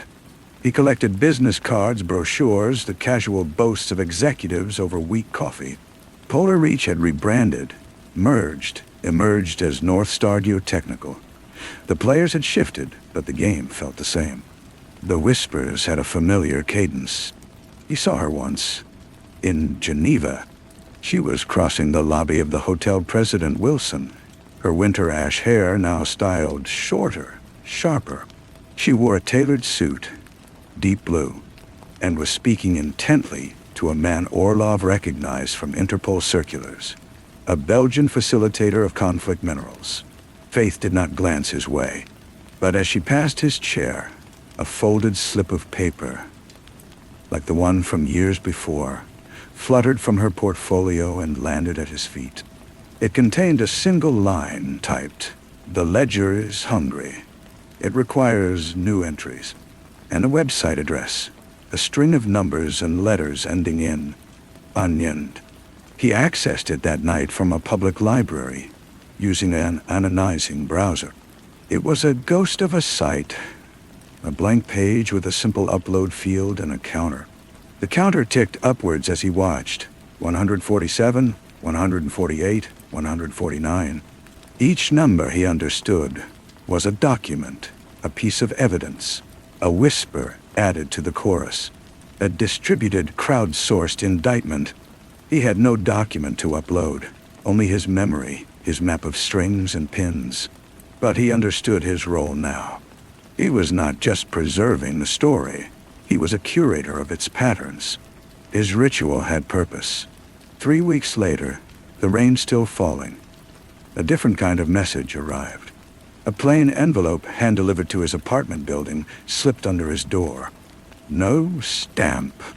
Inside was a photograph, printed on glossy paper. It showed a hallway, modern, clean, in some corporate building, but the proportions were off. The ceiling was oppressively low, the walls too close together. It was a new wrong hallway. On the back, a handwritten note. "They are building again. Same architect. New wing? Can you measure the dimensions?" It was not signed. It didn't need to be. The handwriting was precise, familiar from a journal written in a frozen printing works. Orlov placed the new photograph in the center of his corkboard. He looked at the map of his old ghosts, then at this new, silent call for help. The case was not a relic. It was a living thing, replicating. The quiet war had not ended. It had simply opened a new front. He took down the board, string by string, pin by pin. He placed everything back in the fireproof box. Then he cleared the table. He opened his laptop and began to research modern architectural firms specializing in high-security corporate facilities in the former Soviet states. He was no longer just interrogating the ghosts of the past. He was now a scout for them. Thomas Klein of Vancouver began to make notes, his movements deliberate, his mind focused. The rain tapped its endless code against the window. He had his answer. The investigation was reopened. The research was a slow, meticulous process. It felt like archaeology, but instead of digging through layers of earth, he sifted through layers of corporate registries, subcontractor lists, and bland promotional websites for secure administrative complexes. The architect, he learned, was not a person but a consortium. Vostok Bureau, a pan-Scandinavian firm with a reputation for discretion and a port. The new wing, referenced in the note, was an expansion to a polar reach, now North Star, administrative hub outside Arkhangelsk. The project was publicly framed as a logistics center for sustainable Arctic development. Orlov knew the language. It was the same dialect of lies. He compiled a dossier, not of proof, but of inference. The patterns of expenditure, the subcontractors with ties to the old Polar Reach shell companies, the security firm hired, a rebranded outfit once run by a former KGB man named Zaitsev, whose name had appeared in Volkov's journal as the foreman. He prepared a summary, a cold, professional assessment that drew a dotted line from the past to the present. He uploaded it to the ghost site. The counter ticked over. It was entry number 311. A week passed. The rain continued. Then, a reply appeared not online, but in the physical world. A book arrived in the mail, a heavy, expensive volume on Art Nouveau architecture. Tucked between pages detailing the curves of the metro entrances was a keycard, plain white, with a magnetic strip and a single small logo. A stylized Norse compass rose, North Star data. 2 days later, a text message to a burner phone he kept in the fireproof box.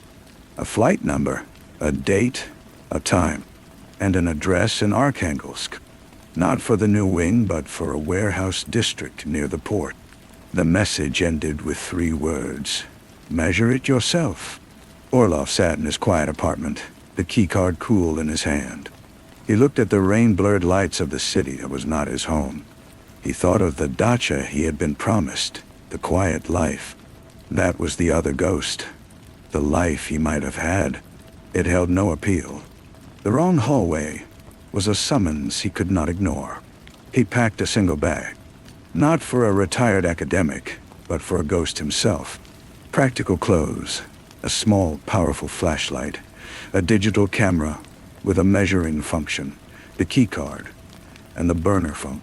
He left the fireproof box under the floorboards, a history to be found if he did not return. He did not look back as he locked the door.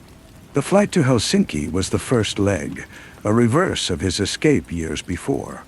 From there, a connection to a bustling, oil-rich Oslo, and finally, a prop plane north to Arkhangelsk. The air when he stepped onto the tarmac was a slap, a dry, biting cold that smelled of pine and diesel, a scent that unlocked a vault of memories. He felt a dangerous clarity, a sharpening of senses he had let go blunt in the soft Pacific rain. He took a room in a Soviet-era hotel near the river, a place of echoing corridors and brown wallpaper. He waited until full dark, which came early and absolute. The address led him to a vast, crumbling warehouse by the water's edge, its windows boarded, its purpose long forgotten. The snow here was dirty, trampled, nothing like the pristine blanket of his last Moscow night. He circled the building, his nerves taut. This felt like a trap. It probably was. A side door, almost invisible in the shadows, was unlocked. He slipped inside. The interior was a cavern of discarded machinery, and the sharp, sweet smell of rust. A single light burned at the far end. As he approached, a figure detached itself from the gloom. It was not Faith. It was a man, younger than Orlov, with a technician's weary eyes and a nervous mouth. He wore the blue coveralls of a port worker. "You are the measurer?" the man asked, his voice hushed. "I am. The new wing. It is not for offices. It is a vault. A ledger made of steel and concrete." The man's words came in a rushed whisper. "They are moving the operation. The old records, the new agreements, everything. They are digitizing it, but they keep the originals, in case the digital ghosts are exorcised." He handed Orlov a folded schematic. "The keycard will get you to the service elevator. This will show you the way to the core. The proportions you will see, they are all wrong. It is a temple to the ghost." "Why are you doing this?" Orlov asked. The man looked at the ground. "My brother was Grigoriev. The logistician, he just wanted the numbers to add up." Orlov took the schematic. He had no words of comfort. He only nodded. The North Star compound was a glowing cube of glass and steel on the outskirts. A spaceship landed in the slush and pine forest. Orlov used the keycard at a service entrance far from the main gates. It worked with a soft, affirming beat. The interior was silent, lit by the cold glow of emergency lighting. It felt sterile, abandoned. but he could feel the hum of servers somewhere deep below. He found the service elevator. It descended smoothly for a very long time. The doors opened onto a corridor, and he understood. The ceiling was low, pressing down. The walls were too close together, forcing him to walk slightly sideways. The lighting was a dim, sourceless yellow. It was a perfect physical manifestation of the wrongness he had felt in Moscow, an architecture of anxiety. He took out his camera, began to document, to measure. The schematic was accurate. The corridor led to a central chamber, a vast, circular room with a vault door like a bank's. But the ceiling here was strangely, oppressively high, making him feel like a specimen at the bottom of a well. The proportions were not just wrong, they were weaponized. As he raised his camera to capture the vault door, the ambient hum in the room shifted. A soft female voice echoed from hidden speakers, calm and clear. Perimeter breach. Sector 7. Identity. Orlov. Kevlin. Captain. Retired. Yomsh. The voice was Faith's. Lights blazed on, blindingly white. The vault door began to cycle open with a heavy hydraulic sigh. Orlov stood, exposed, in the center of the terrible room. From the opening vault, a figure stepped out. Not Faith. Harley Kane. Older, his hair silver now, but wearing the same species of impossibly expensive suit, tailored for the Arctic. He held a tablet in his hand. "Captain," Kane said, his smile warm, almost paternal. "Or should I say Thomas? We've been waiting for you to finish your investigation. We needed your final report." Orlov said nothing. His hand drifted toward his coat. "Please," Kane said, gesturing with the tablet. The journal was a draft. "This," he tapped the screen, "is the finished volume. A complete accounting. And you, my dogged friend, have just authenticated it. Your presence here, your unauthorized entry, your measurements. It proves the existence of what you came to find. It proves the conspiracy is real, and that it is ongoing, and that You set a trail of breadcrumbs," Orlov said, the pieces clicking into place with a terrible finality. The photograph, the key card, the informant. "Faith is a brilliant playwright," Kane acknowledged. "The story needed a villain, and a tragic, obsessed hero to chase him. You have played your part beautifully. Now, the narrative can conclude. The villain, a cabal of greedy officials, whose names we will provide, will be exposed by the hero's sacrifice. The hero, unfortunately, will be killed by the villains as he uncovers the truth. A shame, but the system will be seen to work. The ghost will be laid to rest, and the new wing, the real ledger, will continue its work unseen." Orlov understood. He was not the investigator. He was the final piece of evidence, a living, breathing proof to be entered into the record and then erased. The quiet war was not fought with whispers against shouts. It was fought by writing the story, start to finish, and casting all the roles itself. He looked at the wrong hallway that had led him here, to this perfect, terrible room. He had come to measure the dimensions of the conspiracy, only to find he had been inside it all along. The silence in the vault room was absolute, a vacuum waiting to be filled. Orlov let his hand fall away from his coat. There was nothing to reach for. The fight was not here, not in this physical confrontation. It was in the story, and Kane held the pen. "A neat ending," Orlov said, his voice echoing slightly in the cavernous space. "But you made one mistake." Kane's smile didn't falter, but a flicker of mild curiosity passed through his eyes. "And what is that? You assumed I came alone." Orlov kept his gaze steady. "You assumed the ritual was private. A ghost interrogating ghosts.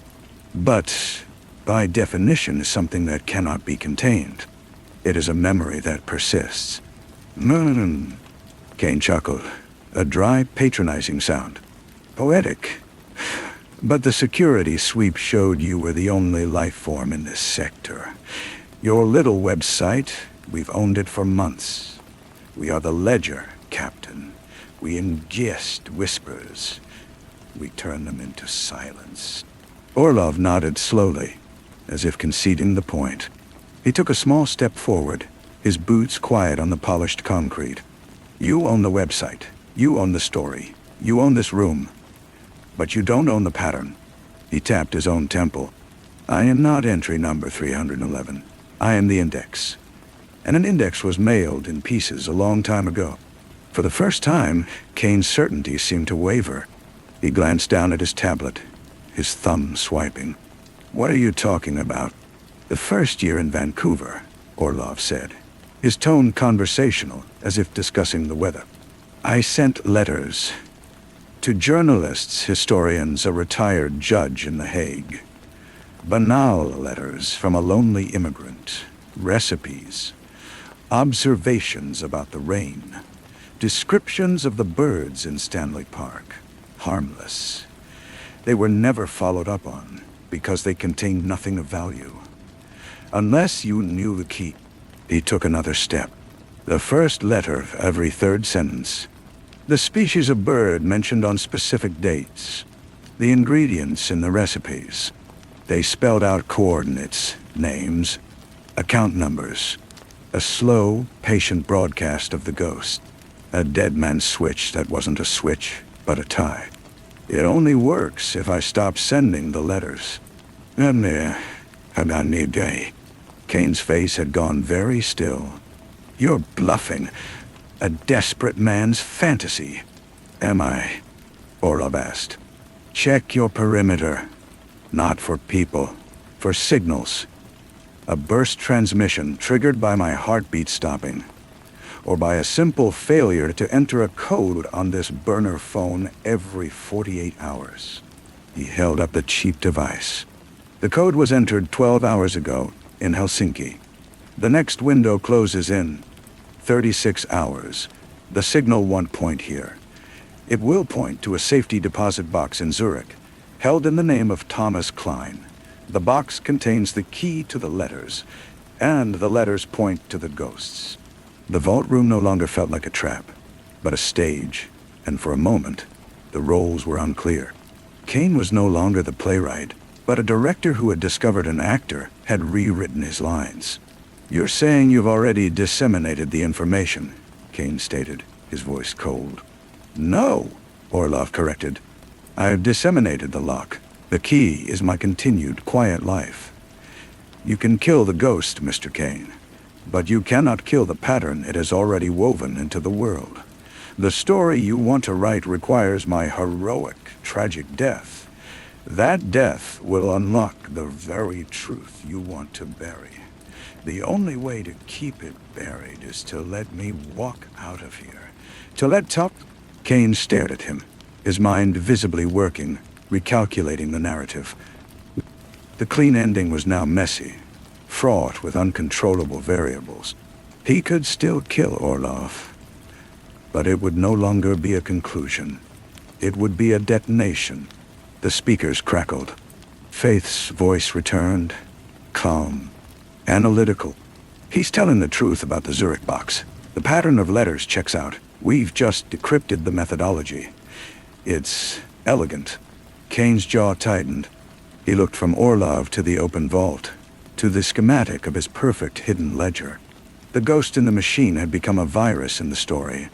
So, Orlov said softly, pressing the thin advantage, you have a choice.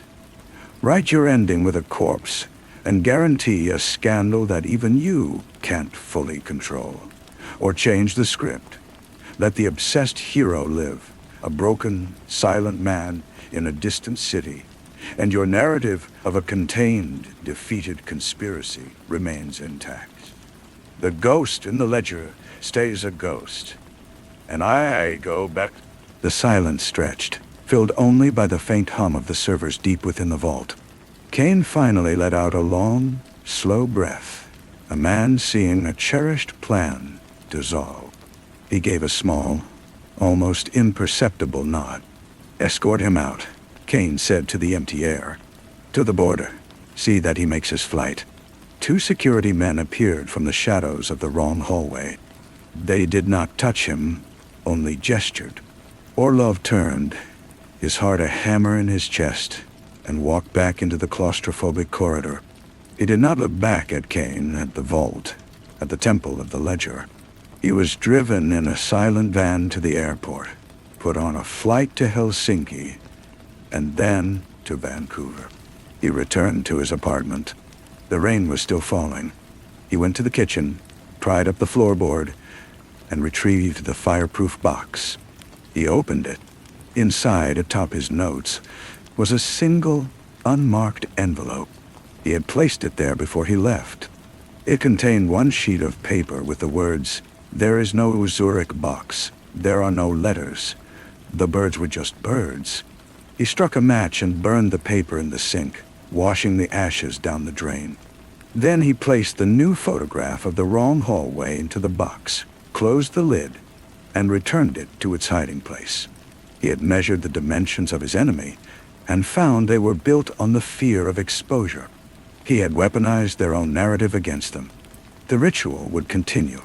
The ghosts would be fed, and he would wait, not for an ending, but for the next wrong hallway to appear, and the next, knowing that his silence was now his loudest weapon, and his continued, boring life was the thread that kept the whole fragile tapestry from unraveling. He made a cup of tea and watched the rain. A ghost among ghosts, the pattern forever unfolding. Thank you for staying with me until the end of tonight's true crime tale. If this case captivated you, don't forget to subscribe and hit that notification bell so you won't miss tomorrow's investigation. And to help our channel continue bringing you these stories, sleep well, stay curious, and I'll be back tomorrow night with another true mystery from the shadows.